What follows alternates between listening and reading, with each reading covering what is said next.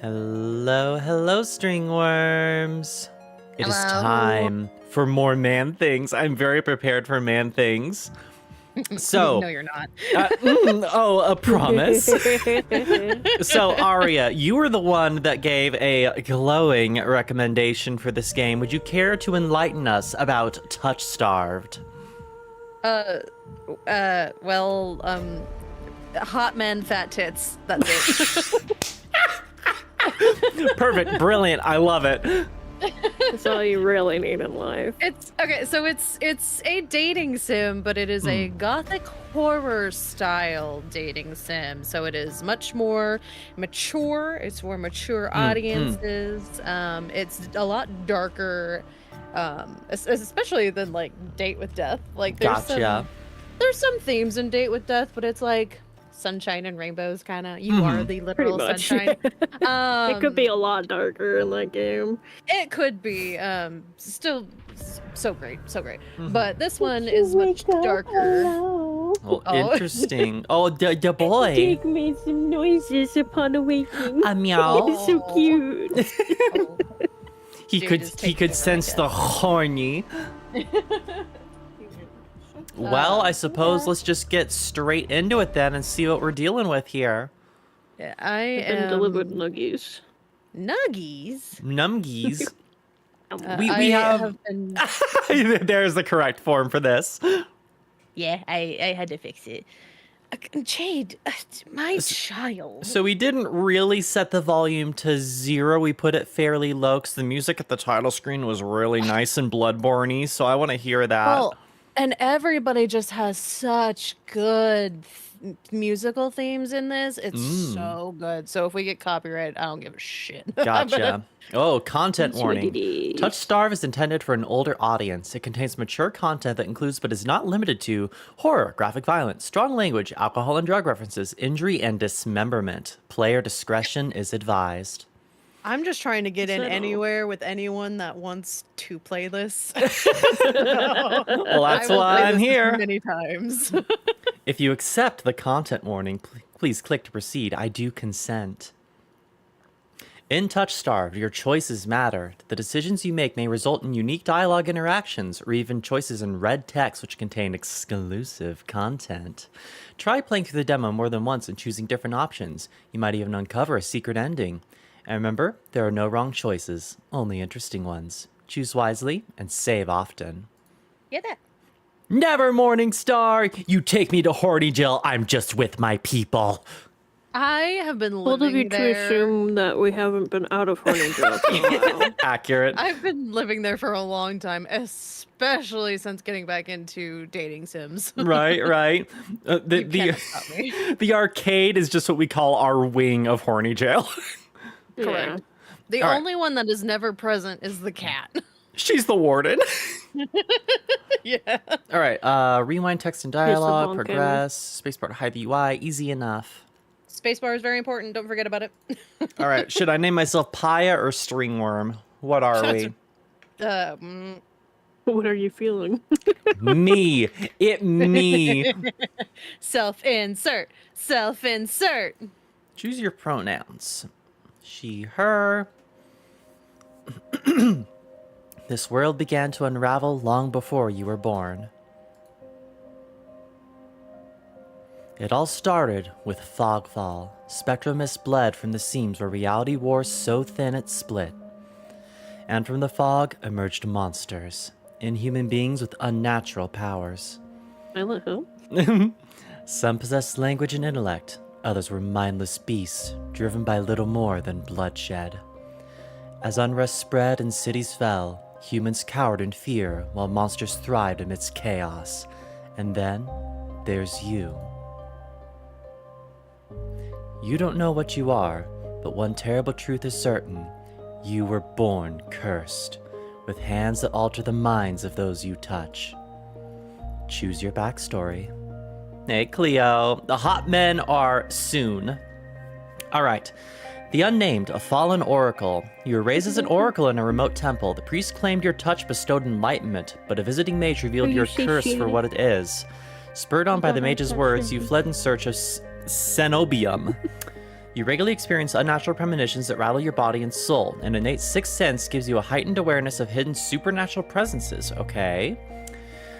The Exile, a solitary survivor. You were exiled to a life far away from civilization. Your only kinship was an elderly hermit who taught you how to survive in the wild. He lost his life in search of a cure for you, but left you with your final note to pursue the Cenobium. I gotta get that down. Yeah, don't worry. They'll say it a lot in the beginning, and then you'll forget it even exists by the end of it. You're a seasoned survivalist, well-versed in deciphering soulless behaviors. You've gained fluency in various languages and an uncanny intuition for detecting danger. The Alchemist, an abandoned mage. An exiled Cenobium mage took you in as a child, raising you as her apprentice. She seemed to take pity on your curse, but you discover that she was cultivating you as a test subject. You fled the Cenobium seeking a cure. You're an experienced spellcaster with an encyclopedic knowledge of alchemy, spellcraft, and history. With a little observation, you can identify the subtle effects of magic. Interesting. Yes, Starkey, the Cenobum. Cenobum. I sat in with Jezzy after I told her about it because she was like, I'm fucking interested. And Yeah. she like played it that night. And Cenobium came up and she was like, Cenobum? See no bum, hear no bum, smell no bum, hopefully. That was our bit for her. Perfect. Well, I'm gonna be an alchemist. Girl, did you just mute my computer? Girl. Goodness. Girl. Your name Said no is... shipping. Your name is Pyah. You selected she, her pronouns. Your backstory is the alchemist. Is this correct? Indeed. I know, you just want to steal my nuggies. The wasteland stretches as far as the eye can see. There's nothing out here but death. The ever-present stench of decay, and countless sun-bleached bones cast like seeds across the barren land. I could say death doesn't scare me, but honestly, I'm desperate. It's been 2 weeks since I joined a caravan bound across the wastes. Finding a group that would accept me was a trial in itself. I can hide my hands and deflect probing questions. But sooner or later, people always suspect something strange about me. As rations grew sparse and canteens ran dry, tensions rose. Despair began to set in, until I saw it.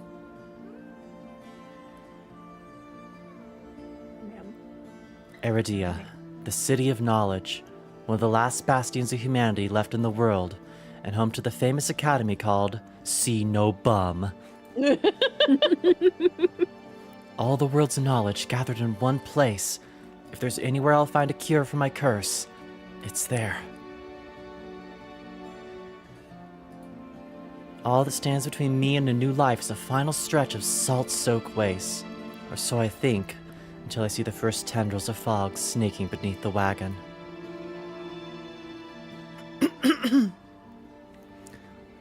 Ooh, hushed voice. Is this Fogfall? My stomach sinks at the very whisper of it. A silent storm more devastating than fire. Dangerous in cities, but a death sentence beyond them. A thick blanket of fog engulfs us, snuffing out the lantern's light. The wagon lurches to a stop. An eerie silence, heavy as the mist falls over us. The only warning we get is a strangled scream. Ooh. Stay back! No! The cry dissolves into wet gurgling. Oh god, that's loud! Sound effects! Then the wagon violently pitches to the side. I hit the ground hard. The air punched from my I'm trying to lungs. steal my nuggets. The wagon is undertaken. Oh no, my nuggets! My cabbages! Jake is descending from the Fogfall and trying to steal your nuggies. I have a... We're not even 10 minutes into the game. Perfection. Nuggie. Stop it. The monster of the mist.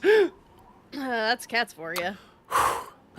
When I open my eyes... You could have. When I open my eyes, adrenaline lends sudden, awful clarity to the carnage around me. Here, you want to lick the ranch? Yeah, Just a cat licking ranch in the background, okay.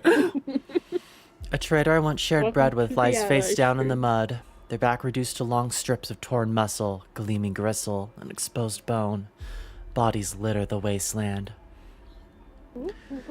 I try to rise, What but the fuck is wrong with you? Are you my son? Have you been replaced? goodness. I try to rise, but my ankle explodes with pain so blinding. White blooms across my vision. Only my eyes fully adjust do I see the dark shape before me. Ugh. A soulless stoops over the twisted form of the caravaner. I freeze, but it swivels its head. A dozen bulging eyes twitch in my direction, and blink as one. Ah! Hold on! Oh my god! Very loud. The soulless lets out an ear-splitting shriek and charges me. Ear-splitting indeed. But right before it reaches me, the beast barrels past, vanishing into the mist. A horse screams in the distance. I need to move now. Run towards the wagon. We need cover. I take cover beside the wagon where the air is thick with greasy smoke. A fire eats through the gaping hole, sputtering where the lantern oil mixes with brackish water.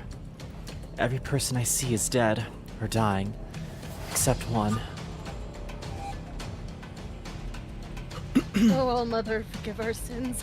Guide us into your heart. We are worthy. We are worthy. A traveler grovels by the flames, their hand clasped above their head in fervent prayer.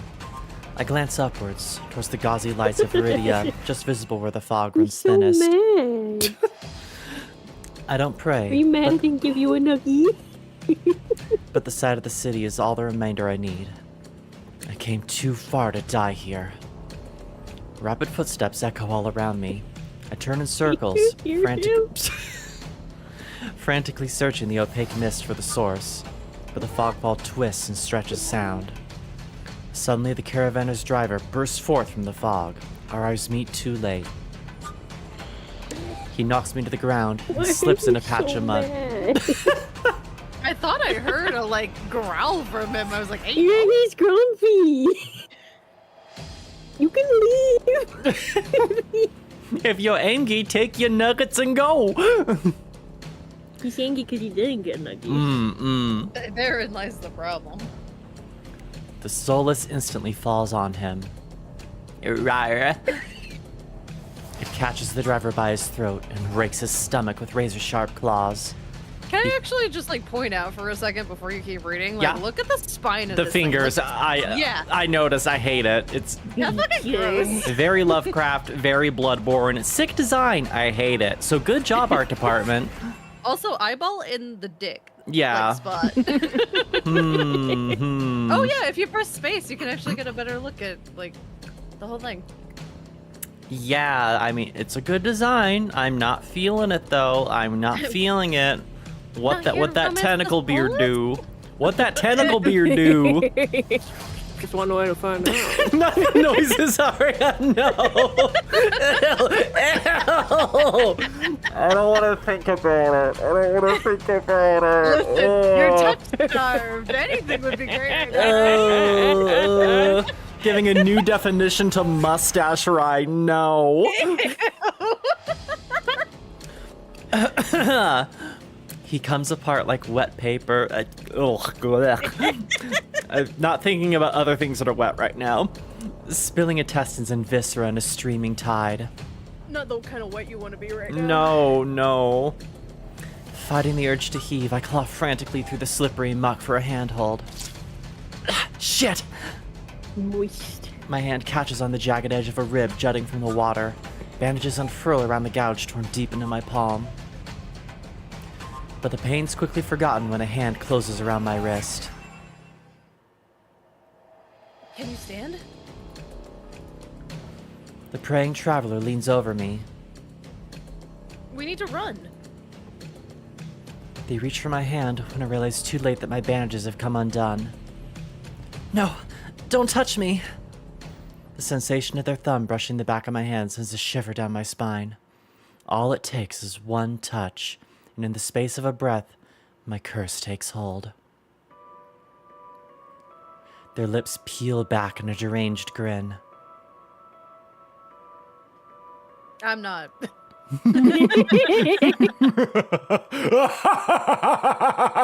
There we go. There we go. No, I've seen this face countless times before.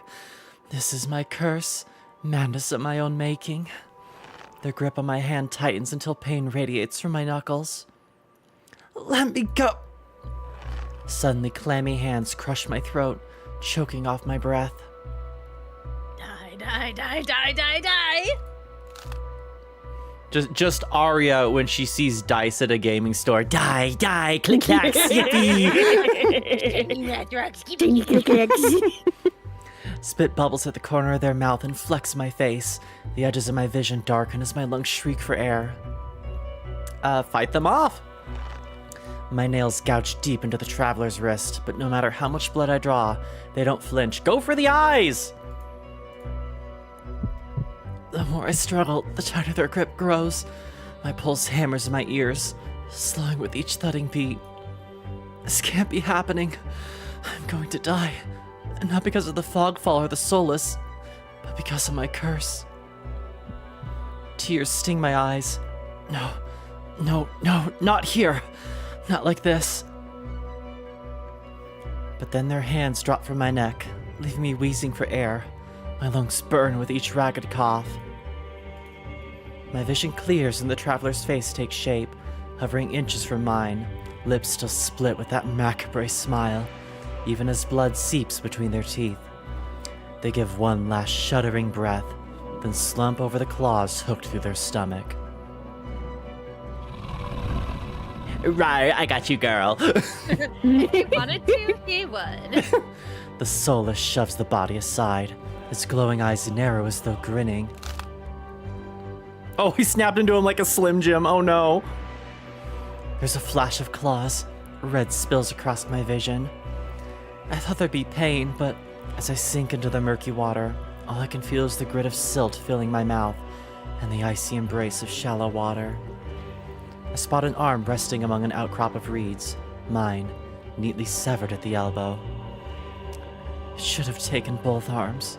Without them, maybe I could have survived. Maybe I could have had a home. Instead, I'll die cold and alone in a desolate wasteland. A fitting end for a monstrosity like me. Did you expect to get dismembered in the first 10 minutes? Well, dismemberment was in the spoilers. I wasn't expecting it to be me, though. It sure was. If this is death, it's not as bad as I feared. The cold is gone, as is the choking stench of bog water.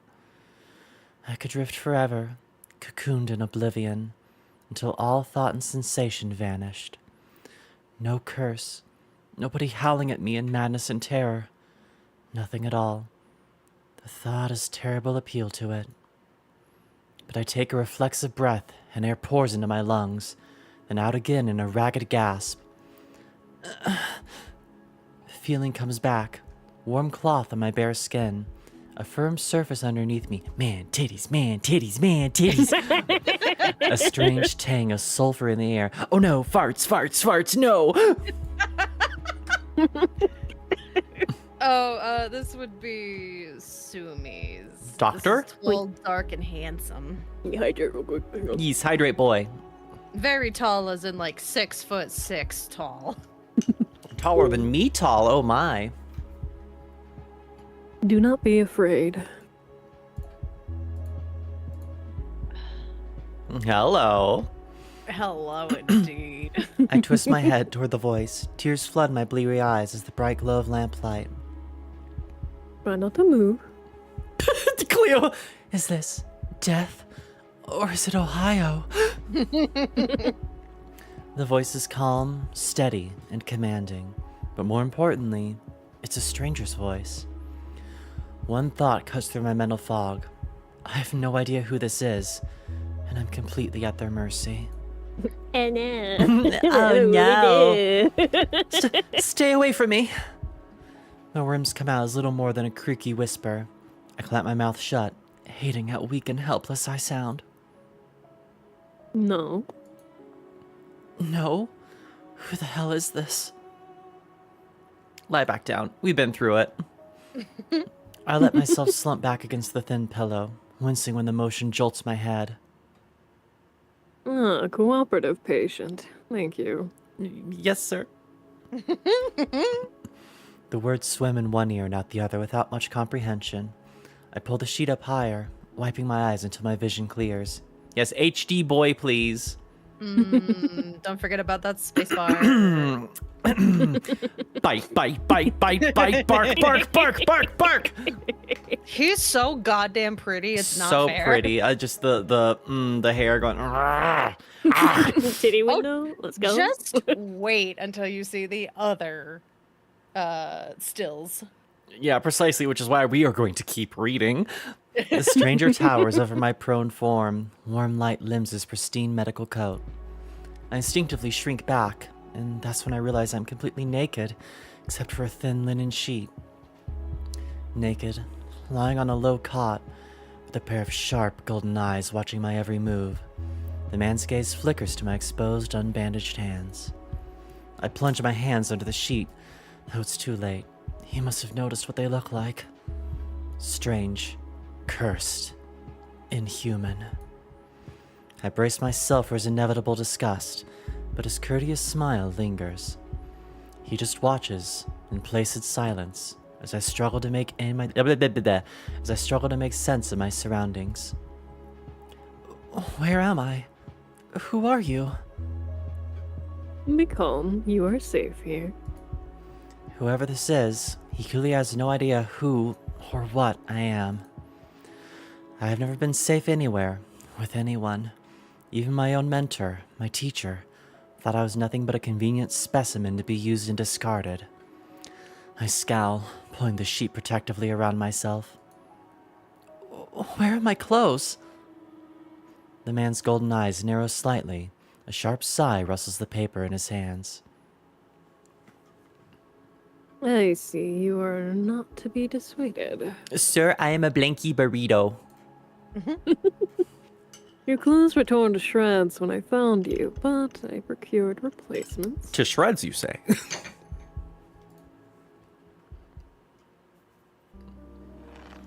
With a soft creak, he rises from his chair, giving me a better view of my surroundings.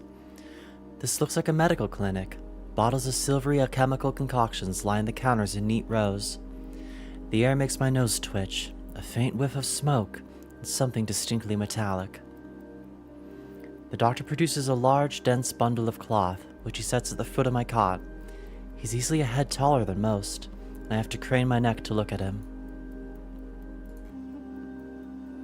I should be polite if I can, especially since I don't know who this is, what he can do, or what he wants with me.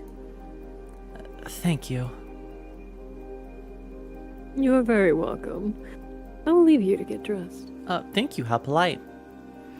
With a curt nod, he leaves through a narrow door. I hear a soft click as the lock turns behind him. When I don't hear any more footsteps, I reach for the bundle of clothes. An itch on my elbow stops me short. Yeah, about that arm. I reach down absently to rub at it, then freeze when my fingers meet a neat line of stitches. Rawr. I know what I saw. That beast took my arm clean off. And yet, the limb shows no sign of injury apart from the black stitches poking through my skin. I gingerly flex my fingers, feeling my heart race at the sensation. This is impossible. I should be dead, or at the very least, gasping out of my last breaths. You lived. I live, bitch! I squeeze my eyes shut, waiting for the pleasant dream to unravel, to wake up and find myself bleeding out in the swamp. But nothing happens. The seconds tick by and my arm remains resolutely healed, my surroundings pristine and quiet. I survived the swamp level, bitch! Now you started off in the swamp level. That Right. fucking sucks. In numb disbelief, I grab the replacement clothes and begin stiffly pulling them on. They're thicker and warmer than mine were, bundled in a black woolen cloak, and there's one thing still missing, my bandages. The doctor didn't leave me with any, though I know he saw my hands. I slide off the bed and take a few unsteady steps towards one of the drawers. If this is indeed a doctor's clinic, there must be bandages somewhere. I start opening drawers at random, and of course, when the door swings open. Are you looking for something? I whirl around, clutching a thick roll of clean bandages. I try to step back from him, but my legs bump up against the cot. Your caution is understandable, though. If I meant you any harm, you would know. Ugh, your eyes, sir. That doesn't make me feel any better in the slightest. But he makes no move towards me, so I quickly wind the bandages around my hands. The glowing scars and mottled skin disappear under a layer of clean white cotton. I ask why you need additional bandages? I can help if you tell me what ails you. I doubt it. Traveling to Iridia was a gamble born of desperation rather than hope. Nothing has come close to curing my curse. And yet, my left arm twitches. The arm that was severed before my very eyes. The doctor's unblinking gaze follows my every move. It's clear he won't drop this without some sort of answer. The bandages protect me, and they warn others to stay away.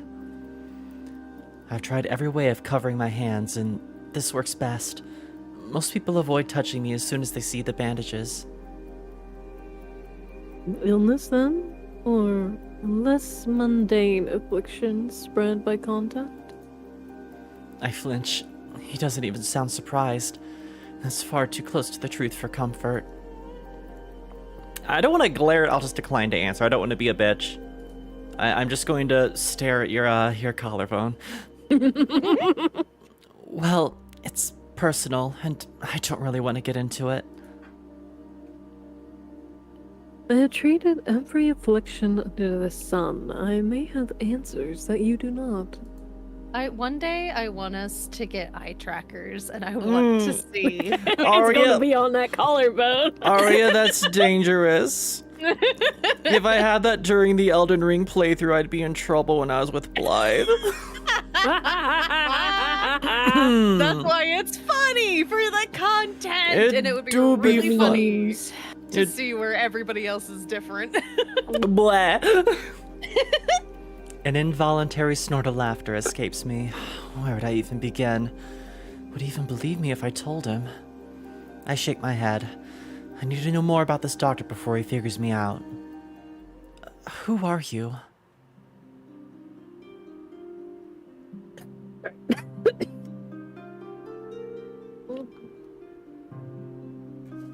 Hydrate, my boy. Cure us. Oh, are you going to cure us? It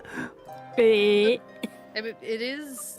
I should have sent. There is like a pronunciation guide for everything. Gotcha. His name is pronounced Kurash. Kurash. Gotcha. Kurash. And where exactly am I?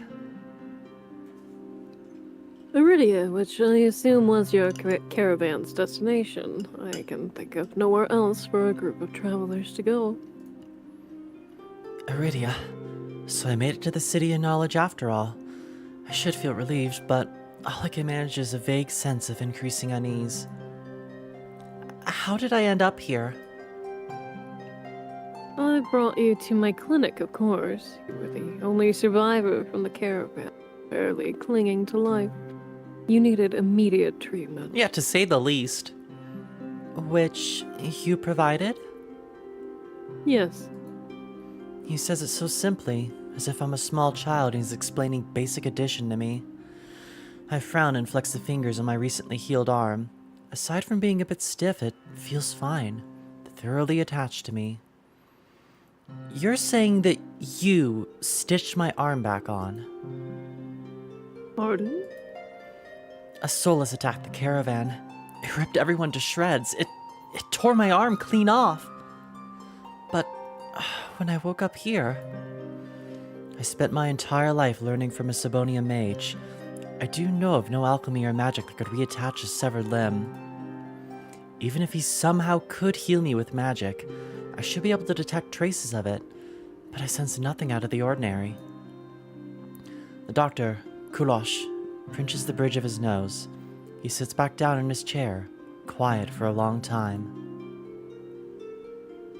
I do not know where you come from, but Iridia is the city of knowledge, and deadly secrets alike. Information is power, and one should not give or receive it freely. Since you refuse to divulge your secrets, I will not divulge mine. I do not even know your name. Fair, fair. I was just... You are new to Iridia, so I will overlook this specific breach of etiquette. Do not expect others to extend the same courtesy. Oh. Do you understand? He glances at my freshly bandaged hands. Loath though I am to admit it, he has a point. I'm a complete stranger to him, yet he saved my life. I take a deep, steadying breath. This time, when I speak, I sound a bit more like myself. Pyah. My name is Pyah. It's a pleasure to meet you, Pyah. Look at his grin. There's a little more warmth in his smile, his polite demeanor back in an instant. Thank you for saving me. Thank you for saving my life. I chance a smile in return. Even if he won't explain how he did the impossible, there's no doubt in my mind that I'd be dead if not for Kurdos. Think nothing of it. I'm not sure if he's just being excessively courteous, but his words only raise more urgent questions. I have to ask, why did you save me? You don't know me. The question seems to startle Kurdos. I could hardly leave you to die in the waste. Assisting those in need is the very essence of a doctor's duty. I never met a doctor who also handed out free clothes. My fingers find the edge of the cloak. There's a subtle but delicately embroidered pattern around the hem. I try not to think about what price Kurdos might have demanded for such well-made clothes. No, I suppose not. Forgive my presumption. I rarely come across such a fascinating patient. I blink. What did he just say? I simply meant that if you would cling to life so resolutely, or brave such a perilous journey to Iridia. I could not help being curious about you, Pyah. His voice dips to a soft murmur, and he abruptly looks away from me. You're pretty curious yourself. Nope, you're pretty curious yourself. Am I? Don't look at me like that. Well, I haven't forgotten about my arm. I wiggle my intact fingers at him. Clearly not. You could wiggle your... Never mind. Never mind. But you haven't asked for any payment either. I require none from you. Travelers do not have an abundance of coin, and leaving you destitute in a strange place would be unethical. I fall silent, unsure of what to say. Nobody would help a horror like me for free. There has to be some kind of catch or trick, right? Oh! A loud knock at the front door stops our conversation cold and spares me from having to say anything else. Duty calls.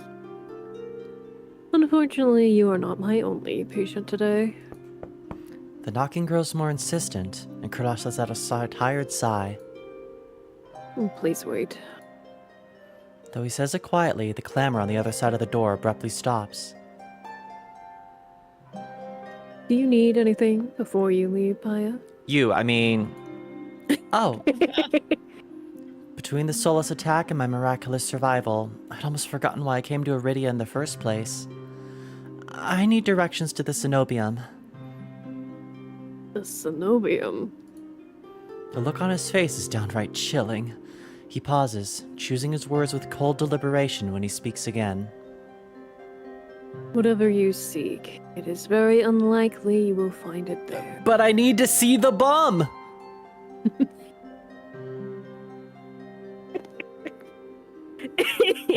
Sumi! The cenobium's gates are opened for a precious few visitors. Even if they are open to you, you would not like what you found inside. Well, sir, listen. The romance options in this cast here are entirely male or NB. Bum is the only option I have here. I want to see. Well, they are planning on adding 2 more romance options, and I believe they are female. Okay. Okay. But everyone has a bum now. Yeah, I was gonna say, it doesn't really change the answer, but... My heart sinks. Is he saying I came all this way for nothing? Risked life and limb for nothing? No, that can't be. I only just arrived, and Iridia's the largest city still standing. There has to be a cure for me here. Then if it's not the Sobonium, where would you suggest? Do you know anyone else in Iridia? I shake my head. And I suggest a local guide. Head to the Wet Wick and ask for Leander, the leader of the Adderstone. Sorry, my brain autocorrected that to the wet lick, and I was like, I mean, wet wick is not... Is that much? Oh, they could light my wet different. wick. I mean. Excuse me? The wet what? The Wet Wick. He sounds deeply unamused. Follow the Adderstone postings. They're difficult to miss. When you meet Leander, tell him I sent you. That isn't much to go on, but Kurlas points towards the back door. You will be safe as long as you do not draw attention to yourself. It's easier said than done. I've always been a magnet for the worst sort of attention. If you require my assistance, you may return whenever you wish. Though he's smiling, there's a note of finality in his voice. Resigned to my dismissal, I slip out the back door. He could slip in my back door, I mean. This is the first one! I find myself standing in a narrow and rather gloomy alley. I pull the new cloak up over my nose, stepping over the contents of empty chamber pots. Ooh. Something weighs heavily inside one of the cloak's pockets. My coin purse. Every last coin I scraped together for the journey to Iridia is still inside. The purse doesn't even look like it was opened. There were so few coins to begin with. They probably weren't worth stealing. I glance back at the clinic's closed door. Kurlas didn't take any payment. He didn't even ask for a future favor. But he also said that in Iridia, secrets are power. Does he expect me to give up mine at some point? That's not exactly a comforting thought.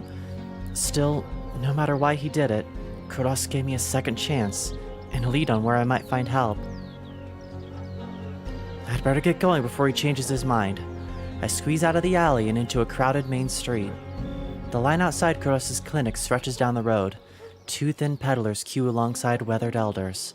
If any place is in desperate need of a free clinic, it's this one. The cobblestones are treacherously rough under my feet, deep grooves worn beneath them by regular footing and decades of hard use. I knew Iridia was a river city, but I didn't expect it to look so eroded. The buildings are tired and dilapidated, all crammed together in narrow streets. A child darts by, clutching something greasy wrapped in paper. The smell of fried food drifts over me, and my stomach gives a faint gurgle. We are the one who needs numgies. This morning's catch, fried up, hot and fresh. Not too many eyeballs today. Oh, they're serving fried Aria. Oh, no. That sounds disgusting, but I'm starving. So I duck my head under the stall's grubby awning. A large fish leers up at me. Its three eyes, bulging, still visible through the thick So layer not of many crispy eyes. batter. Not too many today. The vendor gives me a gape-toothed grin. What's the cheapest thing you got? The vendor points at a metal basket of what looks like long strips of savory fried dough. Fresh long lads. 3 copper apiece. Don't burn your mouth. I mean, I am in the market for a fresh long lad, but not this kind! I take the coins out, counting them gingerly. At this rate, I might not even be able to afford dinner. Reluctantly, I drop the payment on the counter and take my meal. 2 streets later, I pass under a wrought iron archway adorned with dangling garlands of red and pink lilies. The buildings in this quarter are a dizzying riot of color, painted walls and tinted glass everywhere I look. Sheer pink and red curtains flutter in open doorways. Musical voices call out invitingly. Incense mingles with a pungent scent of flowers. barely covering the salt and musk of warm bodies. This must be Iridia's entertainment district. I'm polishing off my food and dusting the crumbs from my hands when I spot a poster. It features the silhouette of a smiling man wearing a Singer dagger-like earring and the words, "The Adderstone," printed above his head. Right. A fresh long lad, or perhaps a long, long man. That's Karasha, right? So true. I pause before the poster. What a curious choice of name. A semi-precious mineral that draws out poison. If Leander is the leader of the Adderstone, then the face printed on the poster is likely his. It follows the line of identical posters around a corner, and nearly hit my head on a precariously dangling wooden sign. Looking up, faded orange letters read, "The Wet Wick." The facade of the building looks like it's seen better days, but I hear faint music and laughter coming from inside. All I can say is I cannot wait to be done with this because I'm gonna share fucking everything from their Instagram on this. They have amazing shit. Like I was looking for something, and for one of their Kickstarters, they had like a keychain for the wet wick, and it says "the wetter, the better." I love that. Perfect. I love this studio. All right, let's get in here and wet our whistle. Okay, let's go. It's not even midday, yet the wick is packed. A loose collection of Iridians crowd the bar, taking up the tables and gathering in the spaces between. They speak amongst each other in hushed voices, their faces drawn and grave. A cursory glance doesn't turn up anyone with a dagger-shaped earring, and I'm considering searching the bar when a loud voice carries across the room. Now, I'm no prior or curator. I'm not much for paperwork or pencil pushing. And honestly, I don't even think those robes come at my size. I crane my neck, but the crowd is so dense for me to see the speaker, or too dense. Gather around. I want to show you all something. There's no time to move out of the way.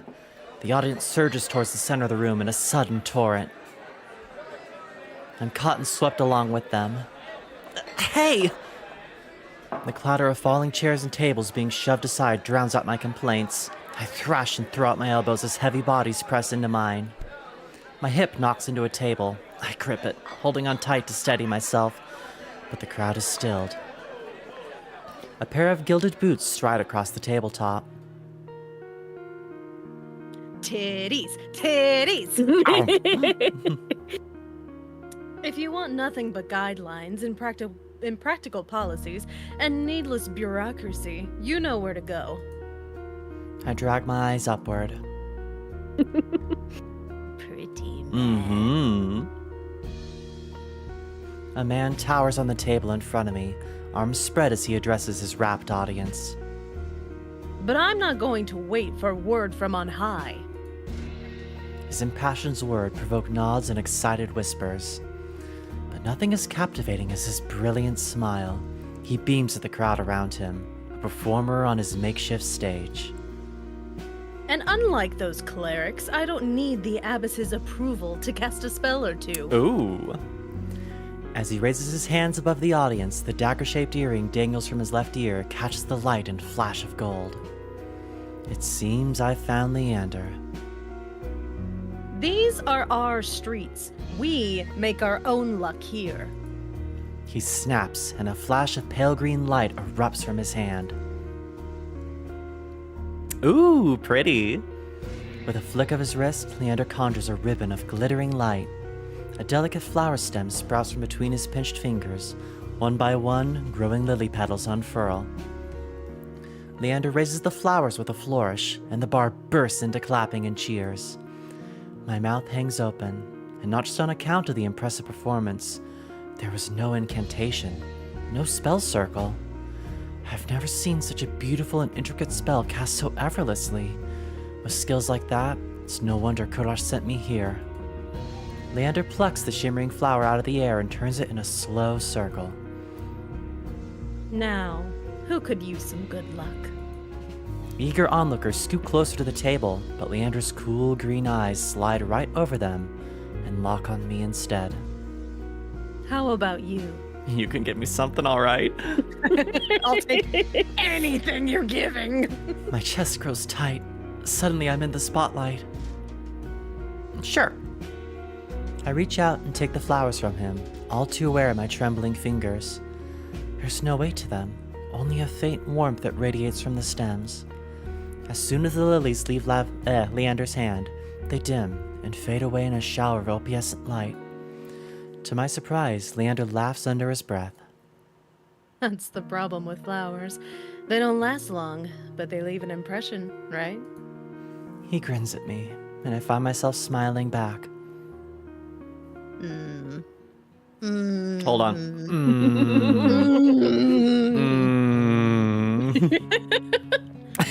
Anyway. Leander steps off the table, dropping among the excited crowd with a clink. All right, show's over. Back to work, everyone. The audience disperses, and Leander heads towards the bar. Now's my chance. I start after him, only to find myself face to face with one of his followers. Where do you think you're going? I need to talk to Leander. Uh-huh. You and half of Lowtown. Leander's busy right now. Outerstone business. Come back tonight. After the moment we shared, surely Leander could spare a word. But... The follower crosses her arms, unmoved. I glance over her shoulder, hoping to catch a glimpse of Leander. As though sensing my gaze, he looks up, and for a moment our eyes lock. Then Leander turns away to murmur something to the group gathered around him. The follower moves to block my view. You hear me? I'm not looking for trouble. This doctor, Kurlosh, said I should find Leander. That's... She's interrupted by a hand resting on her shoulder. Kurash sent you. He said you could help me. Leander nods at the woman, and she steps aside wordlessly. Follow me. Yes, sir. He leads me to the crowded bar. There's so little room that his broad shoulders press against mine. I tense, but he doesn't seem to mind at all. Sorry about that. The Adderstone watch out for one another, and they can be overprotective at times. Lesson learned. Leander flashes me a broad grin. You're new to Iridia, aren't you? He says it with a genuine air of curiosity. Do I stick out that much? No, but I'm certain I'd remember seeing a face as lovely as yours around Lowdown. Oh, you. My eyes drop as the My eyes drop to the polished countertop. I'm not used to flattery, and being this close makes eye contact difficult. As if on cue, the bartender approaches us. What'll it be? Surprise me, and add anything my friend wants to my tab. I'll have what he's having. While the bartender leaves to fix our drink, Leander leans his elbows on the counter. His sleeves right up, revealing a long raised scar. I catch myself following its winding path across his forearm. I mean, have you seen them? Have you seen them? Have you seen this man? Leander's eyes wander over me in return. When they lock on my bandaged hands, a bitter taste rises in my throat. Here come the questions. Is there any chance Karash sent you here for cheap drinks or barely edible appetizers? I mean, I see a tall drink right here. No. He pushed his hair back Definitely a whole ass meal. Nom. His titties alone. He pushes his hair back from his forehead, sighing when it immediately falls back into place. That's the doctor for you. Always business. I'm not sure he knows how to relax. The bartender returns with a pair of glasses. I raise mine and give it an experimental sniff.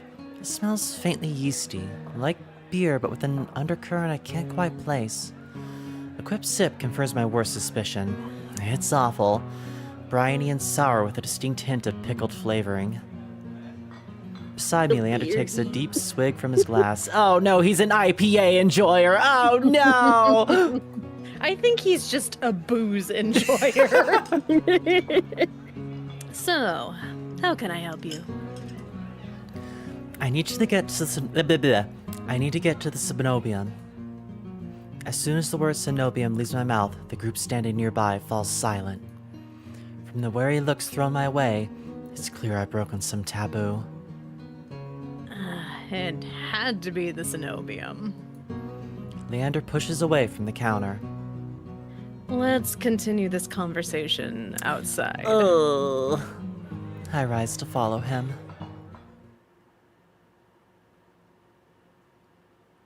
Leander leads me into an alleyway tucked behind the wet wick. Layers upon layers of frayed and faded outer stone posters plaster the walls. Seeing them side by side, the resemblance between Leander and his printed likeness is impressive, if abstract. Karash didn't send you here to ask for a personal escort to the Cenobium, did he? From his tone, he already knows the answer. No, he suggested that I reconsider. Yet here you are, asking about a guide anyway. He looks at me expectantly. I don't want to tell him about my curse. The less people know about my monstrous capabilities, the better. Thankfully, Leander takes my reluctant silence as an answer. Are you aware of Iridia's particular currency? Information's worth its weight in gold here. I don't much care for outdated traditions, so I'll be completely honest. The Cenobium won't help you. They're more likely to torture you than lend you a hand. Damn. Torture? My teacher never described anything like that. But the Cenobium's supposed to be a place of learning, a sanctuary. The Cenobium had always been heralded as the last bastion of human knowledge, a shining beacon of hope in a fading world. If any place held answers, it would be at the Cebonium. That's why I came here. Leander nods patiently. You're not the first person to fall for their propaganda. I grew up idolizing the Cenobium. I wanted nothing more than to join their ranks, to learn magic from the best, to make a real difference. I was young and blinded by the legends and the legacy. I was so damn naive. He shakes his head. All it took was one trip here, to Lowtown, to show me the truth. Unless you've got a heavy purse or highborn blood, the Cenobium doesn't give a damn. Damn. They'll never open their gates for the ones who need help the most. Then it's all a lie? Things that seem too good to be true are often just that. Such a simple statement, and yet it leaves me reeling. Leander watches me as though weighing something in his mind. But that doesn't mean you're hopeless. Far from it. I founded the Adderstone to help people like you. We settle disputes, slay feral soulless. Hell, we've even been known to patch a leaky roof or two. Whatever troubles you, we can help. Free of charge. I'm shaking my head before he's even finished his speech. My patience is wearing dangerously thin.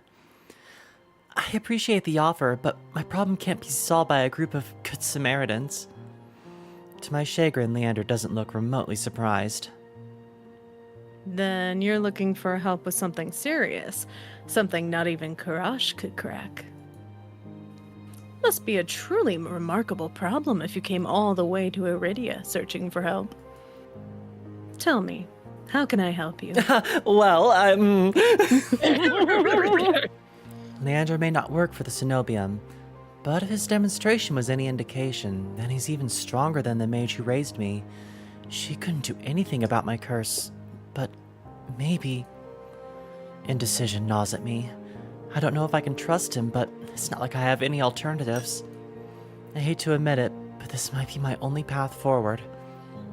My confession comes out in a strained whisper. I'm cursed.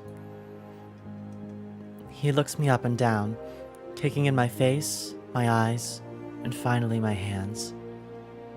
Is that why you bandage your hands? My touch is dangerous. It changes people, hurts them. Before I've even finished, Leander pulls his left glove off. He flexes his fingers and grins. All right, let's see it. As he offers me his hand, a prismatic flash of magic ripples across his palm, an enchantment for protection, but I'm already shrinking backwards. I can't. I don't care how confident Leander is. I won't allow myself to hurt him, to see his kind face unrecognizably warped. I don't want to hurt you. I'll be fine. Trust me. You are fine, but that's beside the point. I've seen enough curses and hexes to last me 2 lifetimes, but I'm still standing. Do you really think Karash would send you here if I couldn't handle it? How should I know? I only met him today. I'm twice as good as any Cenobium mage. If anyone can help you, it's me. Oh, the confidence. Oh, yeah. You don't know what you're asking me. I'm asking you to trust me. I look from Leander's outstretched hand to his confident smile. Then I begin unwinding the bandages from my hand. If you lose control, don't say I didn't warn you. You can tie me up first if it makes you feel better.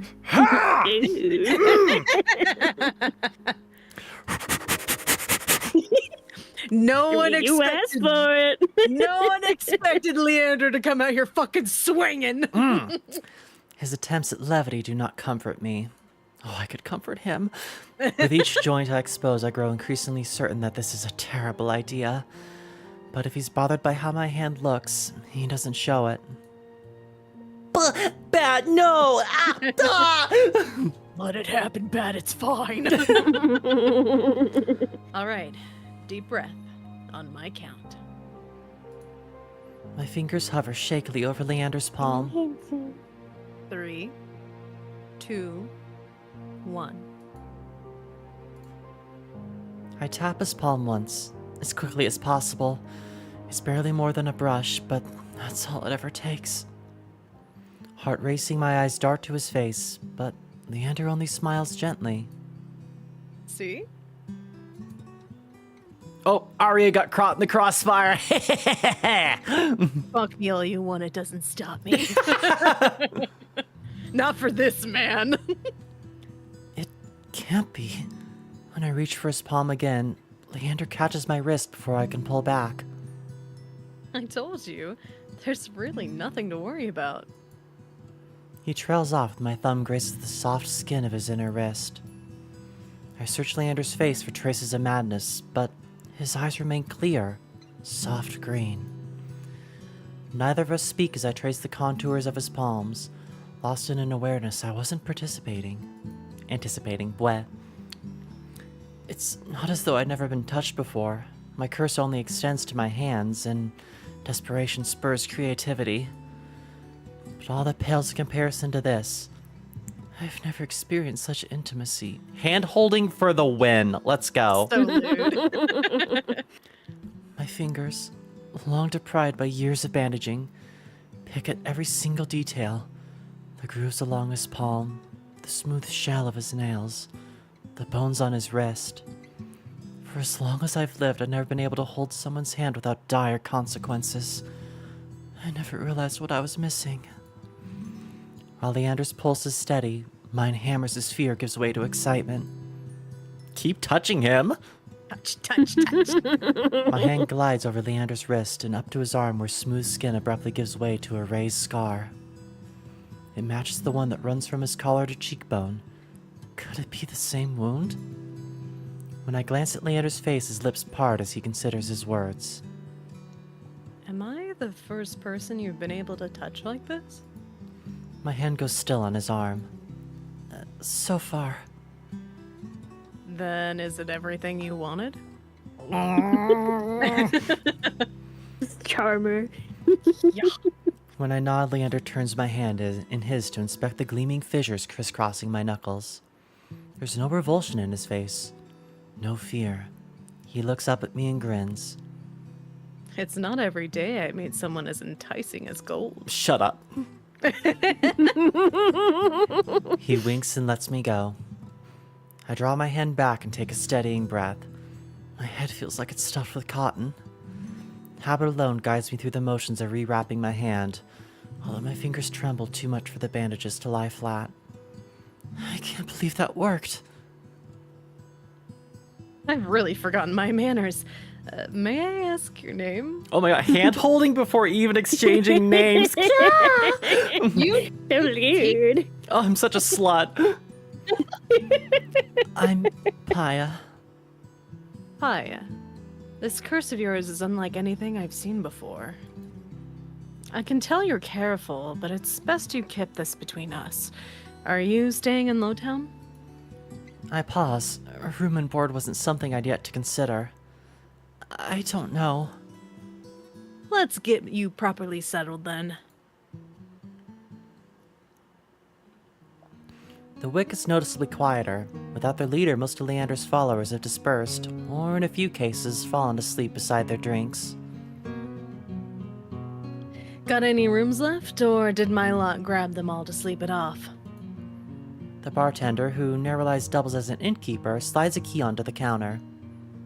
The usual room? Leander's laugh sounds slightly strained. No, not today. This is just for my friend. Take me to the usual room! Take me to the usual room! Right. Stay as long as you like. You two have fun. Have fun? Leander clears his throat, then holds the key out to me. I hesitate. My coin purse barely holds enough for a day's worth of meals, let alone a room. How much do I owe you? Nothing. My treat, since you shared your secret. Food, drink, a warm bed, anything you need. Carefully, I take the key from him. It's small, but heavy in my palm. I never expected to have a warm bed in Iridia, let alone free meals. Thank you.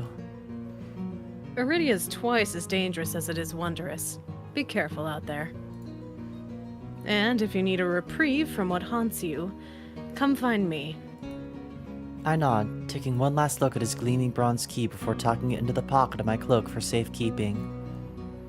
Leander gives me a friendly wave before returning to the bar.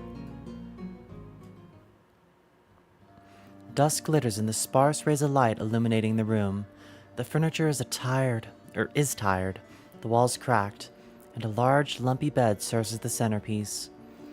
I can't remember the last time I slept in a bed, and I never imagined I'd sleep in one tonight. When I collapse onto the bed, the springs let out a shrill squeaks.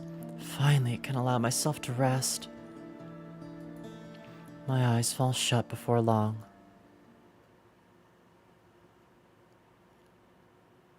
Loading. Daytime! Alright, I'm gonna save real quick. I wake to pale sunlight filtering through the narrow windows. Despite the clamor of the tavern below, the precious hours to rest have restored my strength and gifted me a flicker of cautious optimism. If I play my cards right, today could be the day I get closer to finding a cure. I quickly head out of the wet wick.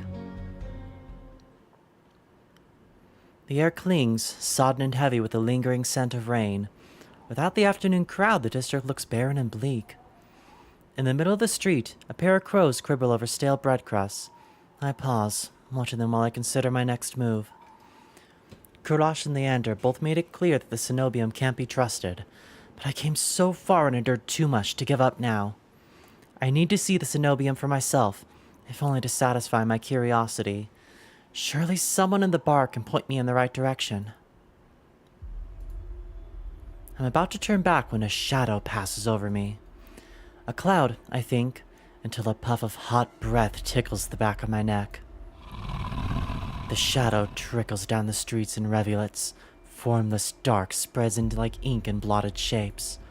Claws stretch. A muzzle splits open to reveal long, jagged teeth. A growl rumbles so low and deep I feel it in my chest. I want to run, to scream, but I feel trapped, as though the slightest movement or breath will snap the jaws around me shut. No, I won't let it end like this. If I'm going to die, I want to look at what got me in its eyes first. I steel myself, then turn. The shadow vanishes as quickly as it came, and I'm left standing in the middle of the street, alone save for a figure reclining in the shade of a nearby stoop. Hello. Hi. Hello. Bark, bark, woof, woof. Monster? That much is clear from a glance.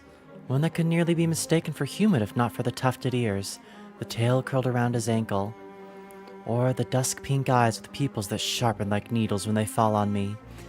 We lock gazes, and the monster uncrosses his long legs. For me? For me? Please? Free real estate? Free real estate? His hair gleams a shade of red that reminds me unsettlingly of blood, where it curls around his collared throat. Jumpy, aren't you? His tone is so light and carefree that I glance over my shoulder to make sure he's speaking to me. When I look back, the stranger props his chin on his knuckles and regards me with an inscrutable grin.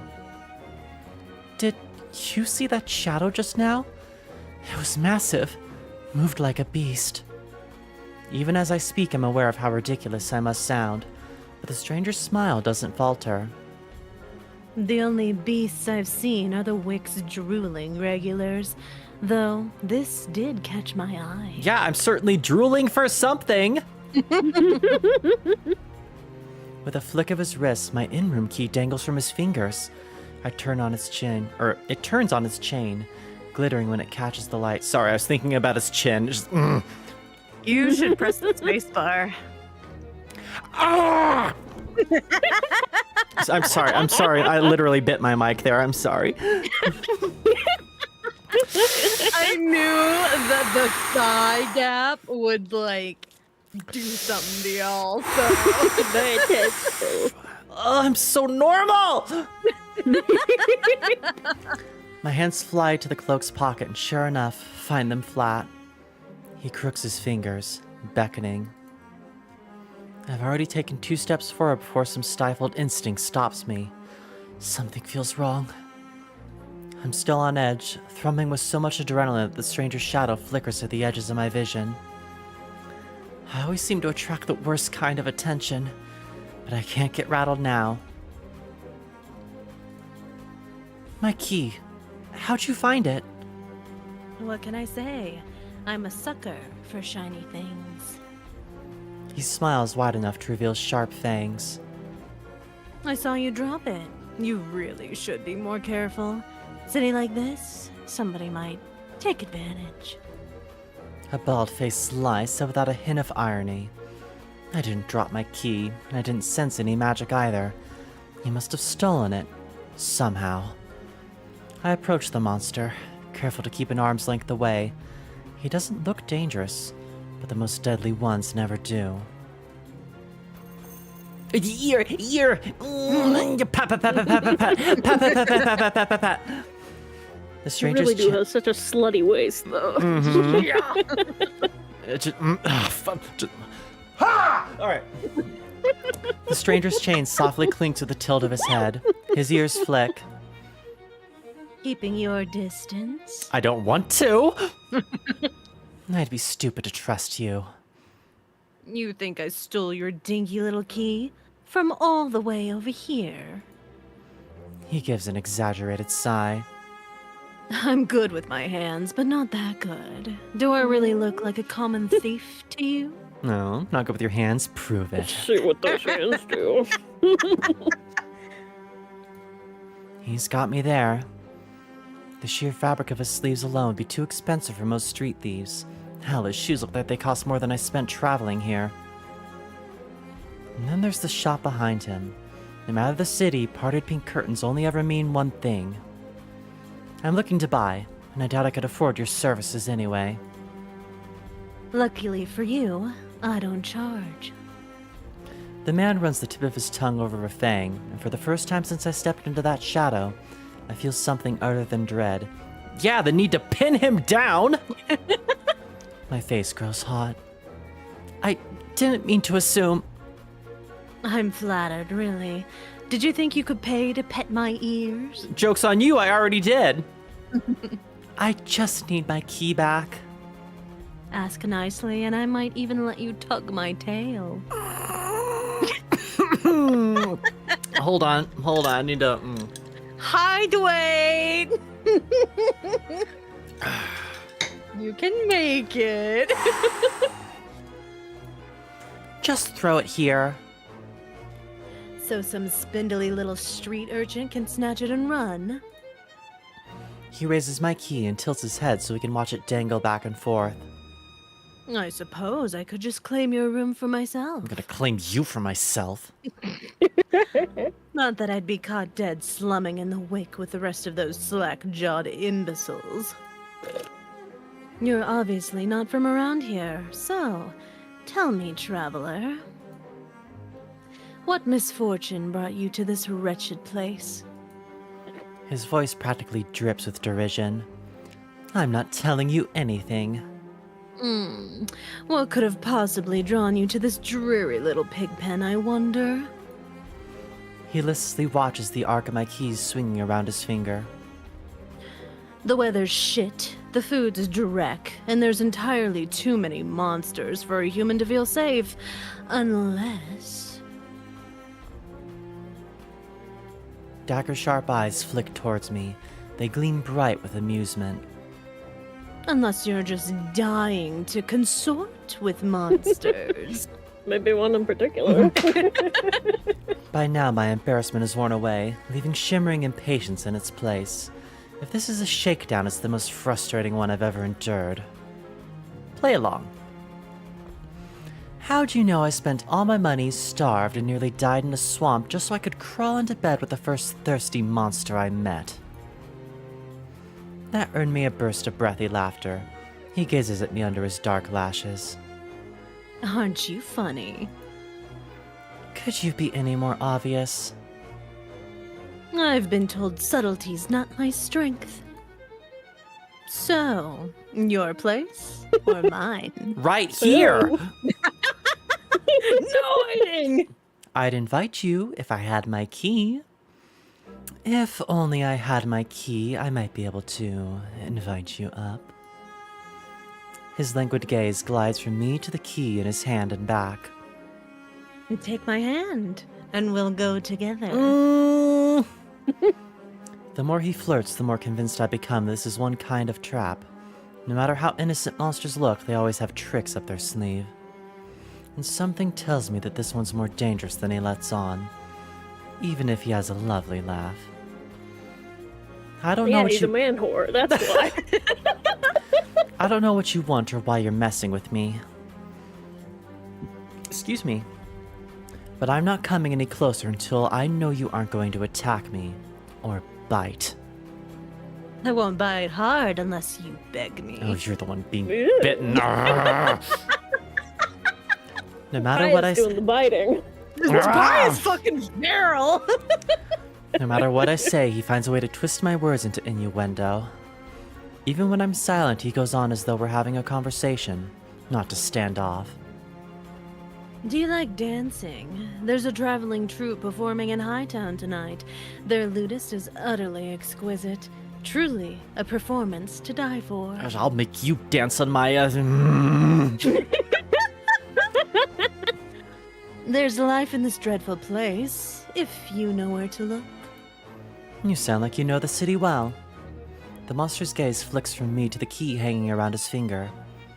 Naturally, this dump was little more than a miserable little smear on a map when I first arrived. High town, low town, I know Iridia like the back of my hand. What about the Cenobium? Do you know where that is? His smile vanishes. Surely you've seen it. That absurdly large tower looming over the rest. It's a little hard to miss. He must mean the I spire I think know. MC would know by now. Just to not bring it up. Right? He must mean the spire I noticed when he first caught sight of Iridia. The Cenobium's overrated. Forget about it.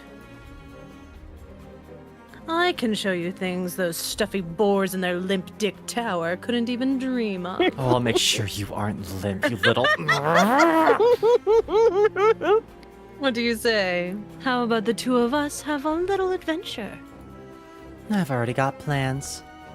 Oh, have you some pressing matters at the Cenobium? Lunch date with the librarians? Tea time with the most esteemed abbess? That's my business. What'd it matter to you? I square my shoulders and the amusement bleeds out of him. Your loss. The stranger, finally bored of his tedious game, extends his hand towards me. The key rests on his palm, neatly dividing skin and leather. When he makes no other move, I reach for the key, but as soon as my fingers graze smooth brass, his hand springs shut around my elbow. Hey! He yanks me down and I stagger, my shoes slipping on the steps. For a sick moment, I fear my bandages will unravel under his touch, but he's careful not to disturb them even as he grips my arm. I knew I smelled blood. You reek of the road and death. And that fucking doctor. His voice, once silken, lowers to a smoky growl. The shadows around him seethe and boil. And something else. He murmurs against my throat, nose grazing my jaw. His breath trails down my neck, sending a thrill of dread through me. His wide, flat eyes gleam with naked hunger as he gazes at me. Let go! Just when I fear he'll bite, his grip loosens and his eyes widen with awe. It seems I underestimated you. You're... A switch, yeah! Veer! The stranger's ears flatten and he releases me with a short breath. I yank my arms back, massaging my bandages. He twists around to see a woman duck out from the curtains behind him. Her Cenobium uniform is nearly identical to the one my mentor kept tucked away in her closet. I leave you for all of what, 10 minutes? And you're making again? Will you quit harassing the tourists? The stranger, Veer I take it, rolls his eyes and flashes the cleric a withered smile. So suspicious. Can't you see this is a friend of mine? A natural liar. He grins at me with his tail swishing coyly. I want to pull it so bad! The woman purses her lips at me, clearly unconvinced. I open my mouth to correct him, but Veer cuts in. I was graciously offering my dear friend some free advice. Though his voice remains light and cheerful, his expression darkens. Dangers draw to you like a moth to flame. It will always find you, given time. Oh, you want to see me be dangerous? The woman clicks her tongue as though she's heard the recital 102 times. Word to the wise, don't take free advice from lazy foxes lounging in the streets. This crook would sell water to a drowned man for the sheer enjoyment of it. She shrugs off the wilting look from Veer. Oh, please. Any friend of yours knows it's true. Now hold still. Veer rises gracefully at her approach. He pushes his hair aside so it drapes over one shoulder, exposing the long line of his neck. And suddenly, it dawns on me that the jingling I heard earlier wasn't coming from his harness, but a heavy iron chain wound around the hitchling post and a padlock to the back of his collar. The woman produces a crowd key ring from her pocket. She raffles through a dozen identical keys before selecting one and slotting it into the lock. Come on, unless your friend's tagging along on our merry little solace hunt. They're hunting for solace inside the city? Words momentarily fail me. The cleric regards me with a polite, if tight, smile before marching down the stairs. Veer lingers. He stretches his arms over his head with a yawn, and I try not to glare at the way his stomach flattens when he arches his back. That all the way through the house! Rip Desk-kun. Desk-kun can take it. I wonder if he can take it, though. Your little secret's safe with me. Try not to get yourself killed. Veer hops off the stoop and bounds after the woman. His tail sways merrily, as though he hadn't just lied and threatened me. Did you try that thing I mentioned? The Lovetian knot? That one where you take 3 fingers and... Actually, don't tell me. Knowing you, it's probably disgusting. Veer's airy laughter echoes down the street. It's only after he and the cleric have vanished from sight that I realize I'm still missing something. Wait! Reflexively, I shove my hand into my pockets and find it. The room key. I raise it to the light. Sure enough, it's my key. The realization is hardly comforting. I don't know what Veer's game was or what he wanted from me. All I know for certain is that I want him. Is that the Cenobium saw it fit to leash him, which I want to do. A fate I could share if that was his vague warning meant. I let my eyes drift skyward, past the lanterns gently swaying in the breeze to the Cenobiums faintly visible through the haze. Just one glimpse is all I need, then I can put this all behind me. This time the key goes into my coin purse for safekeeping. Lose that now either. Whoa. It's easy enough to follow the winding streets, climbing uphill towards the distant tower. Hours later, legs aching, sweat beading on my forehead, I finally find what I'm searching for. The Cenobium of the Luminous Void. It stands at the highest point of Iridia, surrounded by cold white walls. Well-dressed people stroll down the walkways, ignoring the massive tower in their midst. I'm the only one standing before the gates. I crane my neck up until the top of the Cenobium spire disappears into the clouds overhead. The gates are so heavily enchanted that even standing near them sets my teeth on edge. Alchemically reinforced locks, invisible alarm sigils, and who knows what else. Knocking seems like a terrible idea, but I don't see any other way of making my presence known. I'm halfway up the steps when something moves in my peripheral vision. A shadowy figure crouches beneath one of the white walls. They reach out and tug on a vine, as if testing its strength. Oi, you there! Oi, oi, oi! The shadow vanishes as quickly as I spotted it, and a gaunt-faced man in a crisp charcoal uniform marches up the steps towards me. Ugh, another tourist. Get out of here once you're done gawking. A dismissive wave accompanies his equally dismissive words, and he turns without even waiting for my response. I look back at where I saw the intruder, but there's nothing, just the leaves blowing gently in a cool breeze. I step away from the gates, hopelessness washing over me. Hello. Hi! A whisper coats the back of my ear, hot and syrupy. I jerk away but find no one beside me. Instead, halfway down the staircase, I spot a girl peering up at me. She's barefoot, draped in several layers of worn, moth-eaten clothing. Peculiar metal jewelry hangs across her face and jingles with each slight movement. Her eyes are the most striking feature. They shine a scorching, unnatural crimson. It feels like staring into the sun, and yet I'm strangely captivated by her. She tilts her head, and the tinkling of metal riding on the wind. Do you need help? I do. I'm unsure how to respond. The air is charged with a mysterious energy, as if each of my words is worth its weight in gold. On the off chance she can help me, I might as well be truthful.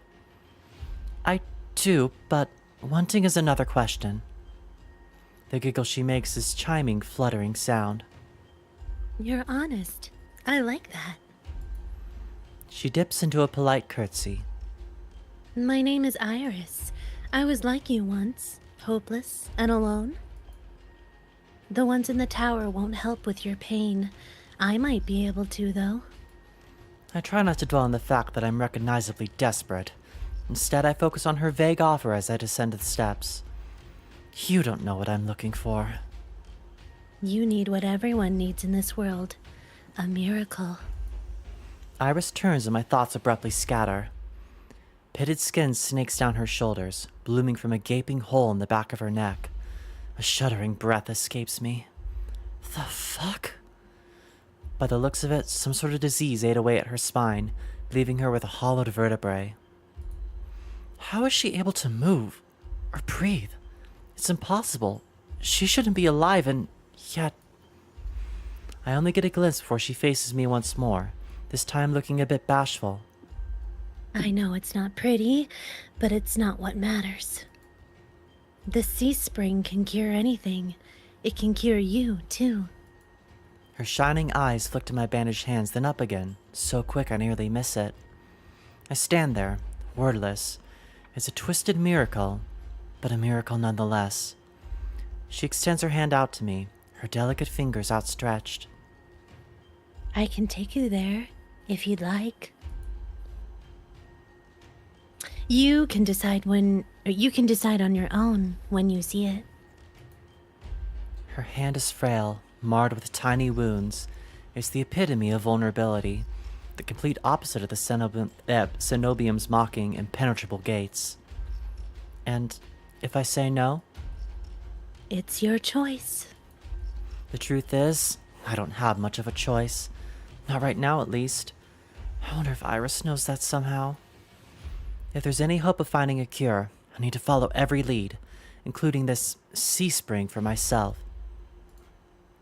I cautiously slide my hand into hers. Her skin is ice cold through my bandages.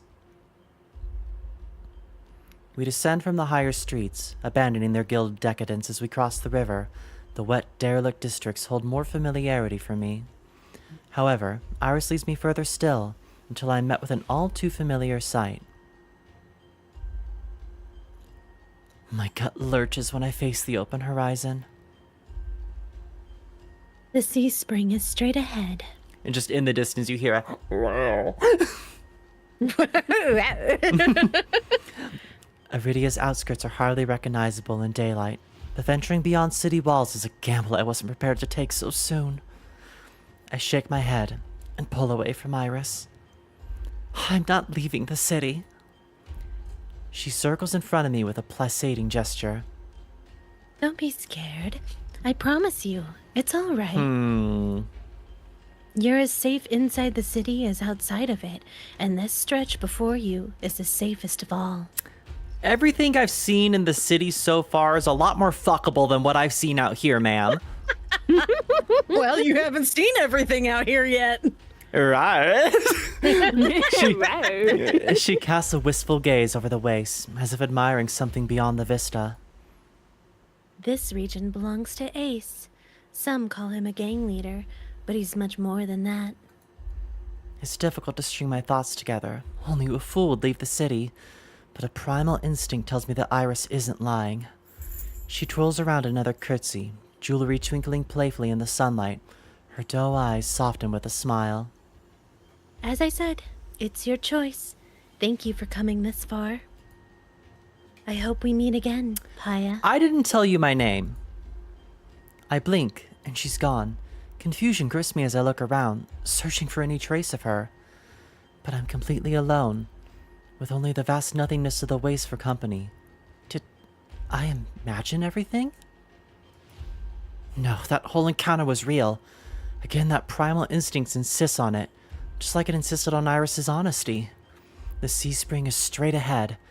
If I manage to cure Iris, I need to see what it can do for me. I venture forth, nerves and determination roiling in my chest.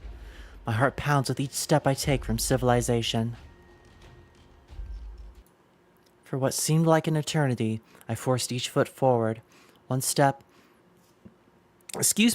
then another, until a realization hits me. I never told Iris my name. Something pierces the horizon ahead of me, a building nestled in a tall cliffside. It appears so starkly out of place that it might as well be a hallucination. Dripping with extravagance and adorned in honeyed mahogany, it's an ornate jewel of architecture. Dark silhouettes skirted it on both sides. Trees, I think, until I'm close enough to realize what I mistook for branches were spikes and jutting tendrils. Soulless, several of them watch me in the distance like statues. Rawr. Tentacles. Quick hydration. Flashes of light last night chased me. The gushes of blood and screams of death. The smell of burning flesh and sour bile. I can't go through that again. I won't. Exploding into a messy sprint, I push my legs as fast as they'll take me towards the decorated building. The next thing I know, I'm dashing up wooden stairs and crashing through towering double doors. My lungs burn from exertion. I gasp for breath, desperate to be safe, but when I orient myself with my surroundings... Ooh, cool. Love the style. It's more hellscape than sanctuary. Are you kidding? It's immaculate in here. And screw for water. Blood flows all around me, overwhelming my vision with a lurid, unholy red. Instinctively, my hand leaps to my mouth, but the rotten stench of blood never comes. Instead, a smoky scent hangs in the air, sharp and spiced. I swallow thickly, convincing myself that it's not as gruesome as it appears. This has to be the sea spring, the place that grants miracles.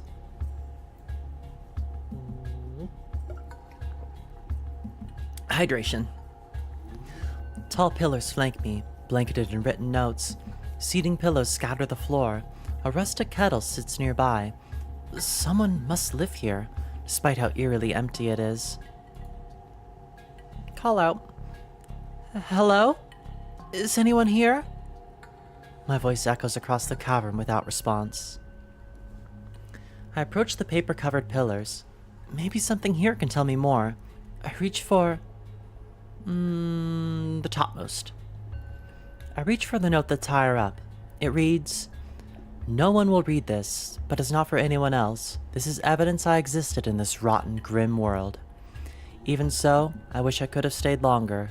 The bog girl will be lonely without me. I should have told her how I..." The rest is scratched out. I wonder who wrote this. Before I can ponder further, a sharp chill runs down my spine. Something's watching me. I quickly set the note back, my eyes darting around the wooden deck, but it's still empty. Finally, I look towards the sea spring. That stillness hides something deeper. Something wrong. Is this the one that I'm voicing? Correct. Okay. Hold on. I'm gonna adjust a little bit. Drink water. It did have the ways. Okay, here we go. Apologies if I falter at all, chat, because I'm going to be voicing MC and this guy. Hey. I spin around and come face to face with a pack of soulless. They chitter and growl, tendrils and spikes flaring threateningly, all different sizes and species but sharing one identical trait, glowing crimson eyes. I try to back away. My heel teeters over the sea spring. I'm cornered. Watch your step. It's deeper than it looks. That voice again. At the sound of it, the soulless freeze, their snarls quieting.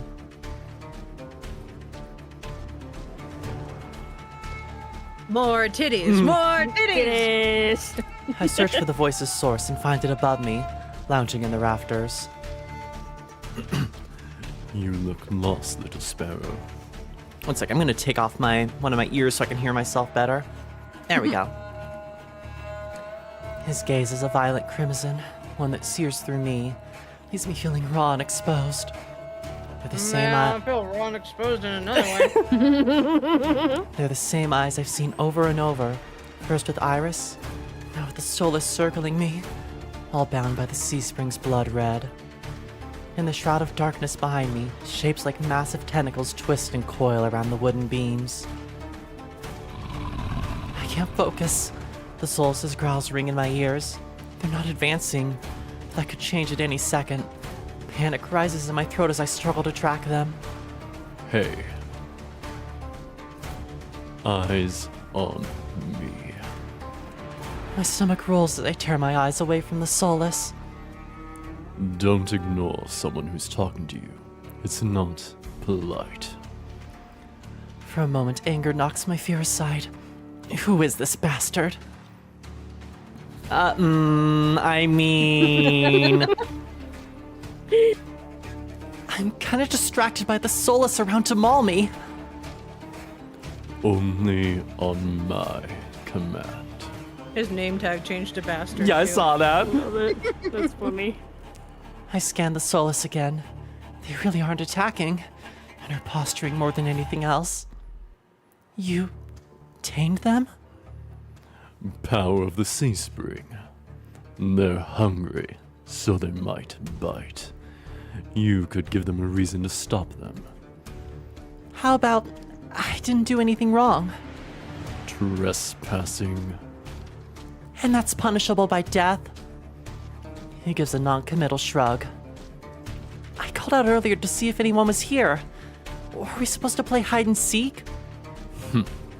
Didn't hear you. My voice stops in my throat. This bastard's terse coolness is both infuriating and terrifying. I rack my brain for a way to defuse the situation. Tell me what you want. Tell me what you want. I'm not in the mood for guessing games. Your hands. Alarm jolts through me. I hide my hands under my cloak. Show me. Why? Won't ask twice. With a sharp exhale, I reluctantly hold out my bandaged hands. Are you getting off on this? Unwrap them. Heat rushes to my face and fired at my tongue. I should give him a piece of my mind, but no one is soulless or one command away from ripping me to shreds. Yet no matter how much I will myself to move, my body stays frozen in place. I stand there for a long, agonizing minute. My hands are trembling when I finally raise them. I know the skin beneath the wrappings all too well. The hideous, unnatural flesh I've grown to despise. I grip the edges of the bandages. Stop. With a weary sigh, the man slides off the beam and lands with a thud that shakes the panels underfoot. He's a monster, tall and imposing, with a presence that commands the room like gravity. Lantern light sculpts his face in sharp, unforgiving lines. Subtle clinks of metal accompany each of his footsteps.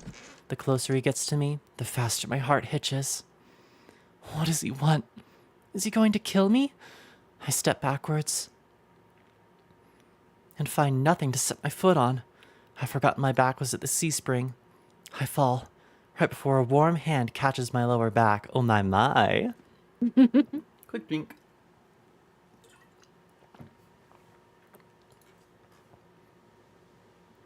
I'm hovering above the C-spring, the scent of smoke and leather enveloping me.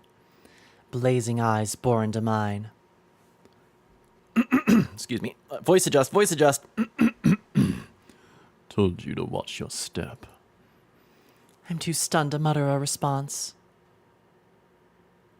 Like I weigh nothing, he guides me back to solid ground. Following a subtle gesture from his fingers, the soulless around us disperse and relax. The shift in their demeanor is so abrupt it gives me whiplash.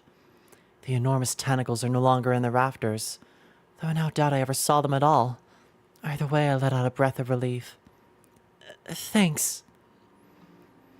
As focused on me as he was before, the monster pays no attention to me now. He kicks some seating pillows out of the walkways, checks the contents of the kettle with a scowl. The sudden disregard is almost insulting. So, that's it? I'm not a threat anymore? Never were one. Then why'd you threaten me? People get honest when they're afraid. In other words, he was messing with me. I drag a hand over my face, exhausted by the fact that this is the second time a monster's provoked me today.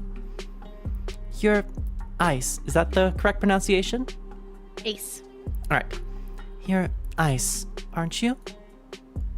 Depends on It sounds like Ace, sorry. Oh, Ace. Okay, sounds good. depends on who's asking. One of your friends told me this was your territory. She also said you were a gang leader. But there's no one else here. I thought there'd be more people. Ace picks up the kettle, walks to the edge of the C-spring, and dumps the contents into the endless red. They took a walk. His pleasant smile stretches ear to ear. And then in an instant, it drops. I get the sense I shouldn't ask about that again. What do you need the Sea Spring's power for? Depends. Can it cure a curse? Probably. You mean you don't know? Nope. He shakes out the empty kettle and starts collecting stray cups, tidying up. My frustration builds. I narrow my eyes at him in a questioning glare. When he notices, he returns with an unamused smirk. Are you being irritating on purpose? Listen, Sparrow. The Sea Spring can cure anything. Nothing's stopping you from trying yourself. What do I have to do? Drink. I have to drink from the sea spring? My eyes glide to the blood-like pool beside us. The idea of ingesting the liquid makes my guts churn. It's not as if I'm adverse to elixirs or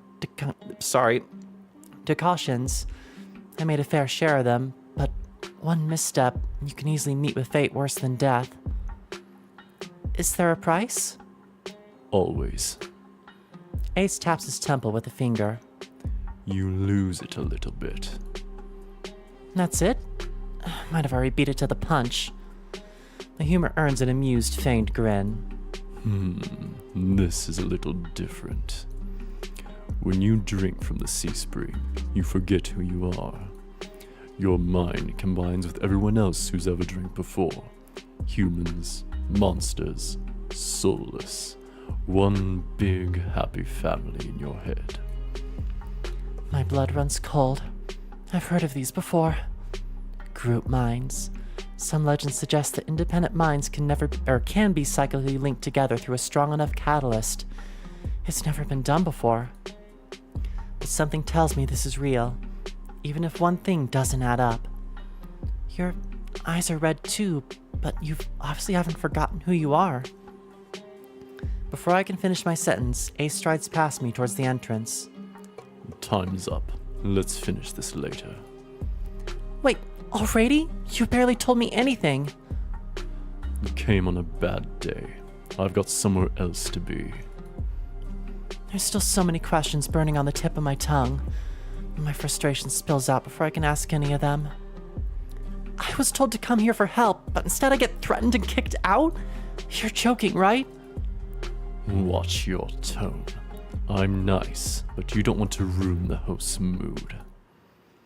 My skin prickles. The feeling of being watched washes over me again. My eyes dart back over the sea spring. A lone ripple dances on the quiet surface. I take Ace's advice and clamp my mouth shut. Ace approaches a nearby Solus, a lanky dog-like one with 6 legs and a crown of tendrils. Several sets of red eyes adorn its side. Its forked tail wags rapidly when Ace squats beside it. A pupper! He runs his fingers through the tendrils, scratches its chin, and pats its head. A gentle smile plays across Ace's lips. The affection he holds for the Solus is painfully clear. I dip my eyes away, my stomach fluttering at the tender sight. It's getting dark out, so this pretty girl will guide you back. Following a short whistle from Ace's lips, it trots over to the entrance obediently, tail swaying. Bark, bark, pat, pat, pat, pat, pat, pat, pat, pat. Hello. I watch the Solus warily. Pretty is not the word I would use to describe it, and the idea of it protecting me sounds absurd.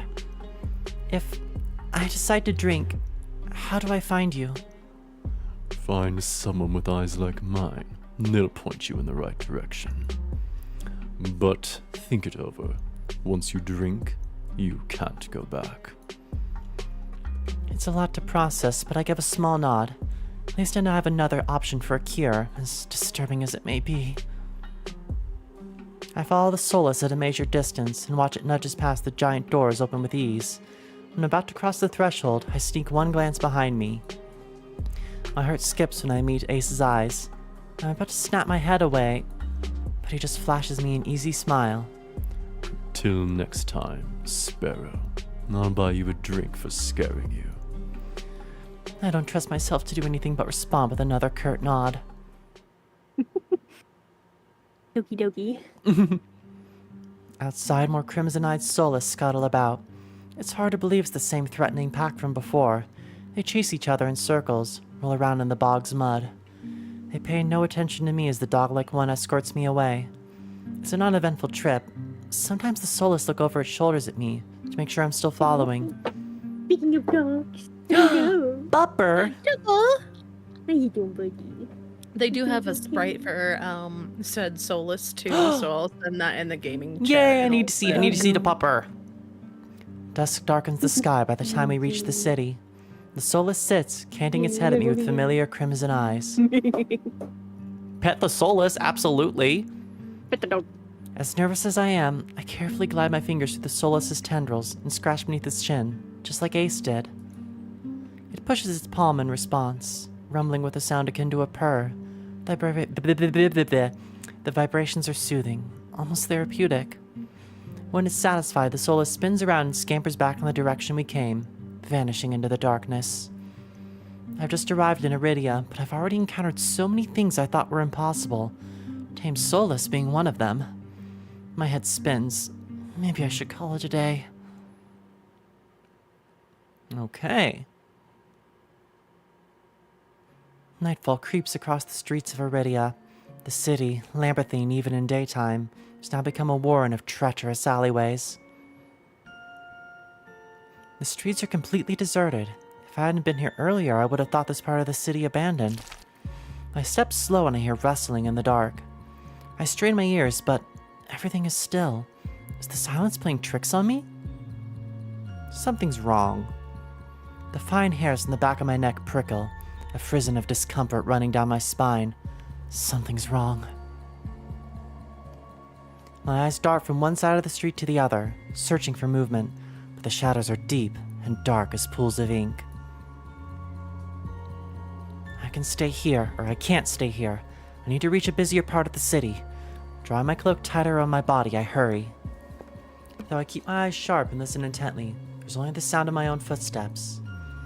As the moments pass and nothing happens, I begin to wonder if I really did imagine that noise. I turn the next corner, and my thoughts come screaming to a halt. My head spins, the world blurring as adrenaline rushes through my veins. Only one thing is clear amidst the haze. Raya! The soulless that attacked the caravan. It's crouched over a dark, indistinct shape. A body. A garland of intestines spill from pallid flesh. Blood grouts the cobblestones. Holding my breath, I take a step backwards. When the wet, slurping sounds don't abate, I take another, then another. Then a shard of glass crunches under my heel. The world slows into a crawl as the soulless raises its head, blood dripping from its tendrils. Every single one of its sulphurous, bulging eyes fix unblinkingly on me. It's really here. It's come back for me. Run! I'm off like a shot, running for my life through the darkened streets. Behind me, a piercing bass spits the silence, and heavy footfalls pound after me. My heart thunders in my chest. I take turns at random, trying to lose the solace in the maze of streets, but I can't seem to shake it. I can hear its breathing now, a wet, fluttering rasp, growing deeper and closer. The same claws that severed my arm swipe out. I duck, saved by pure reflex, and skid around a corner, only to freeze. A wall twice as high as me bars my way. A dead end. Behind me, the soulless looms. It's enormous. It's enormous, taking up nearly the entire width of the alleyway. Its long, claw-tipped limbs giving it advantage of reach. I have no option of fighting back. Try to escape. As the soulless prowls closer, my eyes dart from side to side, looking for an escape. The soulless is blocking the obvious way out, but right behind me, there's a rickety door that must lead into the adjoining building. If I can get inside, the soulless' size could hinder any attempt to pursue me. I whirl, grabbing at the handle. It turns completely, the hinges creaking as I push. I feel a flash of hope before a weight hits the door from the other side and slams it shut. The clink of the lock turning is grimly final. In this wretched world, few people will stick their necks out to help their own flesh and blood. Never mind a stranger. The soulless gives a rasping hiss. It's the only warning I get before it lunges at me with its flash of claws. I hurl myself to the side, but the slick cobblestone betrays me. I fall, sprawling over the rough stone. As the soulless looms over me, I scramble away until my back hits the wall. There's nowhere left to go. It descends on me for the kill. But the impact never comes. Hi. I rarely crack one eye open, then the other. Not sure whether I should believe what I'm seeing.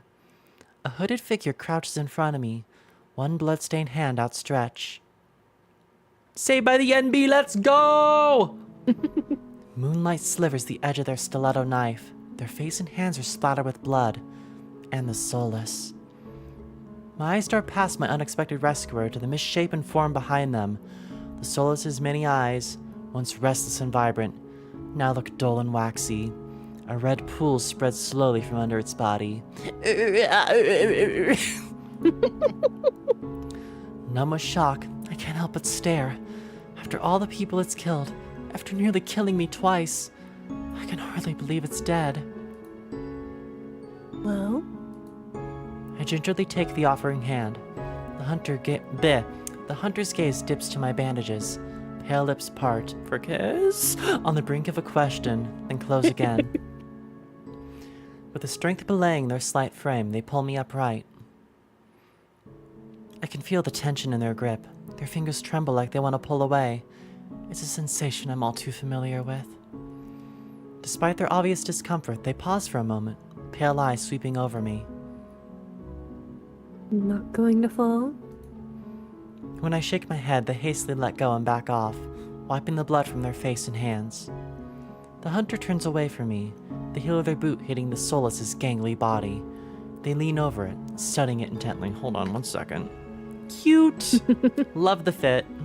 Very cute.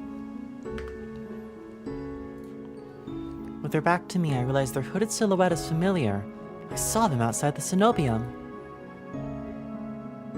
Vestigial or functional? I'm startled out of my thought when they speak, but they aren't looking at me. It'll be processed in the brain. Occipital lobes would have to be enormous. I have something vestigial, functional, and enormous for you. In fact, I don't think they're talking to me at all. It sounds like they're trying to figure out how the Solus was able to process input from so many eyes at once. I can't say I expect to be rescued by someone who seemed more than passingly familiar with neurology. Bet everyone in this series is fucking sleep deprived. No one knows what sleep is. Good! They're the Everyone's same as got us then! They said what was the warning on red options again? They can affect the story? They're special. Cool. Well, we are an alchemist, so we are knowledgeable, so knowledge. You get more from those. Gotcha. I used to sit and talk with my teacher for hours. It's all too easy for me to slip back into that old habit. What if it has a distributed nervous system? They nod absently, still engrossed in their examination. Possible, or the sensory input from the additional eyes is rudimentary. Do you think they only track motion? They cut themselves off so sharply I can practically hear their brain catching up to their mouth. They whip around, big eyes landing on me. Sorry, did I say something wrong?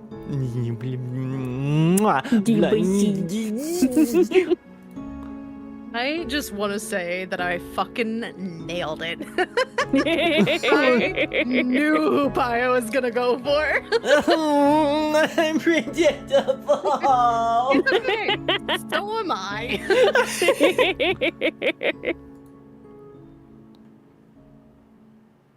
It's been a while since I've had someone answer, that's all. They clear their throat, straightening up. Most people would have run off by now. So, do you need something? It doesn't seem like they're interested in discussing that Solus's nervous system any further. Too bad. They almost seemed approachable. I wanted to thank you. They stare at me. Though their lips part, they seem to struggle to figure out what to say.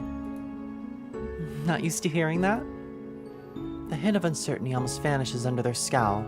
Almost. You shouldn't need my help to begin with. What are you thinking, traveling alone at night? Sorry. Grippable, pinnable,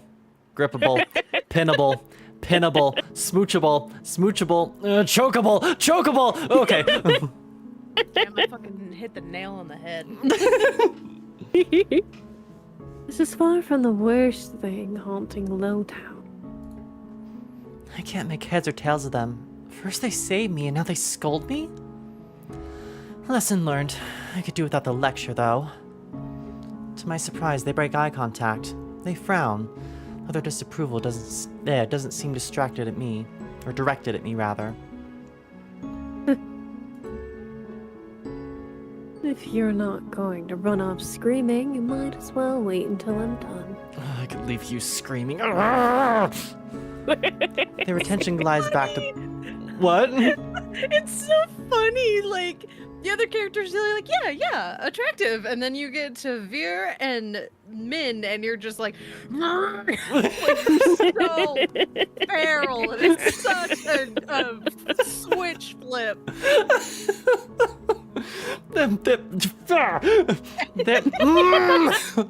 Their attention Feral goblin noises. their attention glides back to the Solus' corpse. They examine it with an inscrutable expression. I clear my throat to fill the silence. I'm Pyah. Min. Suddenly, Min tenses. Their blade flashes and they drive it into the base of the Solus' skull, right between the cervical vertebrae. I could stab something into them. The Solus thrashes once, letting out a rattling hiss as the air leaves its lungs. Ooh. Min leans on the blade, driving it deeper and deeper. Pyah's into dark romance. Until there's a sickening crunch, and the creature goes limp. My heart thuds in my chest. It must have been clinging to life by a thread. Min straightens up, withdrawing their blade in a single smooth motion. I could insert mine in a single smooth motion. Better to put Better to put wretched things like this out of their misery. They calmly clean the blood from their knife. Min struck the creature with surgical precision. Their quick, clean movements reminded me of my dissection lessons. But I've never seen that kind of knowledge used to kill before. You're some kind of scientist. Are you some kind of scientist? Min stops mid-motion, lifting their head to stare at me. You knew exactly where to strike. Have you studied anatomy or medicine? Not quite. Why is a Solus inside the city? Min looks at me, eyes searching before realization dawns. You're new here. There are no walls around the city. Solus can come and go as they please until someone is contracted to stop them. Ooh, you're a monster hunter? That's hot. The Cenobium's patrols don't bother to protect Lowtown anymore. Let me guess, you're not a fan of the Cenobium. I wouldn't go that far. Either way, it looks like I owe you. Min's brow abruptly furrows, and they sheath their knife, motioning for me to follow. Not safe here. Vultures can smell death. I'm not quite sure what they mean, but I don't want to stay lost in this city. I trail Yes, I will happily be behind them as they stride down the street. If it's so dangerous, why are you helping me? I came for the bounty on that Solus. You were in the way. Not killing you isn't the same as helping you. Don't count on being so lucky again, or you'll be dead by sunrise. Their answer is stingingly harsh. You okay, bud?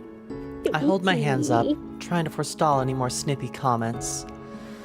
Alright, I get it. I'd love to get out of your— No. But I'm sort of lost. I just need directions back to my lodging. Their brow furrows slightly. They open their mouth. And for a moment I could swear they look regretful. They sigh and shake their head. Too dangerous at this hour. I'll take you wherever you're staying. I wasn't expecting to get directions given their attitude. When they realize I'm staring, they look away in a huff. Be faster, that's all. I have a room at the Wet Wick. At the name, Min's face falls. A gaudy cesspit. Not a fan? Full of drunks and idiots. What do you think? Hey, at least one of the drunk idiots is hot. So true. True, it doesn't seem like their kind of place. Well, that's where I'm staying. Are you taking back your offer? Min exhales sharply and shakes their head. This way. Min's route is completely different from my slow, early morning meandering. Their steps are swift and sure, even though all the streets blur together in the dark. You know the city pretty well. Grew up here. Ooh, a local. I think that's the first thing they've told me voluntarily since we met.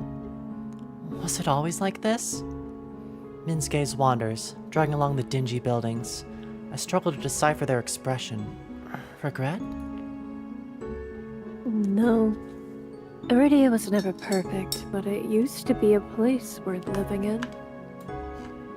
I can't make heads or tails of Min's answer. Iridia is the last bastion of humanity in this wasteland. Where else is worth living? The Wetwick's not much farther now. In no time at all, the shadowy alleys of Lowtown give way to brightly lit avenues and crowds of lively people. It's as if half the city is poured into the Amaryllis district's colorful streets. Laughter, clinking glasses, and music assault my ears from every direction. Yet most of the noise comes from the Wetwick. Its doors hang wide open. Bright lanterns frame a tall and familiar figure. Pyah, a Min, I see. It's hard to say which of us is more surprised. You know each other? Min is a freelancer who's done a few errands for me. They are quite reliable. A freelancer who wields a dagger like a scalpel? There must be more to that story. Though I can't say I remember you ever escorting travelers. Pyah nearly walked into the jaws of a soulless. I thought bringing her here would be less trouble. If you're staying here, I take it Leander was able to help you. As it happens, I was also headed in that direction, shall we? Pull, pull, pull, pull. Anyway. Fine. He still owes me for yesterday's work. Min drags their feet, reluctantly trailing me into the tavern.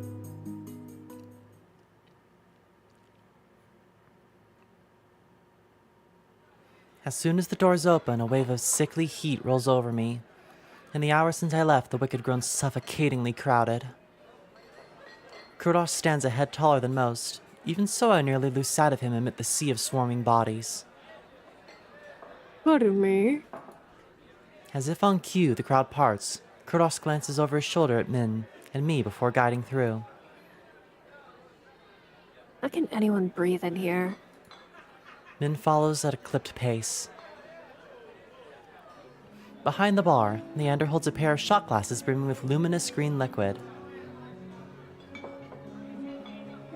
And now for the finishing touch.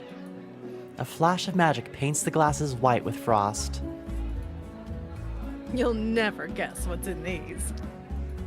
He slides glasses across the counter, and I get my third and fourth shots of the evening in rapid succession. Hello, Morgan. Correct, Morgan. Hot man with fat tits. Ace leans against the bar, an elbow propped up on the counter. He catches the glasses and lifts one to the light before turning it upside down. The contents, magically congealed, stay firmly in place. You're supposed to make the drinks, pretty boy. Don't tell me you're wasted already. Bear, perched on the counter beside Ace, looks at the shot glasses and shakes his head. What have we here? A bucket full of boogers? Leander's nose treasure? You've eaten worse. Bear's lips twitch and his ears flatten when offered a glass. Ace snickers. Coward.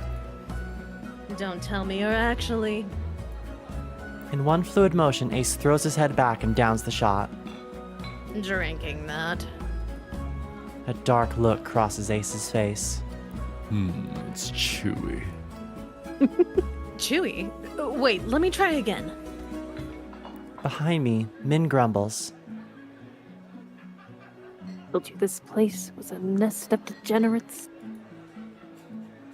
If it isn't Karash and Min. At the sound of Leander's voice, Min's pale eyes grow wide. They look ready to bolt until Kuros sets a hand on their shoulder. This will not take long, I promise. Min's eyes dart from Kuros's hand to his face, then softens. Ooh? Fine, you first. Oh, excuse me. While they step forward, I linger behind, struck by a sudden revelation. All the people I've met recently know each other. Good evening, Leander. Ace. Another drinking competition, I presume. Is it evening already? Just some friendly rivalry, Doctor. No need to be alarmed. Kuros acknowledges Leander and Ace with a slight nod, ignoring Vare entirely. Not that Vare seemed to mind. He tilts his head. Ah! Both!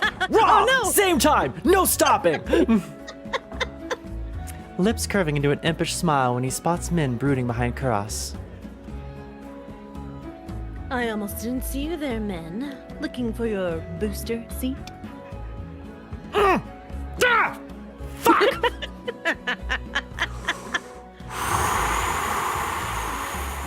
Okay. Now I know why Nora's in my closet. They both have ponytails. Oh my fucking god! Pyah's ready for pulling.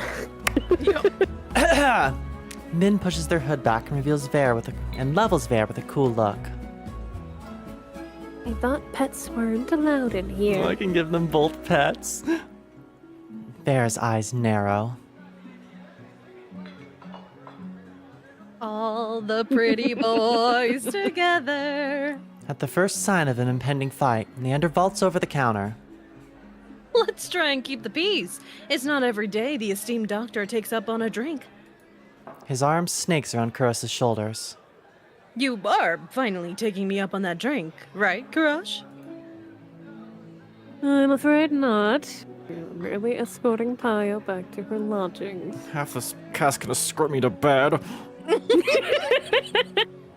Sorry about that special room.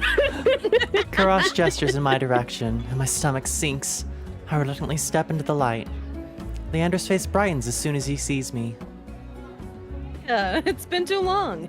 Everyone, this is Pyah. She's new to Iridia.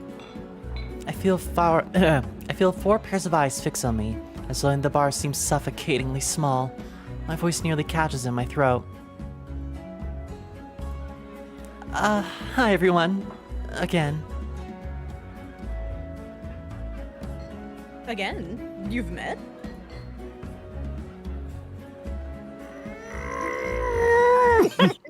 They're all so pretty. My mouse went off screen and I lost the audio. Sorry, hold on.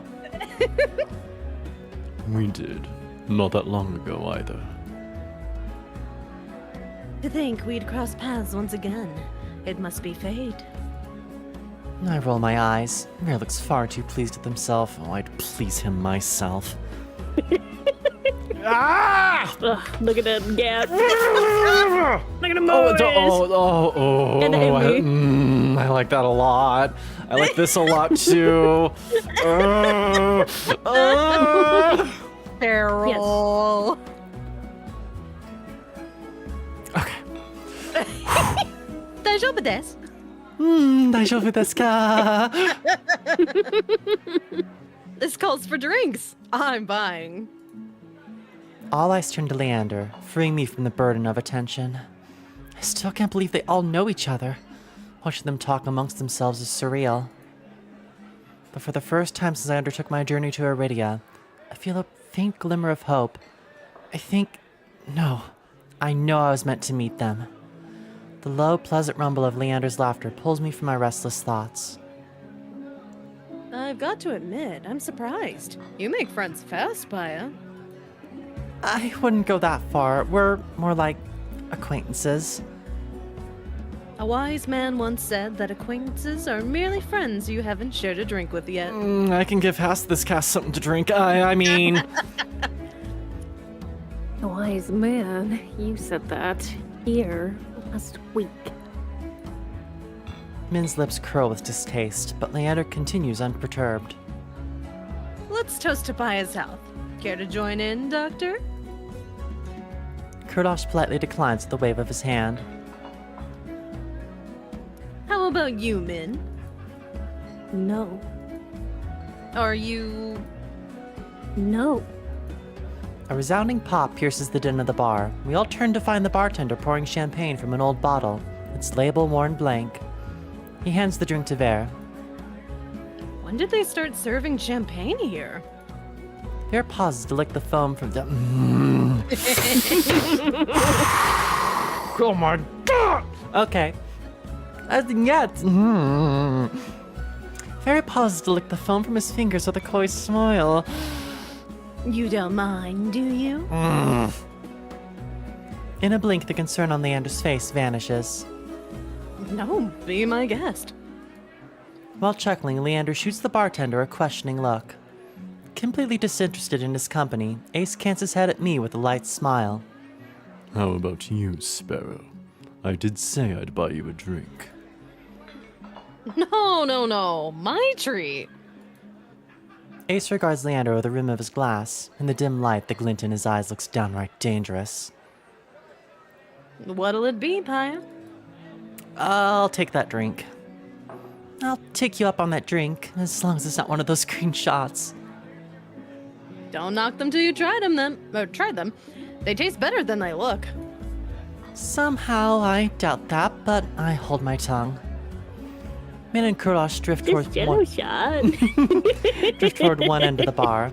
Both seem eager to leave at a moment's notice, and neither's ordered anything. Ace and Ver linger, several glasses stand empty between them, and the two show no signs of slowing down. Oh no, you're torn. I mean... So that you could pursue both options. What was that? You can save so you can pursue both I probably options. should. Save, we'll do one here. Return. Because I really don't have much interest in Ace at all, but oh my god. But these two, though. These two. Very interested. So we'll go with them. Yeah, and I'd prefer it to be less crowded anyway. That's more my vibe. It's less crowded further down the bar, and my breathing eases. I've never liked packed spaces. Kurdos gives me a knowing look as I approach. Were the week's offerings not to your liking? Let me guess, I'll end up face down in a barrel after I sip anything here. His mouth quirks, but he shakes his head. Quite the opposite. The drinks are notoriously watered down. It lowers costs while encouraging the patrons to overindulge. Min looks up from adjusting the laces of one of their bracers. The only reason anyone bothers coming here is for the cheap rooms and cheaper drinks. Perfect conditions for terrible mistakes. It almost sounds like you're speaking from experience. Their pale face reddens, and they look away, scowling cute. Before I can respond, Leander returns with a tumbler and sets it in front of me. A strip of orange peel bobs in a pool of thin red alcohol. I sniff the drink. To my relief, all I smell is the sweet scent of pomegranates and an undercurrent of fermented fruit. Sounds like my kind of drink. Sounds like my kind of drink. Relax. It's just the local specialty. Pomegranate wine. Although, if you're feeling more adventurous... Oh, do go on. I shake my head. Leander wraps his knuckles against the bar until the group falls silent. All right, everyone. Let's toast. Yeah, what deadly curse, Cleo? What deadly curse? This is just the demo. I'm sure all of the angst and trauma will come with the release of at Sorry, least I'm chapter. very distracted I'm sure right all these now. characters got the deep fucking trauma. What fucking curse? I don't... May Pyah's stay in Iridia be full of bright adventures and discoveries. Cheers! Cheers! Leander, Ace, and Ver raise their glasses in unison. Min only crosses their arms, and Kurdos watches politely indifferent. I tip my drink back. The wine is eye-wateringly strong. Despite a sharp, bitter edge, it goes down smoothly. One sip softens the edges of my vision. The next fades the din of the crowded bar into a low, persistent murmur. I find myself unwinding for what feels like the first time in years. Aren't you the popular one, Pyah? You must have met Kurosh first.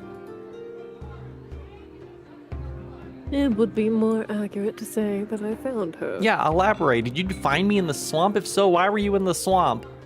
He saved my life. I merely performed my duty as a doctor. Right, Cleo, it does feel like end of demo moment. I don't want it to end. I want them to finish. There's still quite a bit of content for this being a demo. Although, I'll admit, I was confused when I woke up naked. Leander makes a choked noise. Somewhere behind him, Min sighs. It's not what you think. Pyah was in grave condition. I could hardly treat such injuries through tattered clothes. Cute. The silence that follows stretched uncomfortably long. I look away, unable to face Karash's disappointment. Catch Veer snickering behind his hand. That's my cue to change the topic. Kurash isn't the only one who saved me today.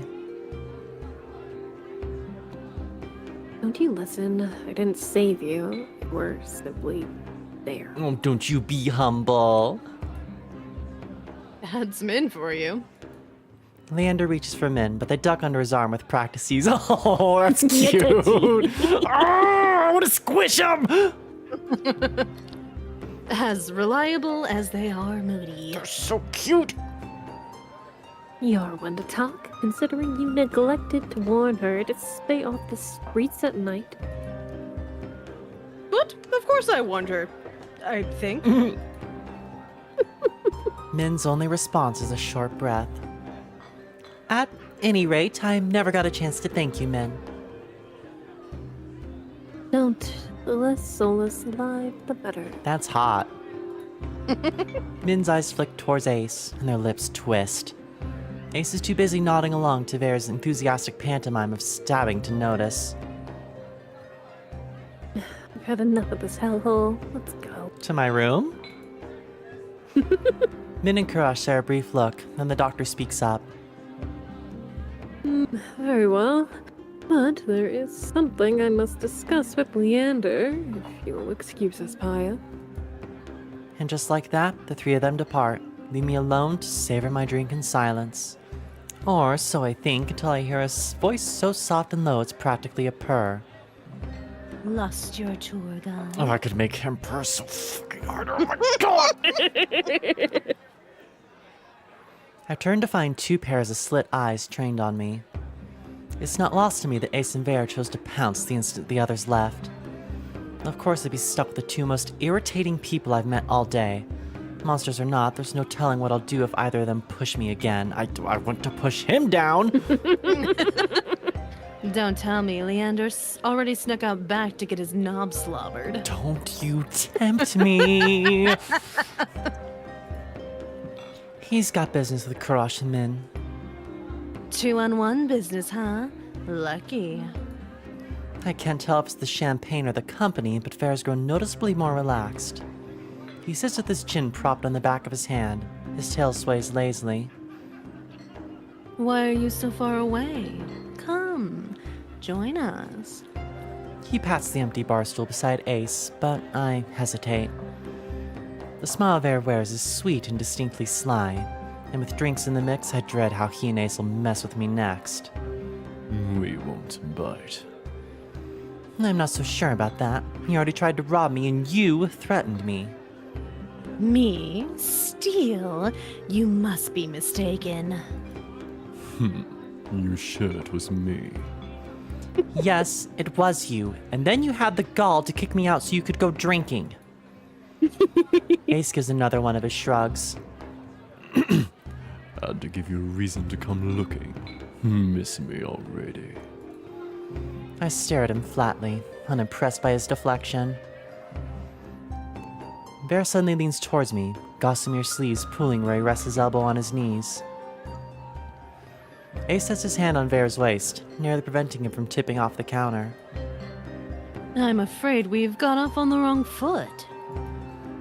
How about we start fresh, Begin with proper introductions and whatnot.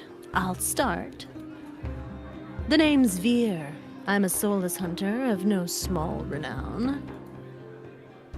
Veer's hand flutters on his chest, and he bows his head, flinching when hair falls over his eyes. Cute.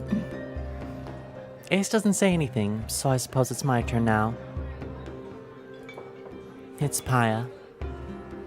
Veer considers me for a long moment, his tail idly swaying behind him. Then he knocks back the rest of his champagne.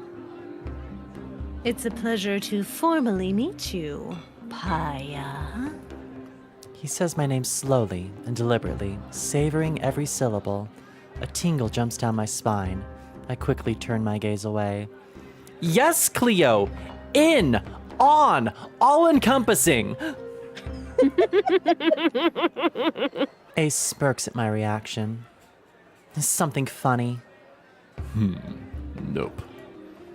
I open my mouth and close it just as quickly. They want me to react, goading me into another ridiculous game. While their sharp cat-like eyes keep me on edge, something about this tension is fun. It must be the wine. A flash of white over Ace's shoulder catches my eye. Across the bar, Kuros heads for the door. I don't see Leander or Min, but it feels wrong to let the doctor leave without saying goodbye. I'll be back. Bear grins and wave at me as I leave. I slip through the crowd, careful not to touch anyone, but just as I'm nearing Kuros, I stagger, shoulder checked by a man with a neck twice as wide as his head. He stares down at me, nostrils flaring. Out of my way, shit stain. My words spill out on their own. Watch it! I regret them as soon as they leave my mouth. That fucking wine. The lowlife wheels around, shoving an adder out of the way so he can close in on me. What did you say? He shoves me backwards, sending me stumbling onto the sticky floor. I'm fine, but my heart leaps into my throat when I see him bearing down on me. You trying to start something here? The lowlife freezes, his fist cocked-backed. A group of adders circle him, sizing him up. For what feels like an agonizingly long time, the lowlife looks from me to the adders.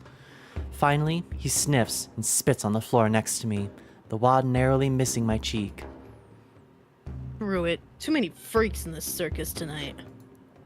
He turns his back on me and comes face to face with Ace. He gives the lowlife a dangerous smile. You'll do. What happens next is a blur. Ace's fist crashes into the man's jaw, causing a frenzy of gasps, shouts, and even cheers. I scramble to my feet as the frantic crowd swarms around me. Through the ruckus, I hear Leander shouting. Take it outside, Ace. This is a regular occurrence. Everyone, He's drinks just looking around for an me. Let's fucking go! With that, the wick erupts into hoots and cheers. The ring around me disperses as adders and onlookers rush towards the bar. Through the thinning crowd, I catch glimpses of familiar faces. Ace vanishes out the back, dragging the lowlife behind him. Oh, he got his prey. Kurosh lingers Snacky near for the dog later. Right. Kurosh lingers near the door, searching, I suspect, for any wounded before he departs. Min draws their hood up tight as they duck out the side door. While Vera leans over the counter to swipe a glass of wine from behind the bar. Little shit. And Leander, seated at the opposite end of the bar, gestures dramatically and apologetically at the bartender. In a heartbeat, I realize there's no telling when or if I'll see any of them ever again. Whoever I pursue may be the last person I speak to tonight. I follow. Save. Yeah, it's probably a good idea. Let's just save over this. Return. I'm gonna. All right. Who do you want to pull up next? They're right next to each other. Damn it. Who are you more feral for? That's the thing. It's like on equal footing. I can't let Min slip away so easily. They might be the most standoffish person I met so far, but they're the only one who seems somewhat neutral in the Cybonium. Or Synovium, bleh. See no bum. See no bum. See no bum. My gut tells me they know more about the tower than they're letting on. By the time I make it out of the bar, Min's already halfway down the street. Drawing my cloak close to ward off the chill, I hurry after them, but at this hour, the Amaryllis district is full of carousers. While Min slips through the crowd with surprising agility, I struggle to keep pace. The edge of their cloak flutters as they round the corner. Determined to catch up, I take the same turn into a dim side street. But Min is nowhere to be seen. Didn't you learn your lesson earlier? I nearly jumped out of my skin, willing to find Min behind me. They don't even look ruffled. They fold their arms, pointedly staring me down. I thought nearly getting eaten would have taught you that being out alone at night is dangerous. It's a good thing I'm not alone then, isn't it? Min looks at me in blank confusion for a moment before realization dawns. You always so persistent. I know what I want! I don't really know how to read them. They shift between aggressive and hesitant without warning, which is hella cute. I have no idea how to tell which way they'll swing. But I can't help feeling a little thrill when pink sweeps across their cheeks. God, the game's calling me out. The game's calling me out hard. Oh, okay, video game. I kinda have to be. It's how I stay alive. Min recovers their composure quickly, mouth shifting into a frown. They glance away, eyes scanning the street. Their gaze lingers on a particular building, another tavern, before they look back at me. You've been lucky so far, but it won't last. Nobody in the city is trustworthy. Not even you? Especially not me. I admit clams it up more willingly than Min, but even they don't talk about themselves much. They must have opinions on... Tell me about the doctor. You two seem close. You and Crush seem to get along, though. The tense lines on Min's face soften. Yeah? He's an exception. Few people are willing to help others. Fewer still when there's any risk involved. And of them, Ross is unique. I have a feeling that Min doesn't smile often, but the curve of their lips, however slight, is unmistakable. They catch themselves, eyes gazing over with feigned indifference. Cute, cute, cute! He's not the worst. A decent doctor, even if he asks too many questions. Oh, kudere, kudere! But nothing in Aridia is free. Unique is one way to describe Kurash's work. Unconsciously, I grip my stitched arm where the solace severed it. Min glances at me almost knowingly. The only one of its kind. Not replicable by anyone else. It's a fitting word. I wonder what injuries Kurash has healed for Min, whether they know how he does it. But if they did, I doubt they'd tell me. How do you feel about Leander? Leander seems fond of you. He's an idiot. An obnoxious blowhard who can't shut up to save his life. Their words are harsh, but I complete odds the flesh creeping across their flushed face. He Is that all? Min huffs. It seems too physically pain them to speak again. does acceptable work. He pays on time, which is more than I can say for most. And the others don't look after Lowtown. If he was capable of being quiet for more than 10 seconds at a time, he'd be almost tolerable. Their tone grows almost fond, but then their brows dart together as they glare at me. But I'm not one of his adders. He told you otherwise. He's talking out of his ass as usual. He has work to offer, and sometimes I take it. Well, Somehow I doubt that, but Min seems disinclined to say more. What about Demon Boy? You don't seem to like Ace. I don't like anyone, but especially not that bloodthirsty gangster. Don't like anyone so cold and aloof. Pat, pat, pat. The words tumble from their mouth before I can even finish my sentence. Did he do something to you? Beyond existing? No. But I'm not waiting around to get hurt first. That sea spring he runs, all those smiling, red-eyed people.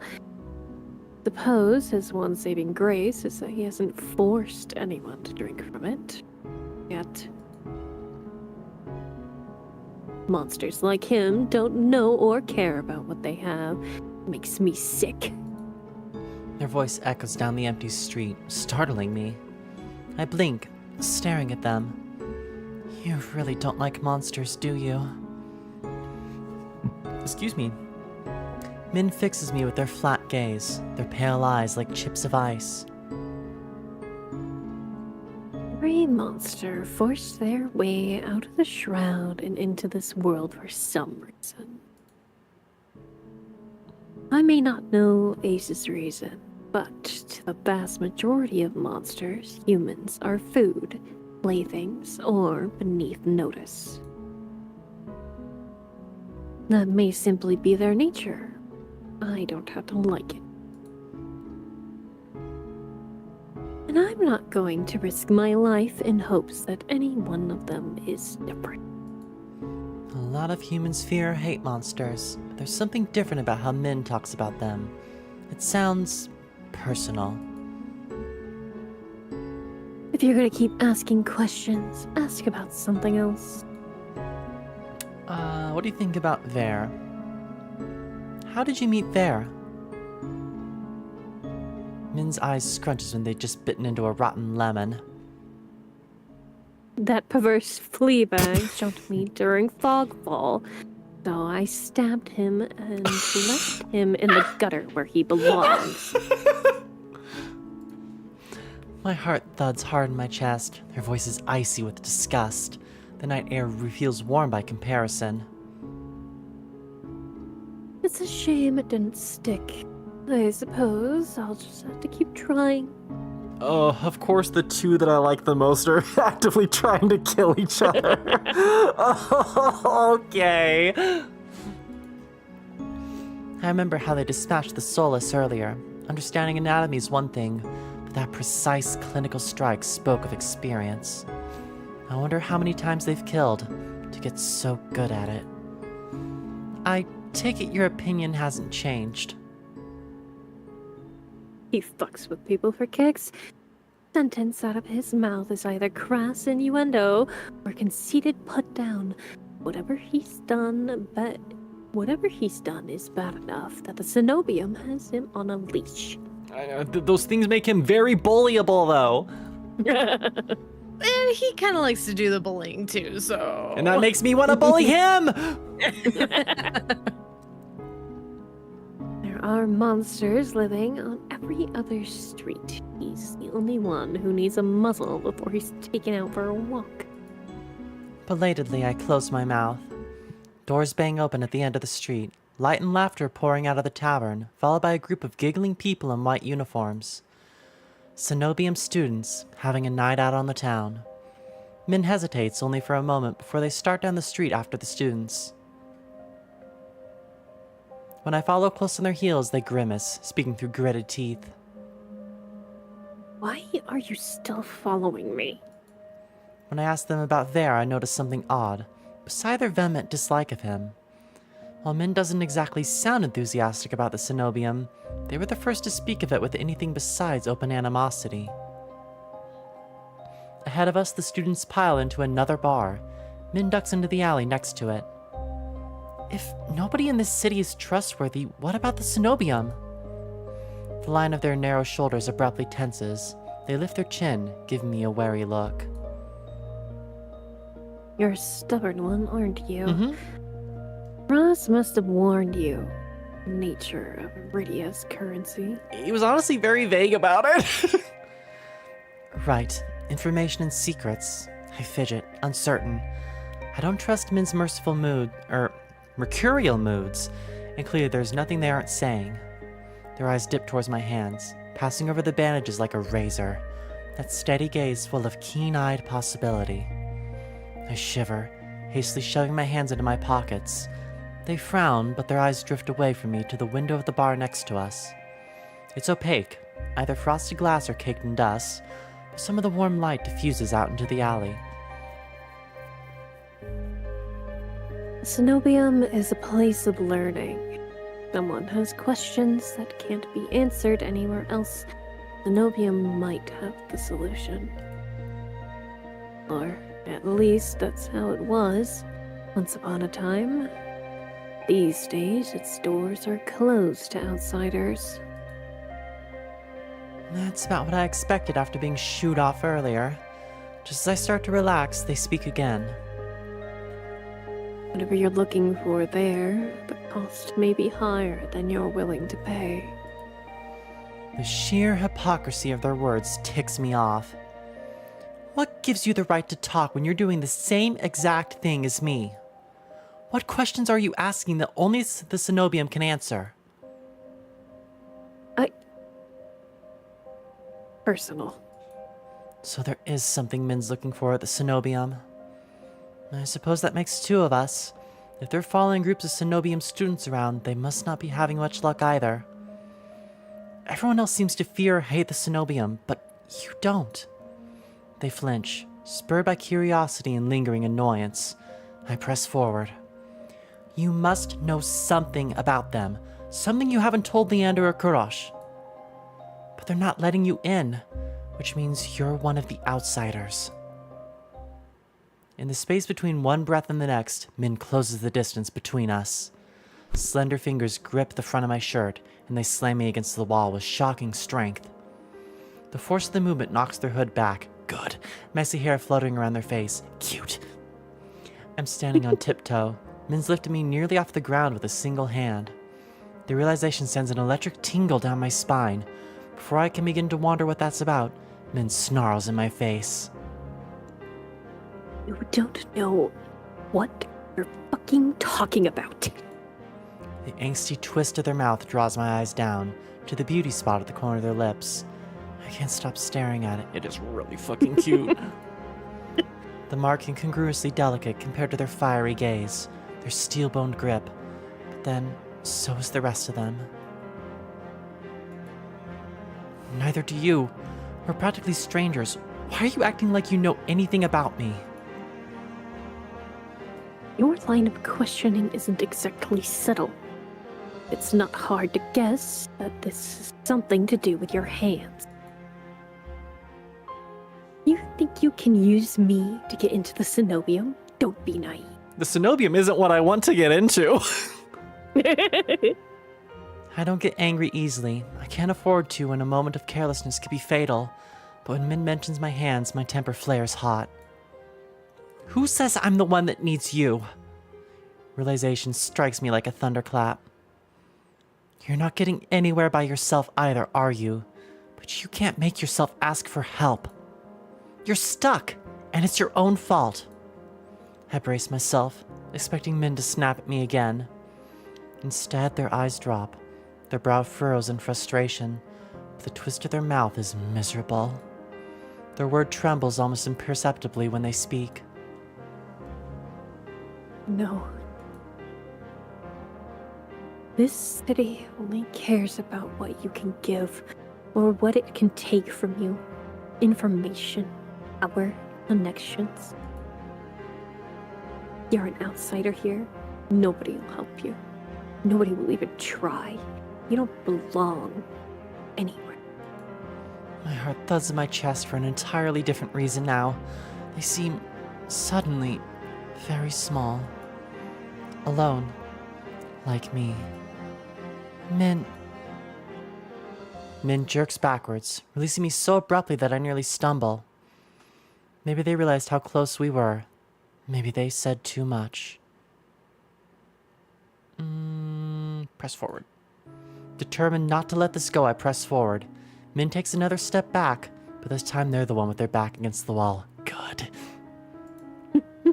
Look, we both want something from the Cenobium, right? But either of us are going to get anywhere on our own. We could help each other. It's worth a shot, don't you think? Min sighs. They sound annoyed, but any real hostility seemed to have gone out of them. You've made it this far already. Do that. But if you're looking for help, you should look elsewhere. Stay too close to me. You'll get hurt. Aww. Before I can think of what to say, the tavern doors bang open again. The Cenobium students spill back out, considerably drunker. Bar crawl. Their ranks seem to have swelled with other barflies. The group of oh, there's a Misty at my door. The group floods back into town towards the great tower, rising moonward. Hold on, I'm gonna let the cat in. She demands it. Baby. Needy creature. Okay. As I'm distracted by the commotion, Min draws their hood up and slips away from me. I catch Min's eyes for just a moment, then they're gone, vanishing into the crowd. Choose my... What do you mean, choose my fate? Hold on. This is more just like you can look at their character profiles. This is technically the end of the demo, but you can go back and go through each one. I was gonna say, we need to go back and do other boy. And potentially other boy. And potentially other boy. All of potentially other boys. Hold on. We'll save, like... I mean, you don't have to save here because you have the save that brings you back. Okay, return. And after every route, it brings you to this. Perfect. All right, well, before we move over to this boy's route, let's take a quick break, if y'all don't mind. Quick intermission, everyone. I desperately need to rehydrate. I cleared my water bottle, a coffee, and a soda during the stream. I need more hydration. I'm thirsty, StringWorms. It wasn't just because she was reading a bunch. It's because of the men. Yep. Yeah. Okay, everyone. I'm gonna throw you on the BRB screen.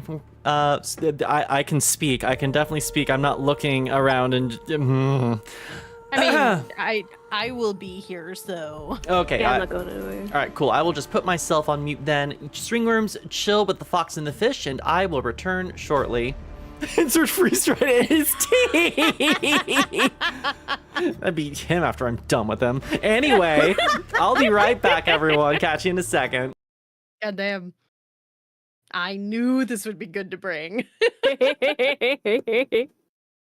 Yeah, I actually did. I was showing T something and I was like, all right, bets in. Who are Sumi and Pyah gonna go for? And we both agreed that Veer probably would be up there. I was thinking that Sumi would also be interested in Veer because Foxboy. Foxboy man whore, you know? But I words. clocked Min so hard.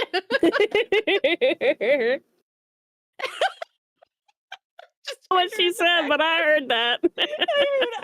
Okay. Listen, we're all predictable in some way or another. If I had asked anybody, I meant to, but we just like dove right in because my question for everyone would have been like, who did everyone think that each ally would be drawn to? Is the wonderful question. All right, Somehow StringWorms, turn this into a drinking game. you would be fucking die.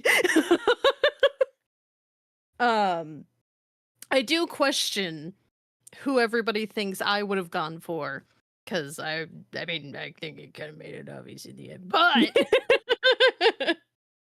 I mean, I would have already clocked Leander for you anyway.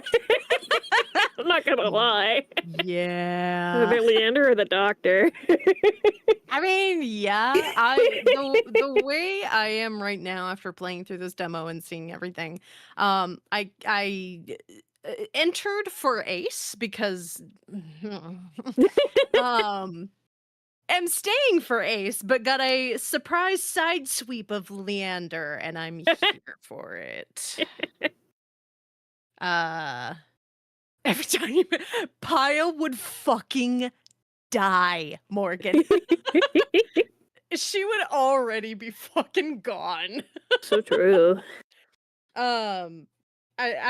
Especially after we do Leander's like last bit here, I think it'll show everything. But I'm definitely a Leander girly, and I'm waiting for everything to just fall apart and for him to not be as good as we think he is, because that's my fucking luck. But I'm here, and Ace is a very close second.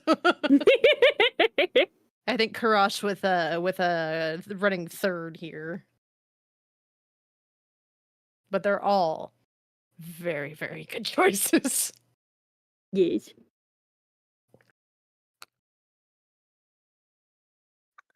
Good to know that people cluck Leander for me.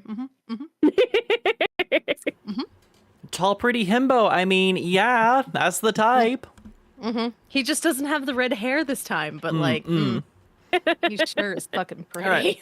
I got my water. I got a banana for no particular reason. Just because I'm hungry. Just because I'm hungry, chat. Just because I'm hungry. Okay, so I guess I need to go to the main menu in order to load in, right? All right. Continue from here. All right, we're going this way this time. Nice. Misty, please. Mother. Ace's eyes meet mine in a flash of red. He gives a smile that's too wide to be reassuring. Don't worry. Leander's more likely to slip poison into my drink than yours. Excuse me? He considers his cup a tumbler of amber-colored whiskey. Leander's tried to kill me a dozen times by now. It's always a gamble. Vera looks my way with a half-lidded gaze softened by his third glass of champagne. I agree, Morgan. Yes, I would just want Out of the everything. above. Dog pile. Let's go. If I were you, I wouldn't let Leander put anything in my mouth. I had banana in my mouth when he said that. Okay. He grins, revealing the sharp white tips of his fangs.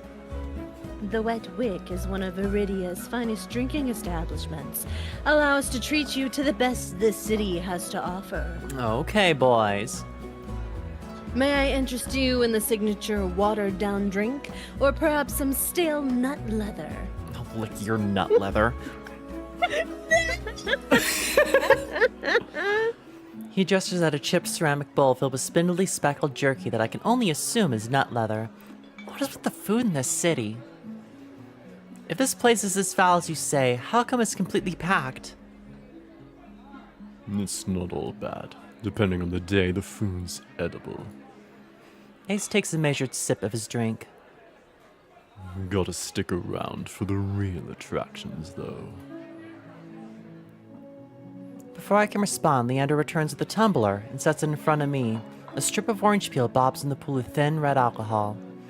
I sniff the drink. Yeah, we've read this part. Fermented fruit, yum! Pomegranate wine. Alright, let's toast! Yes! Stand ready, gluck, gluck, gluck, gluck, gluck. God, I wish I could gluck, gluck something else. My God. Again, Morgan, right? It was Misty! Cat Oh, no. crimes! Honey, come Morgan. Oh, here! no. Criminal! Criminal! Criminal! I'm holding her up to the mic right now. What do you have to say in your defense? Go on. Meow, I dare you. She's just looking at me incredulously.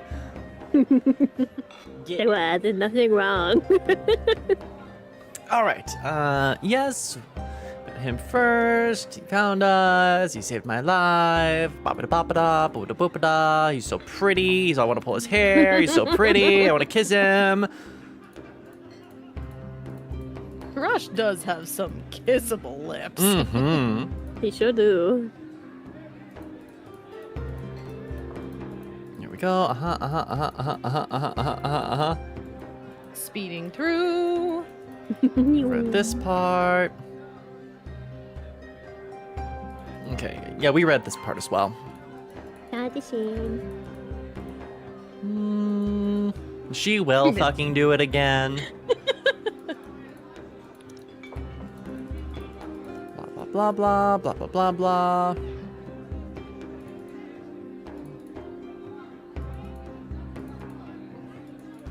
This is the introductions. Yes, I'm Pyah.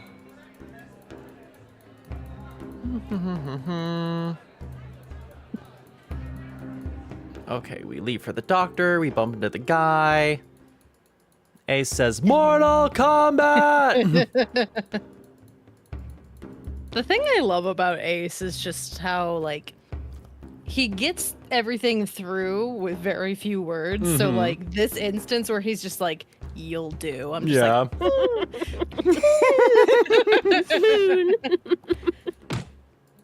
he's just... Okay.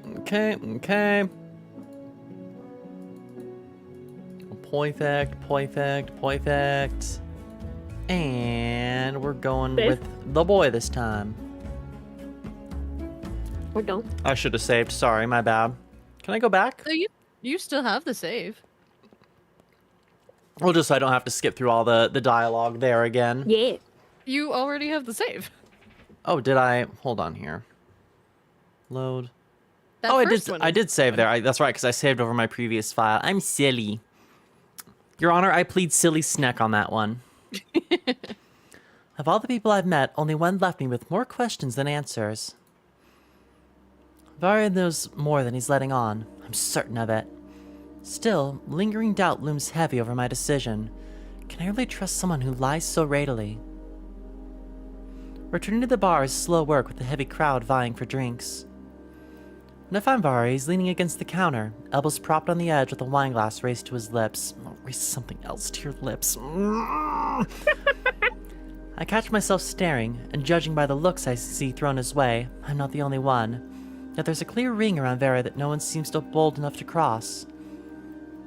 I didn't think you planned on sticking around. One ear perks up at the sound of my approach. Cute. A free drink's a free drink, even if it tastes like stale rat piss. Descriptive? Didn't you say you wouldn't be caught dead slumming in this shithole? Vera takes a delicate sip from his glass, but his tail thrashes below the bar. You've caught me red-handed. He peers at me over the rim of his glass. In the low light, his eyes glitter jewel-bright with amusement. However, will you punish me?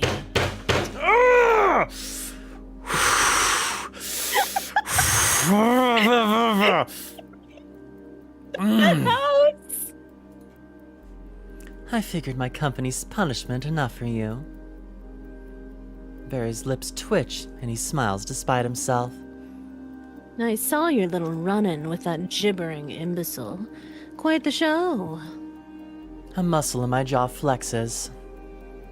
Did you enjoy watching? I much prefer to be an active participant, but Ace intervened before I could. I can tell if he's disappointed because he didn't get to save me, or simply because he missed out on a fight. Next time I get jumped, I'll be sure it happens near you.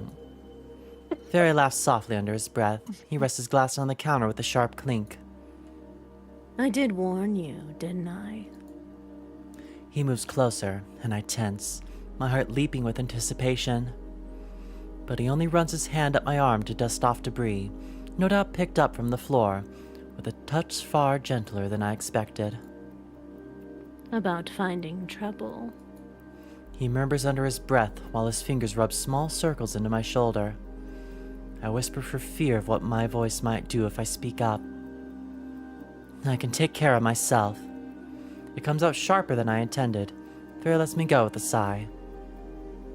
So, did you come here to for praise, or will a head pat suffice? I want to give you head pats. What about a real explanations instead of vague ramblings about moths and fire? Vera scoffs. You could buy me a drink before insulting me. Oh, you'd like that, wouldn't you? After the way you pounced me, if anyone's owed a drink, it's me. Vera falls so uncharacteristically quiet that for a moment, I fear I've actually crossed a line. Then he props his chin on his wrist. I don't think you understand how things work around here. Information is a luxury, one you flung carelessly aside. If you valued my words, you'd have taken me seriously. Valued? I barely understood what you meant. I gave you free advice, warned you of the danger you were in, and still you went prancing off to the sea spring. Small wonder the Solus didn't tear you to ribbons. My first impulse is to argue, but what he said doesn't sit well with me. How does he know what happened to me? How do you know I left Iridia? I have a very sensitive nose, remember? Right, how could I forget? Do you normally greet people by shoving your nose in their laps like an overeager dog? For a heartbeat, Vera's eyes go wide and flat. Then he laughs under his breath. Only the ones I like. I want to devour him. Vera trades his empty wineglass for the long-abandoned tumbler sweating on the counter beside him. Soft lumps of ice bob in the watery dregs of whiskey. The truth is, I despise most people. His eyes flicker over my shoulder and thin when Leander's boisterous laughter erupts from the other side of the bar. What about me? He looks over me with an agonizingly slow gaze. Sorry, I was distracted there for a second. I'm sorry. I'm sorry! It's the titties, wasn't it? Finally, his lips quirk. You've piqued my curiosity. It's a start, or so I think, until his eyes slide away and he turns back towards the bar. I've got no idea how I'm supposed to hold a conversation, much less get answers. I knew Vari wouldn't make this easy for me, not when he clearly enjoys playing games. Are you going to tell me anything, or are you having too much fun? He lets out a short breath. This isn't a game to me. A lie. I'm close enough to catch the subtle bristling of his tail. If anyone's fooling around, it's you. I mean, you're not wrong. I want to fool around. People like us can't help but attract danger, yet you seek it out, and for what? Cheap thrills? I wasn't trying to get eaten by Solus. There's something I'm looking for. And you think Min can help you? Leander, are you really willing to risk your life with those idiots? What life? You've got no idea what I've gone through, or... Forget it. I start to rise, but something flicks against my ankle. Vera's tail. It's little more than a brush, but enough to give me pause. His eyes, softer than before, search mine. They couldn't even begin to understand you, but I could. How do I know I can trust you? You don't, but I'm slightly less inclined to waste your time with empty flattery or insults than those two. Is what you desire really worth risking your life for? Yeah, because I want to put these cursed hands on you. If you knew what kind of life I've lived, you wouldn't be asking. Vera considers the condensation on his glass for a long moment before speaking again. Will you trust me? For now. No, yes. Yes. A nod, and he rewards me with a small smile. Good. Vera raises the tumbler to me, then knocks the dregs back. Once finished, he wipes his mouth on the back of his hand. Let's talk. Outside. We could both use the fresh air. With that, he slips away from the bar, leaving me to follow his long, trailing tail through the crowd. I want to lift that tail up and... Okay. It's good that we're going out in the cold. Too fiery. It's so cold the breeze cuts clean through my bandages, numbing my fingertips. But if the chill bothers Vera, he doesn't show it. He lopes purposefully down the street into an alley. This far from the wick, the bar's racket is little more than an indistinct hum. The street is silent in the dead of night. I fleetingly wonder how many unfortunate lives have been ended in this dingy alleyway. You had questions. Ask. I do have questions about how the ones that pertain to the game. Vera's breath mists. In the cold moonlight, his shadow stretches unnaturally long over the cobblestone streets. Quickly, I've got a show to attend. Heavenly Lutus, as I'm sure I've mentioned. He looks down his nose at me, effortlessly imperious. For a heartbeat, I'm reminded of the stark want that gleamed in his eyes when he touched me. Excuse me. If you weren't so pretty, I'd walk away. But I need answers. I can't think of a better way than starting with the people I met earlier. If Aria doesn't prove trustworthy, maybe one of them will. First, I ask about... let's just work our way down. Because they seem close. I'd like to know more about Ace. You two seem close. He made an impression, Not surprising. He's strong, ruthless, easy on the eyes. Mostly made an impression because he was with you and I got kind of angry when he put his hand around your waist. Jelly bean. Gives it almost as well as he takes it, even if he's awfully greedy. Big. Everywhere, really. Likewise. Bit simple, but you know what they say about still waters. I don't, but I'm too distracted by the change that's come of Vera to ask. A coy smile plays at his lips as he winds a finger around the chain dangling from his collar that I should be pulling on! I thought you didn't like most people. Ace isn't most people. He's better. He's... Our eyes meet, and Vera's tender expression curdles. He makes a tiny sound of distaste in the back of his throat. I could put a taste in the back of your throat. Jesus Christ. He's more trouble than he's worth. Dangerous, too. Stay far away from him and those red-eyed freaks if you value your safety or your sanity. Is that why you scolded me for going to the Sea Spring? I don't really think Ace is as bad as you're saying. You don't know him. Not like I do. The corner of his lip twitches. What do you think about men? I've got to admit, I was surprised to see that you and Min know each other. Are you friends? Oh, yes. We laugh, go shopping, and we have sleepovers where we braid each other's hair and kiss with a little tongue. I'm beginning to wonder if Aries ever had friends. Let me guess, you don't like them. Can't stand them. First time we met, they stabbed me. Slid cold, hard steel between my ribs. Nearly nicked my heart. It was exquisite. They do have good aim. The knife, I mean. Some sort of antique. Min's done nothing but disappoint me ever since. So you're not close. Can you imagine me being friends with that crabby little killjoy? Impossible. Not unless they learn to lighten up. And I'm afraid not even a surgeon as practiced as Courage can remove the stick firmly wedged up Min's pert ass. I mean, I could replace it with something else, but anyway. What do you think about Leander? I don't. An unusually curt answer for Very. I won't buy it. So you're not very fond of him. I wouldn't spit on Leander if he were on fire. Very shudders. Oh no, he'd enjoy that far too much.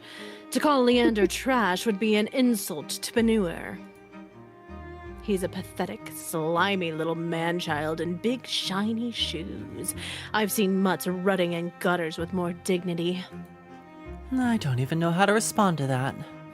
Before I can ask my next question, Very gives a frustrated growl. I haven't got a night for idle gossip. Isn't there someone more interesting we can talk about? Who? You? No, I'm more interested in learning about you. That catches me off guard. What about me? Nothing worth having comes easy or cheap in this world. I don't come easy or cheap. You're clearly set on this thing you've spoken of, your very reason for being. Yet, have you considered what might happen should your struggles prove futile, if what you desire is beyond your grasp?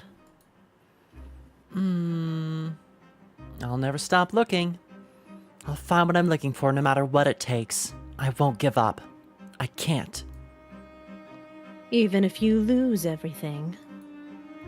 Haven't you noticed? I really haven't got much left to lose. To cling so tenaciously to a slim hope. How fascinating. Now, where were we? Oh yes, you had 2 questions left. 2? But you haven't explained anything. Then I suggest you make your last questions count. Bruh. So much for being helpful, but I suppose that's how information works in this exhausting city. Excuse me. Leander told me that the Sabonium imprisons people. Did he mean you? Leander's a moaning fool with a throbbing victim complex. I'd like to hear him moaning and throbbing, but I mean...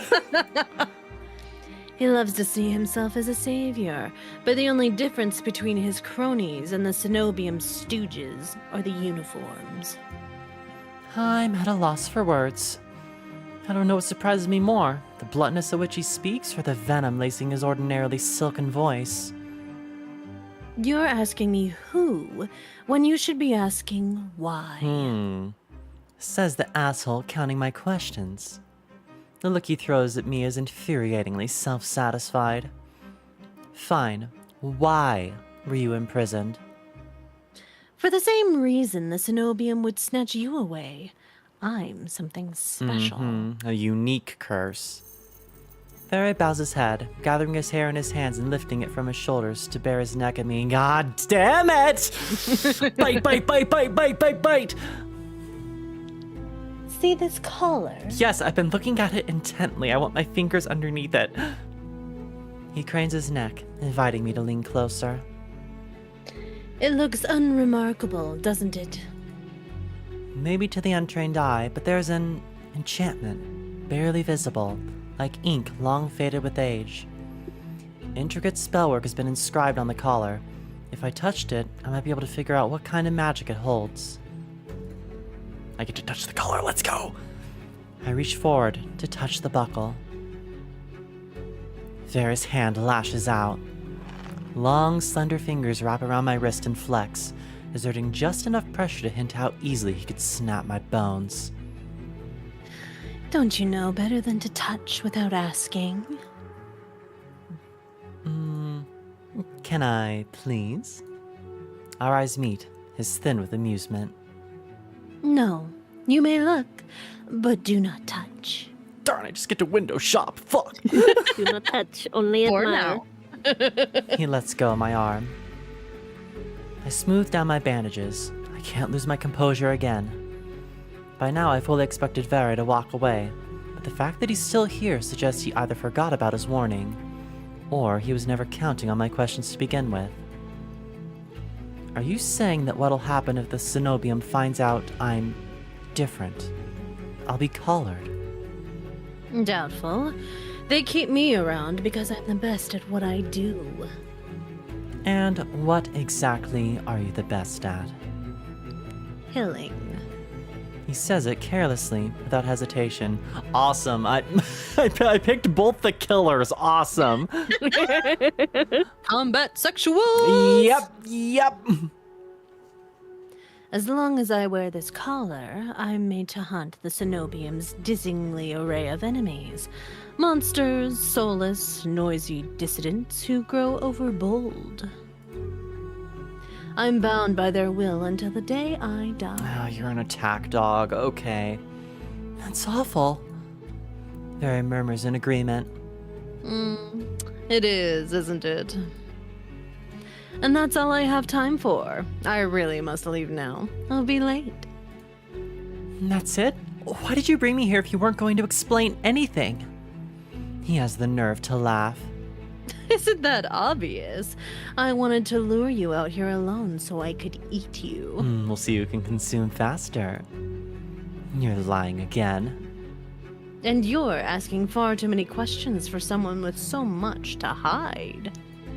He glances pointedly at my hands, and I shove them deep into my cloak. I could shove something else deep, my god! What makes you think I'm hiding anything? Oh, I don't know. Maybe it's the tough act or the way you tense up at the slightest provocation. More likely it's the bandages. Not exactly subtle. Yeah, we need to get some gloves or something. I'll be going, unless you're willing to share some morsels with me. There's a biting edge to his playful tone. I can't tell you anything. Wrong. You can start with what you are. Horny! I take a step backward, but... My back hits a wall as Vari follows me in lockstep. He rests his left hand on the wall beside my head, caging me in. Vari reaches for me, his fingers curl under my chin and lift, forcing me to meet his lidded gaze. Would you believe me if I said that the eyes are the windows to the soul? Yours are very pretty. My eyelids twitch. Cliché, I know, but let me tell you a little secret. Vari leans in until his lashes tickle my cheek and the warm, faintly spiced scent of his hair drowns out the stench of greasy cooking fires and chimney smoke. His eyes pin me down. There's nothing you can hide from me. His voice is so low, so supple I could slip into it. I could slip into something! I want to! I'm trying! The misery born of your mistreatment haunts you.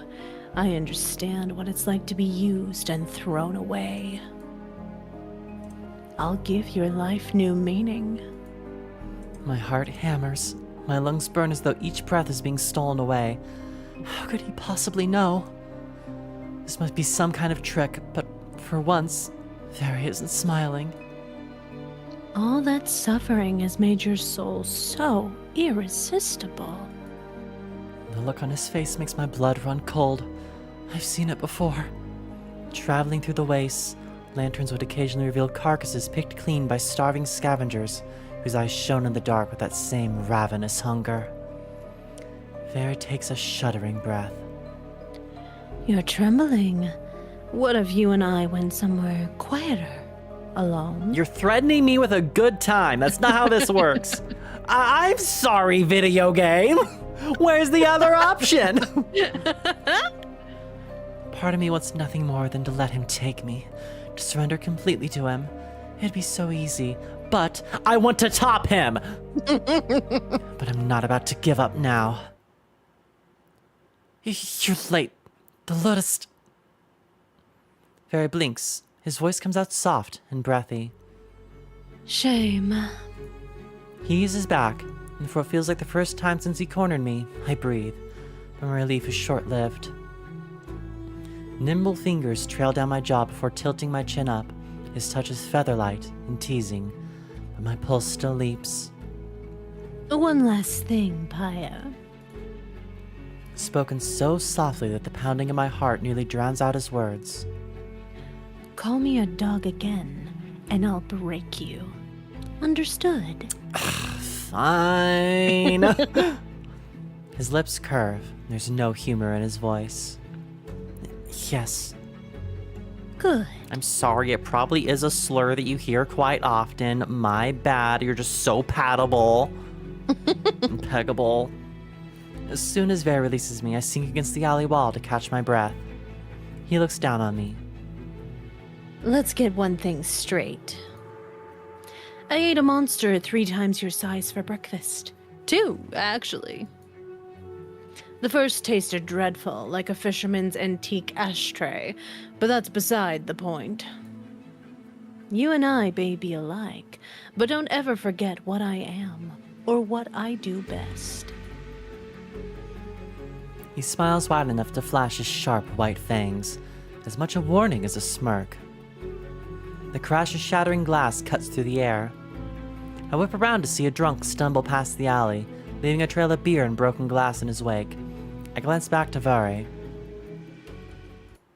But he's gone, pulled a Batman, vanished into the dark. I'm left in the deserted alley, trembling with a delirious mixture of exhaustion and excitement. Fuck. Only once my racing heartbeat slows down do I make my way back towards the wick, guided by the distant sounds of reverie. Okay.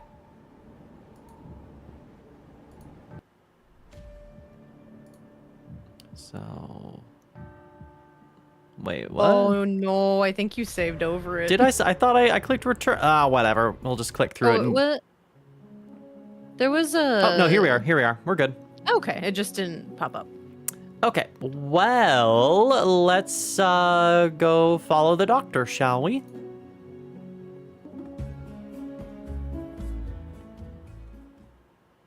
Oh, but Sumi's muted. Maybe I shouldn't have chosen the doctor. Let's instead load Leander until the Foxboy returns. Oh, Foxboy returned right as I... Here, it's just there was noise outside my door. So. Gotcha. No worries. Well, we're on Leander now, so we can do the doctor next. Yet again, yeah, going to the crowded reach Leander. As the bartender leaves, Leander's expression falls with a spent sigh. He reaches over the counter to grab a bottle of black rum and skillfully pops it open for a swig. Black rum, good taste. When he spots me, worry overtakes him. Pyah, are you hurt? Leander's in front of me in a flash, eyes searching for injuries. I can't help but let out a small laugh. Don't worry, I've dealt with worse. That's a relief to hear. Sort of. The drunk has nothing on. You know what they say, it's not a party without mayhem and violence. Is that what they say? He offers me the rum, and I politely decline. No, rum's my favorite. What are you talking about? I'd rather not get into more trouble if I can help it. Instead, I plop down on a bar stool, doing my best to ignore its stickiness from who knows what.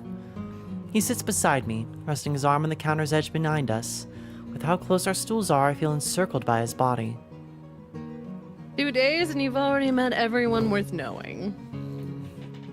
How are you finding Iridia so far? Very hot. Well, I'm still alive. Iridia's not the safest place, but I'm starting to think that nowhere is safe. I wouldn't know. I was born and raised here, and haven't felt a need to venture elsewhere. To me, this is home. We have 2 local boys. That sounds like a fantasy. My home haunts me in my nightmares. I don't know what it'd be like to be unafraid of the past. Regardless, a pang of envy strikes my heart. Maybe once I'm free of my curse, I'll be able to try again. Iridia has its quirks, but you'll get used to it. Or it'll eat you alive like a wild soulless. Truth be told, I wouldn't have it any other way. Leander sips his rum and watches the crowd. Everyone seems invigorated by the free drinks on his tab. Have you at least gotten to try some Iridian cuisine? I had these fried dough sticks from a vendor near Curtis Clinic. As soon as I begin describing my meal, Leander nods with recognition. The long lads from Wens? You have to try them with the porridge. Ooh, interesting. There's another stall a few blocks away that specializes in rosewater rice pudding. I can take you there sometime. Oh, are you proposing a date? That sounds delicious and expensive. Though I know Leander would insist on paying, I despise the thought of relying on handouts. Or I can take you there once I earn some money. I still owe you for the inn room. You don't owe me anything, Pyah. Giving you a place to sleep isn't generosity. It's human decency. If there's anything I can do to help keep you safe, I'll do it in a heartbeat. And why are you showing so much interest and care for me, Everything he says feels alien to me. The concept of human decency's long felt obsolete in this world, let alone someone actually caring for my safety. I stare at him, inspecting those clear emerald eyes for any hint of deception. Is there something on my face? I sigh and lean back. If only... Anyway. Go. What were you looking for? Honesty. Honesty, whatever that looks like. You don't believe me? It's just that you're saying all the right things. I don't know.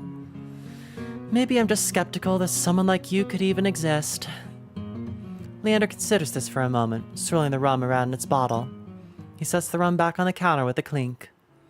The next thing I know, Leander carefully takes one of my hands in his. The leather is rough, but his warmth seeps through. I can't change whatever happened in your past, Believe me, I would try if I could. But you're here now, and I'll do my best to help you. I'm grateful you're even giving me a chance at all. My gaze drops to my hand wrapped in his larger one. I remember how it felt yesterday. His smooth skin was electric to the touch. If you've seen what I've done, you might feel differently. He lifts my chin with the crook of his finger, forcing our eyes to lock once more. You're not dangerous, Pyah. Trust me on that. I'm gonna be dangerous if you keep looking at me like that. My heart skips. I feel trapped in the softness of his expression and the lightness of his touch. His eyes are captivating, like cut jewels peeking through long lashes. I don't get to admire them for long. Leander notices some adders watching us. He loudly clears his throat and pulls away. Cute. Well, maybe a little dangerous, considering I forget my manners when I'm with you. Cute. You sure have a way of capturing my attention. My face flushes. I also clear my throat and rack my brain for a response. I mean, honestly. I feel the same way. That's why I wanted to talk to you again. Leander's face softens. I wanted to talk to you too. I've been wondering, is it okay that you're spending time with me? Do you have work to do with the Adderstone or anything? I don't know how this group functions, but he sure likes to spend time at the Wetwick. Don't worry. There's plenty of work to do, but not tonight. Some days are slower than others. You came at the right time. I'm sure I will. I smile, comforted by the idea of having good luck for once in my life. Sorry I crashed your little party. I had no idea you all knew each other. I had no idea you knew all of them. How did you manage to meet everyone so quickly? Railroading. I honestly don't know. It's been a whirlwind. I'm a little jealous. Part of me wants to keep you all to myself. Possessive. For your own safety, of course. Of course. Mhm. Everyone might seem nice, but half of them are monsters, and the other half have their own faults. You sound like you know them really well. I do. Probably more than some of them realize. Are you curious about anyone? I'm happy to tell you what I know. Okay, so what do you think of her? Let's just go down the list. Min's interesting. Not very forthcoming, though. I get the feeling they could use a friend. You want to befriend them? I want to do more than that. Couldn't hurt to try, right? Unfortunately, they prefer to be alone. Well, what makes you say that? I've known them since they arrived in Iridia. We work well together, but they've turned down every attempt I've made at friendship.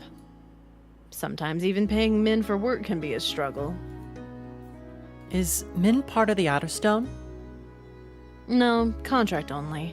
Though they take jobs more often than some of the Adderstone do. I don't take it personally. I suggest you don't waste your energy on someone who won't respect your time.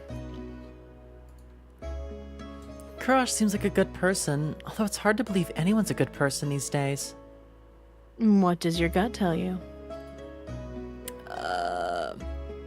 I don't get any suspicion from him so far. I'm just more curious how he found me. I think he means well. It's rare to find someone like that. It's hard to tell. He's definitely keeping some secrets up his sleeve. Everyone has secrets, don't they? Not everyone. You say as you look away from me. Well, do you think he might be able to cure my curse? Leander starts to speak, then pauses. Karash is only a doctor.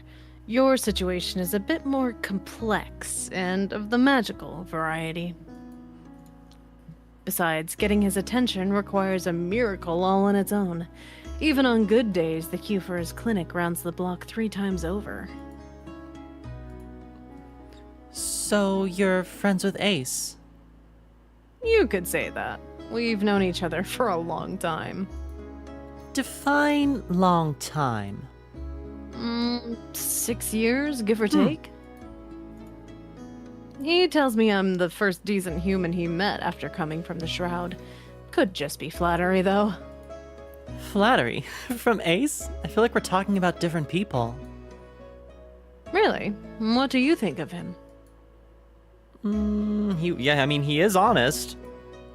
He was honest, but frustrating at times. I think the Sea Spring is scarier than he is. Pyah, you visited the Sea Spring? A disappointed look eclipses Leander's easy smile. I grow worried. Is that a bad thing? I wouldn't underestimate Ace or the Sea Spring. There's something dark lurking within both of them. It's hard to disagree. I give him a slow nod. I'll be careful. Good. Just remember that Ace doesn't see humans as equals. What do you know about Vere?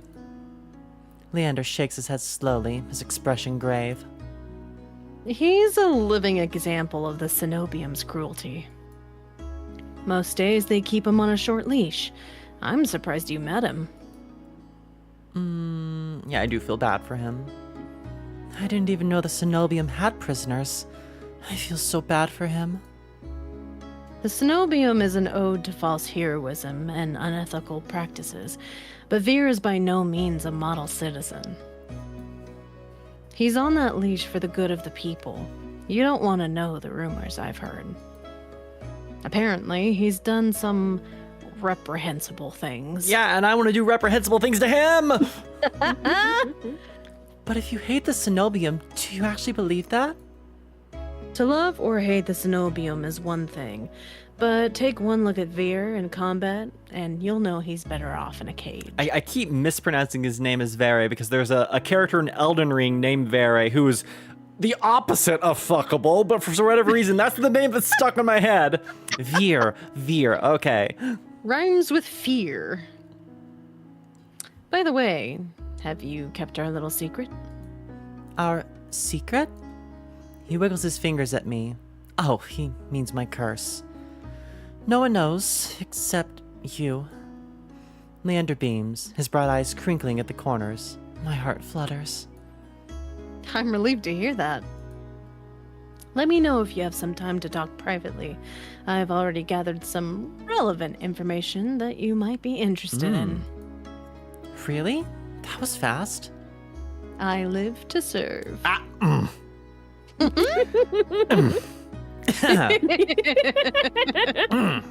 I'm normal.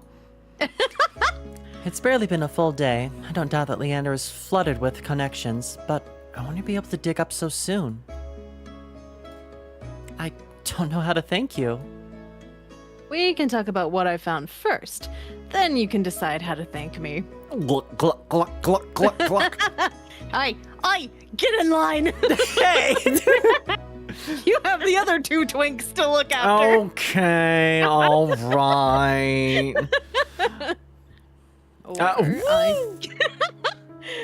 Or I can decide for you.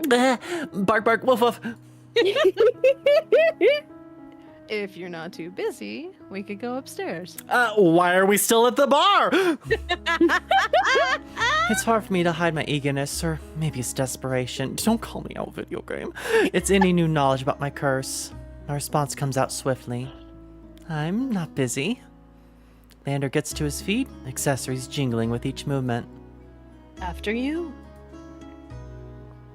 You're not gonna be okay after this scene. I know.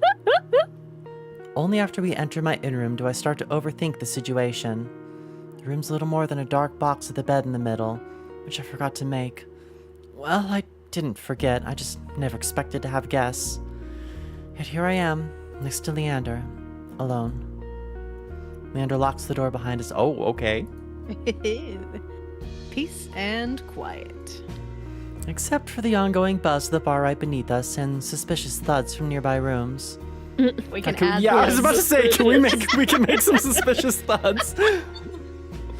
Leander moves with familiarity through the space. With a flick of his fingers, the sconces light up on the wall. He makes spellwork look so effortless. I swallow thickly. Yeah. Remembering that Leander is more than a mage, he's a prodigy. Dim amber light washes over us. He plops on the edge of the disheveled, squeaky bed. I shift awkwardly. The chair looks far too rickety, so my only option would be to sit beside him. His lap is right there, girl. What are you doing? My heart hitches at the thought. Is something wrong? Your pants are still on. I shake my head, quickly waving my hands back and forth. No, nothing's wrong. Leander squints his eyes at me. You seem uncomfortable.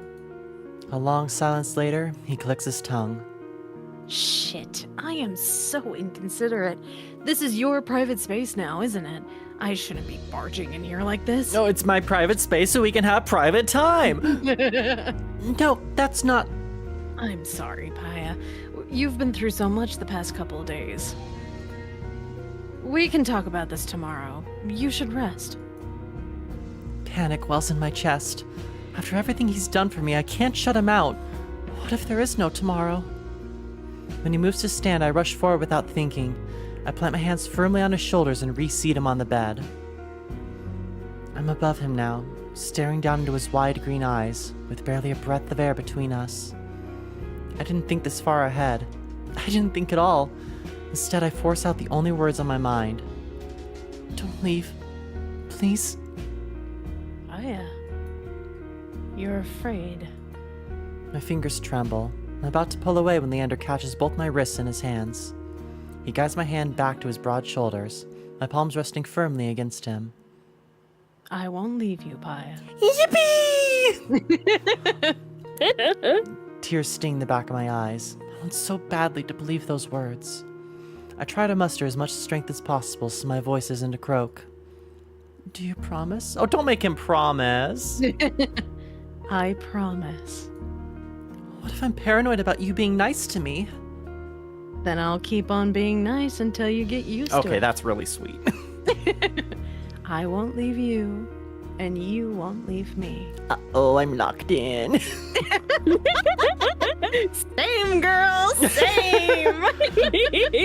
His thumbs draw circles on the inside of my wrists, grounding me. You have something I've never seen before. Your curse is strong, yet you're stronger. The way you're able to contain it. It's fascinating, and well, it's a little embarrassing. His voice lowers to a whisper. But I haven't been able to stop thinking about you. Oh, stop it, you cutie. Cute. I stare at him blankly, my brain refusing to process his words. What did you say? What? Who said that? Nothing. I mean, no one. Just forget I said anything. I mean, I didn't say anything. Am I dreaming? This feels like a dream. The air is dizzyingly hot, and I'm trying to keep up with what's happening, but Leander continues anyway. He's so fucking cute. He's adorable. I may be getting carried away with this. It's not every day I find something that truly challenges me. But I'll do everything on your terms, at your own pace. Anything you want, Pyah. Oh, you're just too sweet. Oh, damn you. My chest feels like it's about to burst. This man's going to be the death of me. Touch his face, absolutely. Yeah! I can't deny what I want, and it must be obvious to Leander too. But instead of having a modicum of restraint, I blurted out, I want to touch your face. Oh, you're more forward than I thought. I want to do more than touch your face. So much more. Is that okay? He slides his hands from my wrist to my palms and gently brings them down between us. It's better than okay. My lips quirk into a relieved smile. Hurry up then. Your wish is my command. He begins unwinding the bandages, stopping occasionally to glance at me. I don't take my eyes off him. I feel like taking off the bandages is a bad idea, though we've only touched hands once. When my hands are free, I start small, carefully grazing the edge of his jaw with the pads of my fingers. I feel it clench beneath my touch, as if Leander's trying his best to hold still. Excuse me. Emboldened, I cup his cheeks, letting the warmth spread between my fingertips. Well, are you enjoying yourself? My thumb moves over the ridge of the scar on his cheek, and he shudders, his earrings jingling against my knuckles. That tickles. Yes, I'm enjoying myself. Maybe too much. It's like my body moved on its own, spurred by desire and nothing else. I swept my thumb down, brushing lightly over Leander's lower lip. Something flashes in his eyes, something scaldingly hot. He lowers his voice to a husky whisper. What else do you want? Why is he even asking? He knows the answer. I never touched someone like this before, and even though it makes my head spin, it's not enough. I want more. I want more too. Oh, okay, you mind reader, you. My thoughts scatter. We're already here, alone in this dark room, on the edge of the bed. I could easily push him down onto the sheets, get on top of him, and... A sharp gasp escapes me, and I quickly pull away. I can't let this get out of hand. Girl, what are you doing? Are you alright? I can barely hear him over my thundering heartbeat. I nod, clumsily wrapping my hands with the bandages. Yeah, I'm fine. Sorry, I'm getting a little overwhelmed. He gives me a faint smile. That's cute. Oh, you. Luckily, we're already in your room. I'll get out of here and let you get some rest. I let out a breathless laugh at that. Leander rises and tugs his gloves back on. Thanks, Leander, for everything.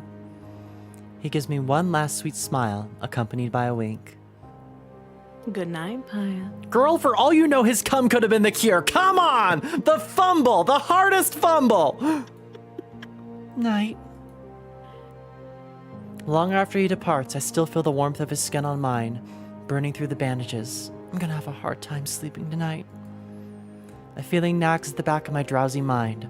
I'm forgetting something really important. Wait, didn't Leander say he had some information for me? And yeah, and you didn't suck it out of him. Come on! Biggest fumble. Oh, come on, girl. Fine. Okay, now it's time for the good doctor. I guess we'll end it off with Ace.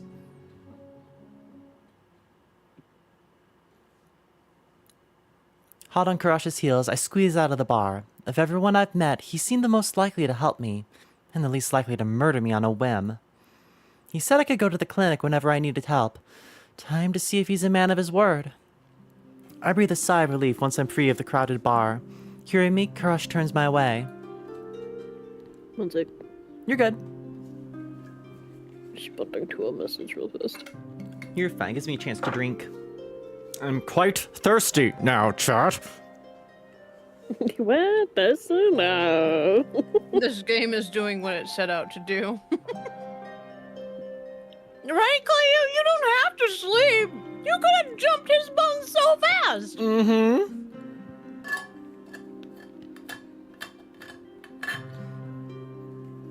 There would have been teeth in his neck the second he locked that door. Like, come on.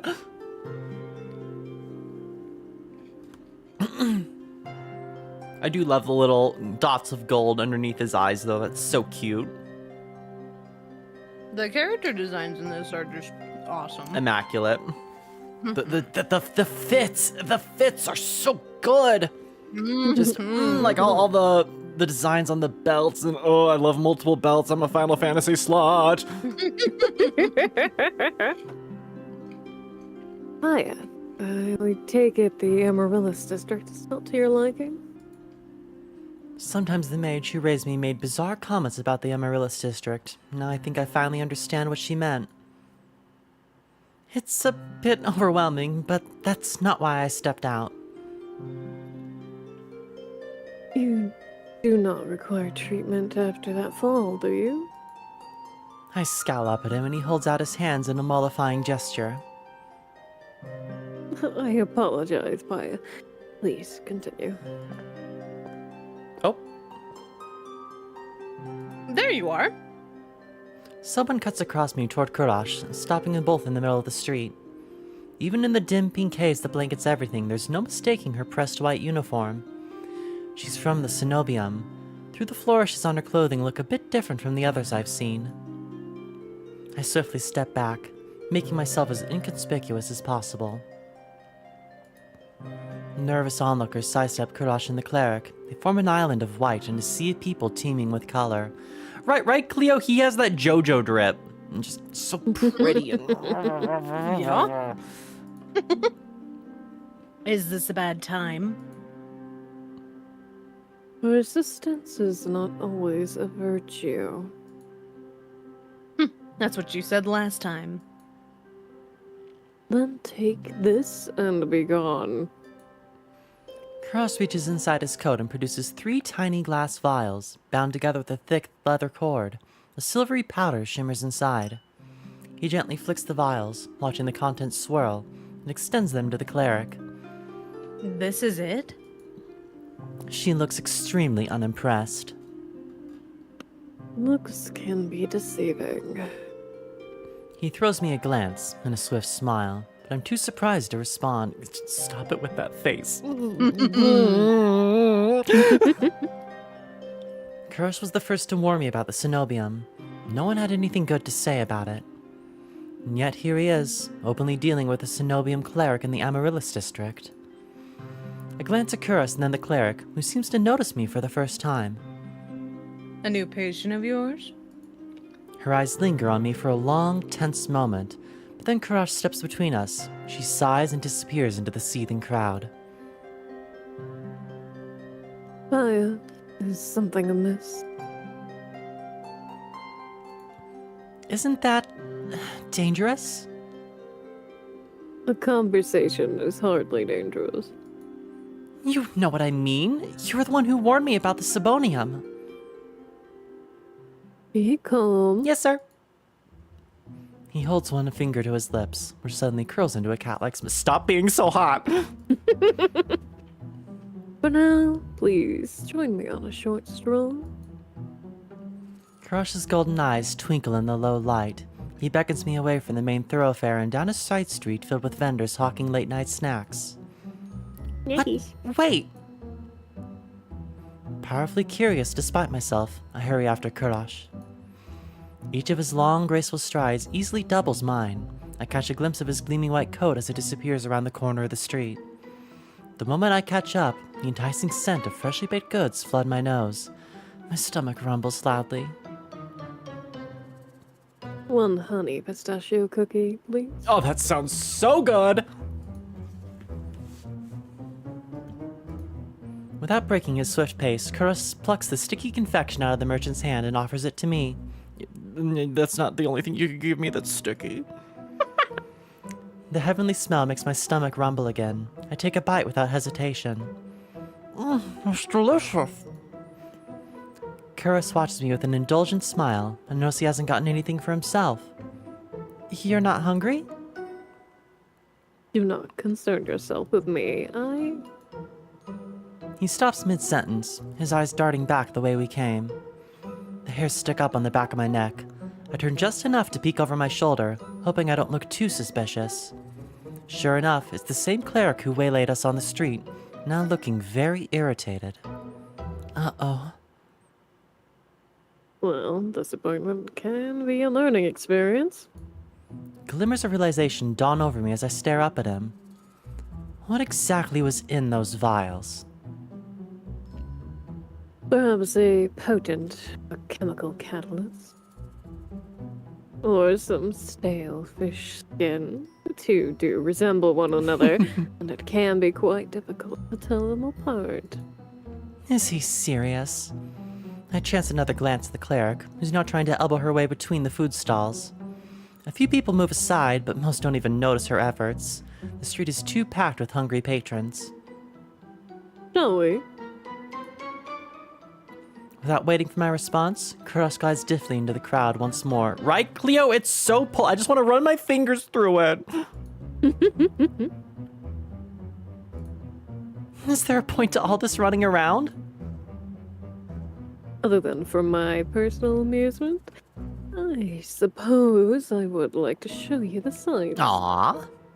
He is serious. Or seriously fucking with me. He could just simply fuck me instead. My disquiet must be showing because Crush's smile softens. You have nothing to fear from her. He ducks into what looks like an abandoned doorway that opens into a small covered market. The stalls here are packed with more spices than I knew existed. Taking a short breath makes me sneeze. Crush slows his pace, occasionally pausing to examine the insistent hawker's wares. Wait. He looks up from a display of livid red leaves, each as long as my forearm. You said I have nothing to fear, but everyone in Iridia seems wary of the cenobium. People fear the obvious trappings of power, wealth, force, or an ostentatious tower. For my part, I find such trappings disappointing. The cenobium once had great potential. They squandered it decades ago in the pursuit of trinkets, pleasure, and petty tyranny. Their narrow, prosaic interests have rendered them blind to all else that moves. Leo, the problem is the fact that there has been no blowing of any kind. Right? Right? It's the demo. It's too soon for that. Blah. Meanwhile, the rest of us are like, chop ass bones! Chop ass bones! Please. I think that's the most I've ever heard Crush say on any topic. You sound like you know them well. Crush lets out a long, low sigh, which I want to hear more of. You miss little, Pyah. Familiarity breeds contempt, and I am more familiar with the cenobium's crude methods than I would like to be. Now I'm getting somewhere. Something beyond vague warnings or swift deflections. I decide to press the point while I have the chance. Familiar how? Crush stops in front of a pickled fruits display, and I nearly run into his back. He steps aside at the last moment and rests his arm gently but firmly on my waist. I tense, but he's careful to avoid my bandaged hands. Our pursuer refuses to take no for an answer. Oh, let's just do a lot of PDA and dissuade her from approaching any further, I mean. Again? I thought we lost her in the crowd. I crane my neck to look for the cleric, but Crush shakes his head. This way. The next street over is home to high-end brothels with steep stairways and shadowy passages. Perfect for discreet trice, or losing a persistent tail. Both. Pink curtains and painted facades sprawl around me like a giant, colorful warren. It only takes a few more twists and turns down blind alleys and narrow walkways before I'm completely turned around. Crush, however, seems to be following some map in his mind. He takes each turn with swift confidence, guiding me with the occasional nudge. The passages between teetering buildings are so narrow that we have to slink through single file. Just a little further. His effortless grace is almost infuriating.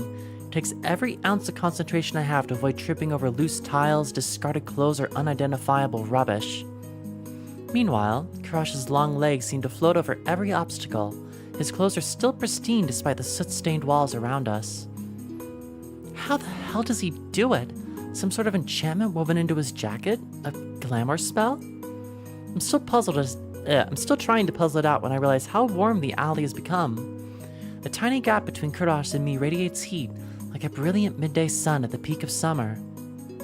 Well, stay close, obviously. I definitely don't want to get lost here. I stay close to Crush since I can without actually touching him. No, girl, you get in there! What are you doing? I promise I will not lose you. Was I that obvious? Our eyes meet. Despite my best efforts, I find it hard to hold his gaze. I've never seen eyes like his. Despite our dark and dingy surroundings, it's like Crush radiates his own worn light wherever he goes. Thank you for indulging me, Pyah. I believe we have lost our tale. Okay, that's cool. Can I indulge you even more?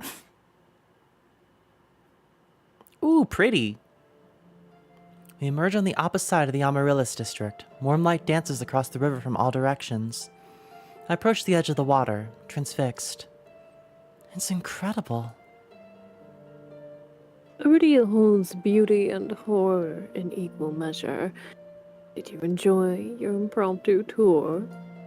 Relief escapes me in a tired laugh. After narrowly escaping my death, playing keep away from the Zenobium cleric almost seems normal. It was a nice change of pace. He laughs too, a soft and pleasant chuckle completely at odds with his usual cool demeanor.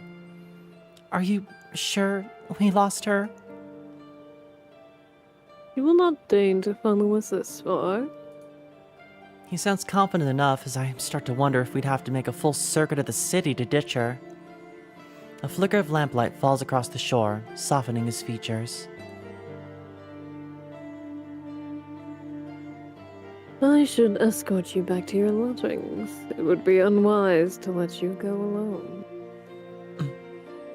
Hello, Tinkerbocker. Thanks for dropping by. The game is going very good, despite the fact that nothing of interest has happened in a lewd way.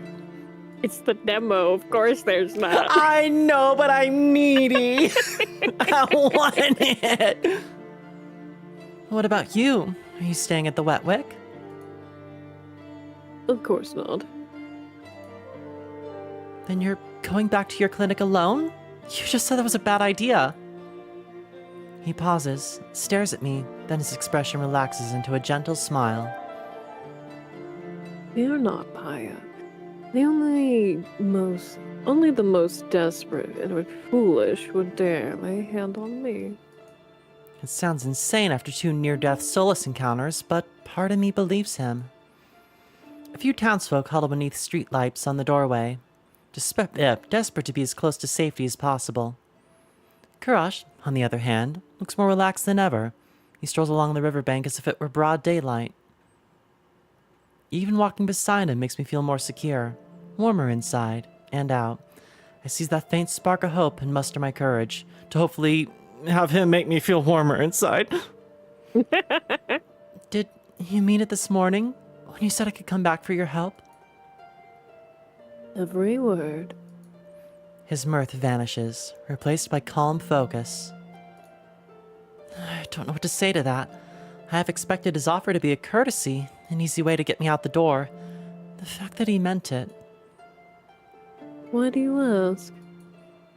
His eyes flick briefly to my arm, the one that he miraculously reattached when he found me. I can almost imagine him counting the neat stitches. I wanted to be sure. I'm still figuring out who's trustworthy and who's trouble. I see. Iridia does tend to attract extreme individuals. Including you? Pyah, I refuse to incriminate myself in your eyes. I can recognize a smooth deflection when I hear one. If he won't talk more about himself, maybe he'll tell me about someone else. I decide to ask about... Alright, so time for his opinions on the boys. Why did you send me to Leander for help? You know Iridia better than Leander. The company he keeps can be questionable, but I had confidence in him. Yeah, his hunters were rough around the edges. Leander has always preferred the company of those like him. Survivors of Lowtown's harsh realities. You must have noticed how they flock to him. I nod. Can I just say I love the woodwinds in his song? This is beautiful. Everybody's music is so fucking good. Like Kurash's Good. is so just like calm It's just and easy. yeah, it's calm and airy, and it matches like the serenity of the river. It's just, love it. It does fit very well. I think Aces is my favorite. Ooh, we'll be getting him to him soon, I did so we'll like be able to Aces hear a it. lot. Aces is so nice. It's a fucking vibe. I nod. Leander seems to know every single person in the Wetwick. And that's a good thing? Leander's closest peers trust him with their lives. I would say that counts for something. Alright, tell me about the Fox Boy. Sorry, how did you pronounce it again, Aria? Veer. Veer, thank you, Veer. How do you know Veer? Cross visibly stiffens. I remember the venom in Veer's voice when he grabbed me. That fucking doctor. It looked like the feeling is mutual. Regrettably, Veer is one of my worst patients.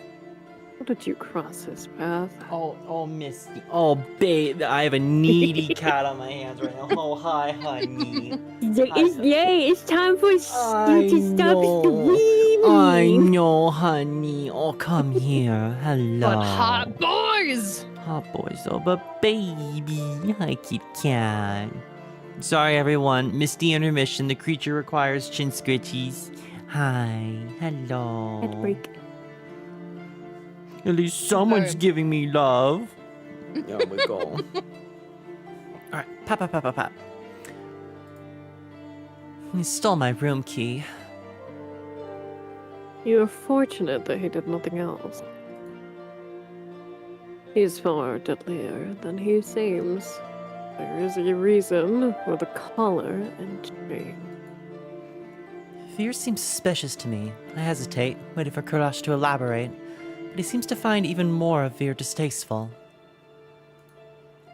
Have you ever been out to see Ace at the Sea Spring?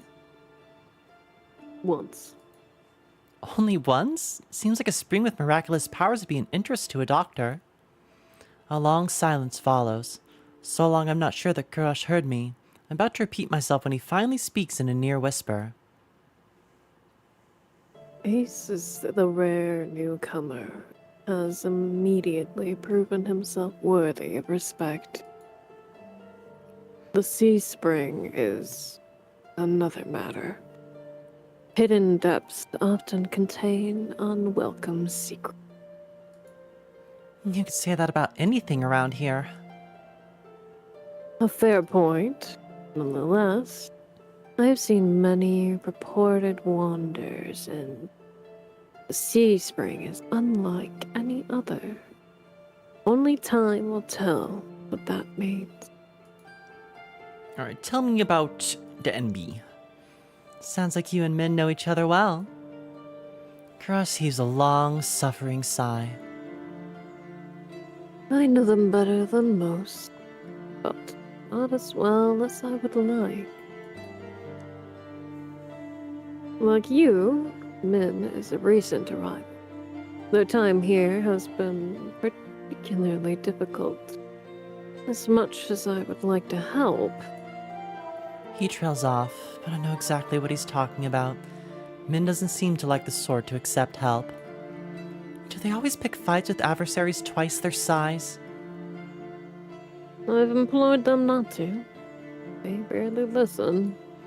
With my curiosity sated for now, I fall silent.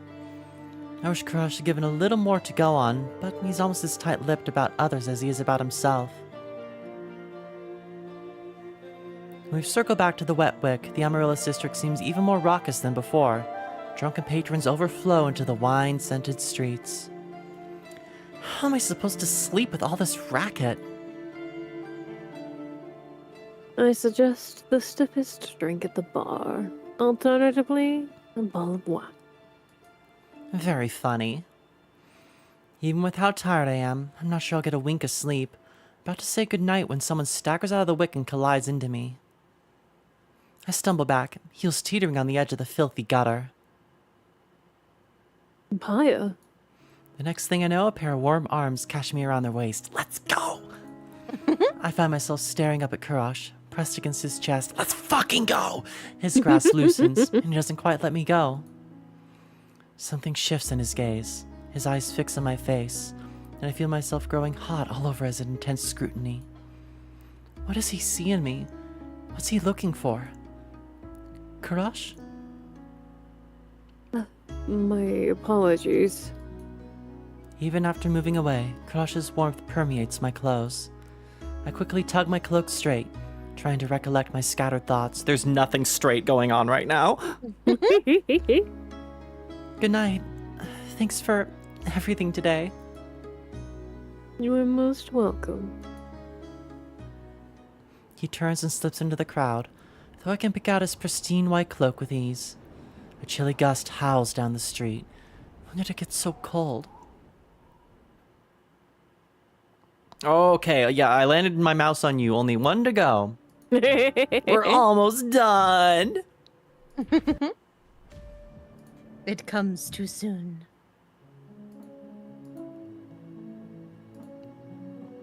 All right, Misty, I need to adjust. I'm going to be voicing 2. I need to get full lung capacity here. Oh, kitty cat! Ow! You're being denied. Say, no, it's cuddle time. Baby, please. All right, here. What if we do What this? about shoulder time? There. The thighs are available. You want to lay on the... She's looking at me so incredulously right now. Why don't you I thought you'd stop? startle me. Can't be serious. Oh, honey, you're being so needy. Come here, baby. There we go. The baby. All right, I'm gonna drink before I start doing multiple voices here.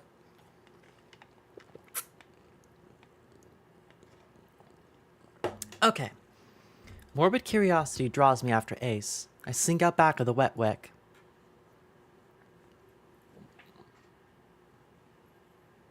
The alley's dead silent. Not really what I expected from a fight, because he's already finished. Ooh. A dull crunch reaches my ears, then a thud. I peer around the corner of the building, careful to keep hidden. Dark, glistening red coats on the ground, or dark, glistening red coats the ground, spattering down shallow ridges in the cobblestone. He guides my eye to a collapsing body around me. Once so violent, the lowlife is now little more than a sack of crumpled wet blotted in the mud. Ooh. Figured that would happen. Ace excels, his breath misting against the cold air. Blood flecks his knuckles as he looms over the motionless man. Fear spreads like ice in my bones. Moments ago he was joking and friendly with the others. But now... Ace's crimson eyes find me in the dark. Not running, Sparrow. I wearily raise to my feet, moonlight illuminating my face. I thought I was out of sight. Got eyes in the back of my head. I love the way he smiles. Like, goddamn. Ace steps off the man. My eyes stay locked on the body. It's wet with layers of blood and grime and completely still. Ooh! Oh yeah, I see what you mean, Aria. The vibe. It's such a good song. He's alive. Are you sure? Calling me a killer or a liar? Liar. Liar, which I guess would make you a killer too. In that case, he's dead. I squint, and Ace smirks back. Don't believe me. Ugh. He makes it very hard. Like, I think they all do. you right. You right. To be honest, it's hard to believe anything coming out of your mouth. I'm a liar after all. Ace tries to rub his reddened knuckles clean, but ends up smearing the blood around more. I keep making bad impressions on you. I didn't know you cared about my opinion. And just prefer you didn't piss yourself when we talk. Annoyance bubbles in my chest. Well, I'm not pissing myself, even with your bad impressions. Like the first time we met, Ace chips away at my fear, replacing it with irritation instead. He kneels beside the lowlife and frisks him. I cannot but wonder if the crime was worth the punishment, but I hold my tongue. He can frisk me if he wants. Down, girl! Listen, you've been making the comments all stream. It's my turn. No, you are well within your right, Aria. I was also being good with Leander, but he's a little too, like, sweet, I guess? I don't know. Oh, you wanted to be a good girl for him, but you're a bad girl for Ace. I see. I don't know about bad, but he can do stuff. It's fine. Deftly, Ace's hands search through the man's pockets. It doesn't take him long to find his prize, a cigarette and a matchbox. He strikes a match and sparks illuminate his angular features with a golden glow. It's distracting for a moment, but my gaze inevitably drops back into the muddy body. You're just gonna leave him there? Ace draws deep from the cigarette, his exhales heavily, smoke curling past his lips. I breathe in a sweet spice scent. As his tension melts away, he looks at me with cool, lidded eyes. Should I give him a blanket? Unbothered by the maybe corpse, he takes a seat on a crate opposite the bar. I stand awkwardly, forgetting why I came out here in the first place. An unpleasant silence stretches between us. Weather's nice. Cold, murky, and humid, he means. I want to believe he's teasing me, but for all I know, this is pleasant for Iridia. Was Princess good company? Who? He takes another long drag. His metal ring catches the light of the cigarette in a flash of red. The Solace who escorted you back.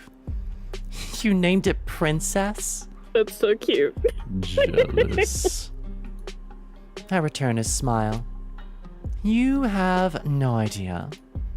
I can share that now. I think your nickname's more fitting. Sparrow. Not sure where Ace got it from. Maybe I should tell him to call me by my name, but it's kind of nice. Are you posting doggo as we speak? Yes. I must see the doggo. Well, this works. It has her in it. Know your limits. That's funny. We do good doggo. Pupper. She's special, but she's cute. He's paddable. Yeah. This 10 out of is 10 with from it again. Yes. This is from their social medias. Like, I highly suggest following their social media. They're so fucking funny. They have so many memes. That's funny. Another reason to hop on the Discord, StringWorms. Link in the description so you can see funny stuff from the depths of the game. The princess. Know your limits. Know your limits. So true though. Fun.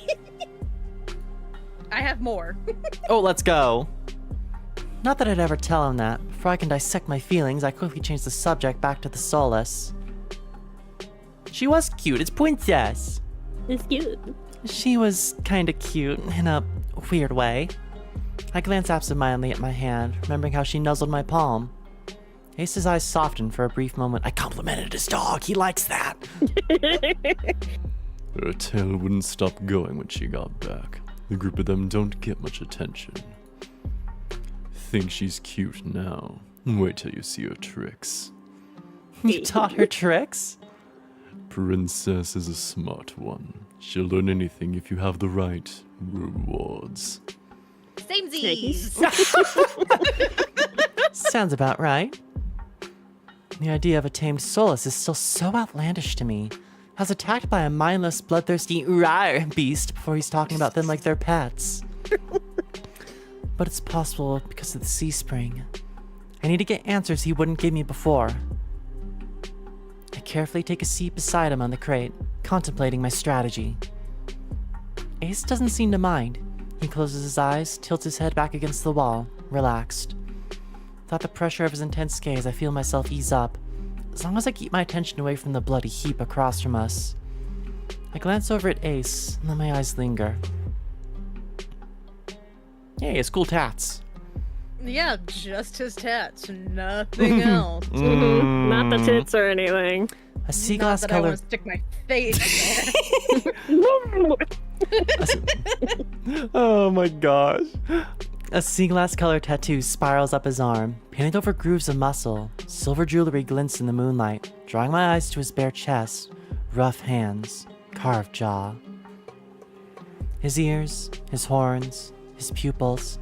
Everything about Ace is sharp, even the fangs that only show when he grins. But as dangerous as he appears, I can't help but wanting to know more. I wonder how recently he crossed over to this world and why. What's your verdict? I whip my head in the opposite direction. What verdict? Got a long, good look. Are you impressed? Or do I need work? My face grows hot. You're annoying! I'll go with that. You're annoying. He responds with a low chuckle, draped in smoke. Didn't stop you from staring. And won't stop me from staring. My embarrassment spikes. Without thinking, I blurt out a new topic. I have questions about the sea spring. Boredom eclipses his amusement in an instant, and he closes his eyes again. Oh god, I need to drink water. My voice cracked. Hold on. I do it. That's okay. So speaking of memes and how horny everyone is for all of these characters, that line that Ace says, or that the MC says about Ace leaving them feeling raw and exposed. Uh-huh. The TOUCHSTARVED social media said probably not the last time Ace is gonna make MC feel raw and exposed. Oh, who said that? Oh, my camera glitched out. Darn. I should have just pulled up VTube Studio instead of actually getting out of my chair and leaning towards the camera. Oh, excuse me. Of course you do. I thought I'd made myself clear about what you'd be giving up. Yeah, before you kicked me out to go drinking, I still need to know more. My turn for a question. It sounds more like an order. I bristle under his narrowed gaze. Fine. He takes a long pull from his cigarette, lets the smoke trail slowly from his nose. Your curse. What about it? The song and dance is all too familiar. The selfish questions come first. What does it do? Is it painful? Can you control it? I brace myself for the inevitable onslaught. Is the thought of living with it really so unbearable? My dread dies with his words. No one's ever asked me that before. You've survived this long. Unless you're running out of time, I'd wonder if you'd really worth the sacrifice. He flicks the cigarette aside and props his head on the blood-smeared knuckles. Well, what do I know? I'm an outsider. My fingers fuss with the trim of my cloak. Ordinarily, I'd be annoyed, but now my chest feels tight. You could have sold me if you were less honest. You're a shit salesman. Thought I was a liar. I changed my mind. We lapse into silence again. This time surprisingly nice. The quiet, chilled air is a balm on my nerves. You know, you didn't seem like an outsider back at the bar. People like you. I'm guessing they're the reason you dished me earlier. Wasn't personal. I was lonely. The answer's so simple it disarms me. Hard to blame him for that. Then you owe me. Call it a price for forgiveness. Ace raises a brow at me. If I'm going to last in this city, I need to know who I'm dealing with. I start by asking about... I was surprised to see that you and Ver are close. Blessing and a curse. From what I've gathered, most people think he's, I don't know, an asshole? And water's wet. I wait for him to elaborate, but he doesn't. So, what do you like about him? Ace lets out a quiet sigh. A lot of things. You already named one. You like that he's an asshole? Temperament matches the drapes. Looks good in blood and better in tears. Favorite thing's the tail. Sometimes it fizzes up if you... He catches himself, clears his throat. I understand. I get entirely what he's talking about. Maybe that's why I'm not simping for him. We're kindred spirits. We're kindred spirits. It's hard not to let the disappointment show in my expression. Ver's one of the most honest people you'll meet. Just don't listen to a single thing he says. Oh, I didn't press. Oh, I must have clicked down here instead. Well, that was confusing. I didn't know that you and Crush were friends. In a way, I help him in the clinic sometimes. Doctor doesn't let most people closer than an arm's length. And you do? Heart's on my sleeve. Get the sense Crush is like that in the past. Must have been burned. He trails off, then shrugs. He opens up in his own ways, if relaxed enough. I can't even imagine that. You'd be surprised. Even the doctor has an endearing side. I can't decide what's more intriguing, the fact that Crush has an endearing side or that Ace manages to coax it out of him. Tell me if you uncover any of his other secrets. I'd kill to know more. Okay. Maybe Min doesn't necessarily like you, but they definitely pay attention to you. Ace's exasperated reaction takes me off guard. He growls, pinches the bridge of his nose. I make enemies as easily as I breathe, Sparrow. Doesn't bother me. But that dove's got it out for me for no reason. Maybe they're unsettled by the sea spring. It's not about that. It goes without saying they've got some issues. Don't think they'd understand that you catch more flies with honey than vinegar. Honey has left a bad taste in my mouth in the past. Could be the same for them. At least you're capable of conversation. Do me a favor and teach the doves some manners. Thought they'd lay off eventually if I didn't bite. Hasn't happened yet. I briefly consider the possibility that Min wants to get bitten. That's what I'm saying! But I'm not about to propose that. Not yet, at least. You and Leander clearly get along well. You like Leander? Doesn't everyone? He helped me a lot since I arrived in Iridia. He even got me a free room at the Wetwick. His charm has gotten him far, but for a leader, he sure likes when others take charge. Good to know. Anyway, part of me desperately wants to ask him what he means, but Ace continues before I get the chance.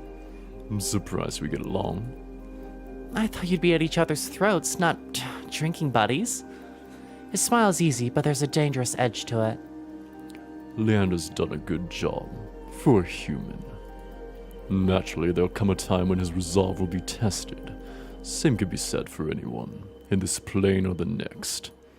As for my resolve, stick around in Iridia long enough and you'll find out. I nod slowly. I can't decide if it's a promise or a threat. Have I cleared my debt yet? You're forgiven, for now, but my point stands. You don't strike me as an outsider. In my experience, outsiders don't have friends. I don't. I level him with a tired look. Fine, I'll confess. I have one friend. Don't say yourself. Arcutus. My skin prickles with the name, hair standing on end. Who's that? A friend. It lives in my head. It lives in your head? Ace taps his temple with a finger. Right here. Scared you off yet? That'll be the third bad impression I've made on you today.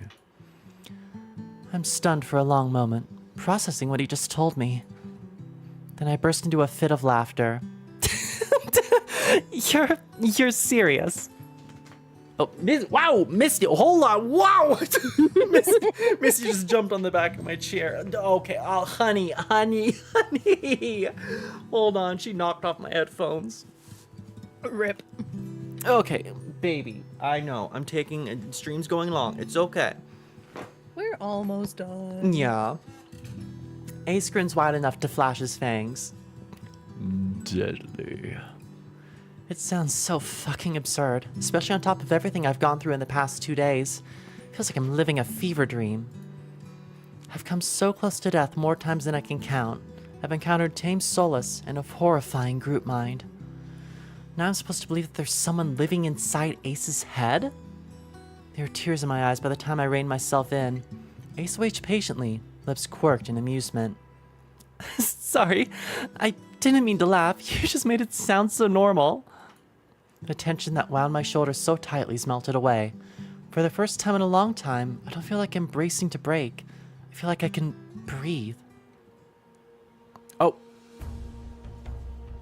Whomst? Dukas, where you at? A shout cracks the spell. Raucous, gruff echoes down the street, followed by the thunder of heavy boots sloshing through mud. The voices share the lowlife's accent, the same lowlife who's still maybe dead, lying bloodied across from us. I nearly forgot about him. I jump to my feet as their voices get louder. They're closing in quick. Ace pulls me by my wrist out of the alley, away from the beaming moonlight. We dive into a nook between buildings, veiled in the shade of tattered canopies. It's a tight fit. Ace boxes me in against the wall, close enough that the air between us vanishes. For the second time today, the heady scent of smoke envelops me. Noodle! Hi, baby! Oh. Now cut with a metallic tinge of someone else's blood. Baby. What you doing, honey? Oh, goodness. You guys are taking too long, and Yeah, I you're know. You'll get simping. kickies in a second, honey. I promise. Ace pitches his voice low. Quiet. My heart leaps into my throat. I'm suddenly acutely aware of the heat radiating off of Ace, the feeling of his leg grazing my thigh, the closeness of his breath. This is bad. I squirm against him and earn a burning crimson glare. Do we really have to? His hand covers my mouth, muffling my whispers. He shakes his head. Don't. Damn, he's over here. Dukas, wake up, you bastard. A group of individuals, all brandishing spiked weapons, fill the alley. They wear violet sashes. Some kind of uniform? I wish I could see what they're doing, but Ace's arm blocks my sight. My eyes trail up to the teal markings that coil around his arm, his bicep.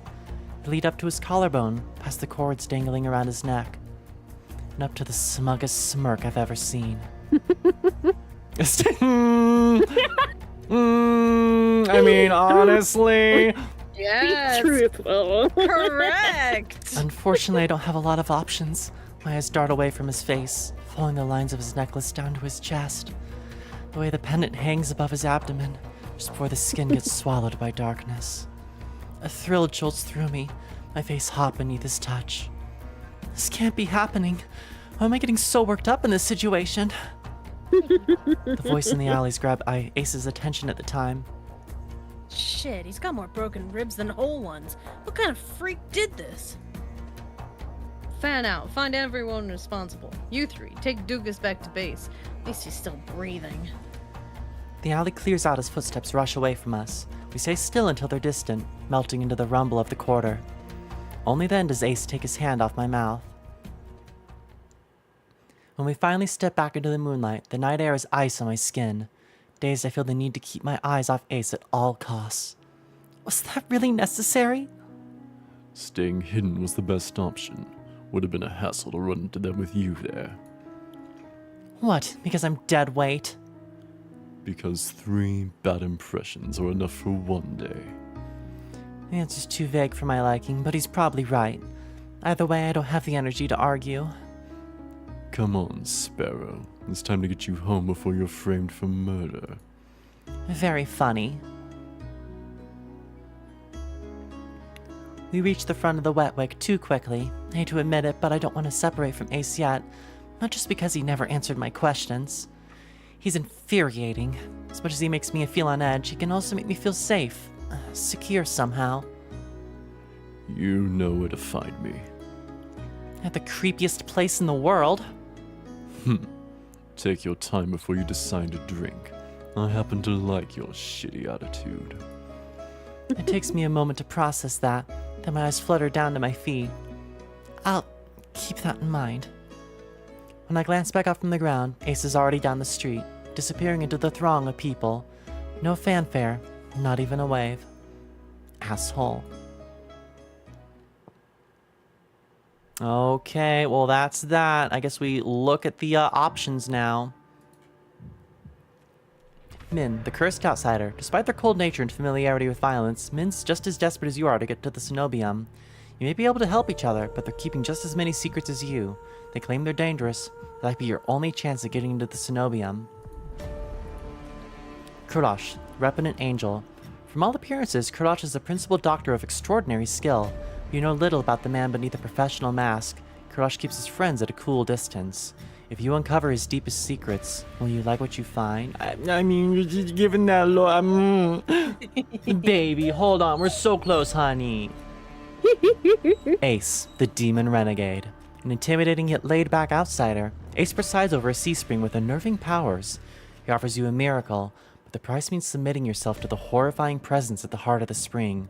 Will you gaze into the abyss for answers, even at the risk of losing yourself? Leander, the heroic mage. Leander offers you something that should be impossible, a taste of normalcy free of your curse.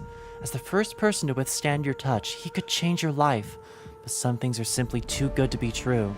Leander promises to help unravel your— Oh, baby, that was the most pathetic— But at what It is a cost? hard life. There, the chained charlatan. Ver serves as a warning of the dangers posed by the cenobium. As cunning as he is curious, Ver finds you fascinating and insists that he can help. But trusting him means entrusting your life to a colored beast with a lethal reputation. Can Ver protect you? Or is Honeyed Words a trap waiting to snap shut? Honestly, our last conversation kind of threw me off you a little bit. So honestly, I'm going between these three the most. You're still hot, though. I still want to peg you, but these three the most. And I just want to hit him with a dap for having the same feelings about him. Like, yeah, bro, I get it. Samesies. Well, I'm pretty sure it is confirmed that they are besties with benefits. ooh, Yeah, but that was ooh. obvious. They've released little character profiles, and under Ace and Veer's likes, they like each other. Oh my, interesting. Well, There is a picture in Horny Jail that you can go look at that I'm sure you will enjoy.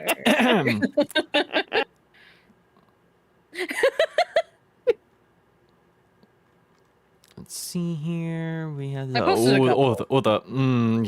the tongue. I just Mm.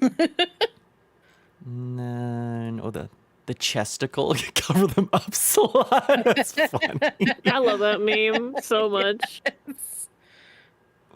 Oh, the progression of bites is very funny. I just love that Ace is just fucking murdering you. Yeah, just chomped. Oh, that's good. Well, all things considered, I'm most curious about him.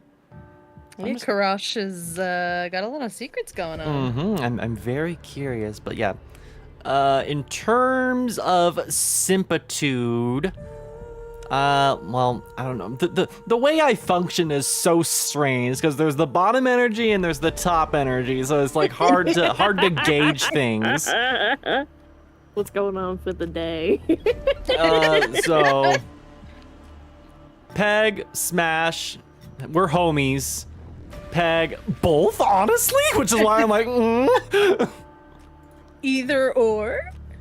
Oh, okay. Well, I'm definitely gonna head to the Kickstarter or like help fund it somehow. I think the Kickstarter is over. I think we're just Bleh. waiting now. Yeah, like That's fine. Well, I already have it wishlisted, so rest assured, once it releases, I will purchase. Nora, I know. Needy. Okay, well Alright, that Sumi, do you have a favorite? I don't know. they're all good. It's kind of hard. Not gonna lie, they're all All really of them. good. The answer is all. The I just don't know answer which is one I would yes. choose first yet. I'm like still Yeah. thinking about it. I'm like, I want to pause the screen when it flashes their silhouettes here, because there's some stuff going on. If you click off off the screen when it's flashing, it will pause it. Oh, I missed. There we go. All right, so Perfect. oh, Doggle. Yeah, because this I'm interested in. What is going on here? Interesting. Yeah, there's a lot of shit. There's a lot of like backstory to a lot of it. I get little drip feedings as I'm like seeing all the artwork and stuff from the fandom, and even stuff on their social medias. So there's a lot to it, but from what we get in the demo, we don't know a lot of it. Yeah, and I don't know what's going on here, but regardless of which boy it is, that pelvis is going to end up broken. With all of this, I mean, we did actually get to see, assuming you weren't too distracted. Well, actually, you can open up the gallery. I can open up the gallery. Because if you look at Ace's picture, There he is. Because there's You all can the see tentacles. yeah, so there's something going on with that. I'm sure something to do with the sea spring. Smooch, smooch, smooch, smooch, smooch, bite, bite, bite. This is such lovely art. That is the background of one of my computers. What secrets do you hold, sir? What secrets do you hold? I I really want to go through Leander's story, but I'm so scared. There's gonna be some heavy trauma there. Oh, there's something really suspicious about him because I do love how he's just like, yeah, go ahead and look at it. Really take it in. Feral snake noises. Both Misty and Noodle just looked at me. Like judging. Huh? Girl, you good? I'm still interested. I just hope that he softens up a little bit over time. We'll see. We'll It see. is a gothic dark romance. Yes, we shall Look it all see. together. All good choices. Yeah, there's gonna be some shit in it, but I'm very excited. Yes, this was a phenomenal recommendation, Aria. I'm definitely, it's not a dating sim, but I'm definitely going to have you play Valhalla Cyberpunk Bartender. Because that was such an amazing playthrough. Whether or not I join along with you for that one, or you play it on your own time, either way, it is a must play. Yeah. I know, Noodle. I know, honey. We're almost done here. Oh, needy. Well, thank you, StringWorms, for joining us for TOUCHSTARVED. This was a delight. This was a 4.5-hour stream. Didn't even feel like it. It felt so fast. Yeah, this demo goes fast, despite like how much content there actually is in it. All right. Well, if you were looking forward to seeing the full playthrough in the future, probably multiple full playthroughs, considering we're all going right now, make sure you're subscribed to the channel and on the Discord. Also, just see the images posted in Hornytail and all that. I might go on research later. Well, I don't know. We'll see. And you have to share every tidbit of research you get. Oh, you know it. I'm not greedy. I'll share with the class.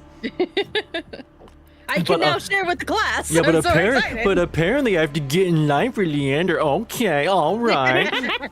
Grr, bark, bark, bark. Atta girl. All right, everyone. Well, y'all have a wonderful rest of your evening. Went later than usual here. So y'all take it easy. Stay hydrated, especially after going through all of this. Have some delicious dinner, because I certainly need something to bite into right about now. And get some good sleep. If you can fall asleep, I am going to do some research first.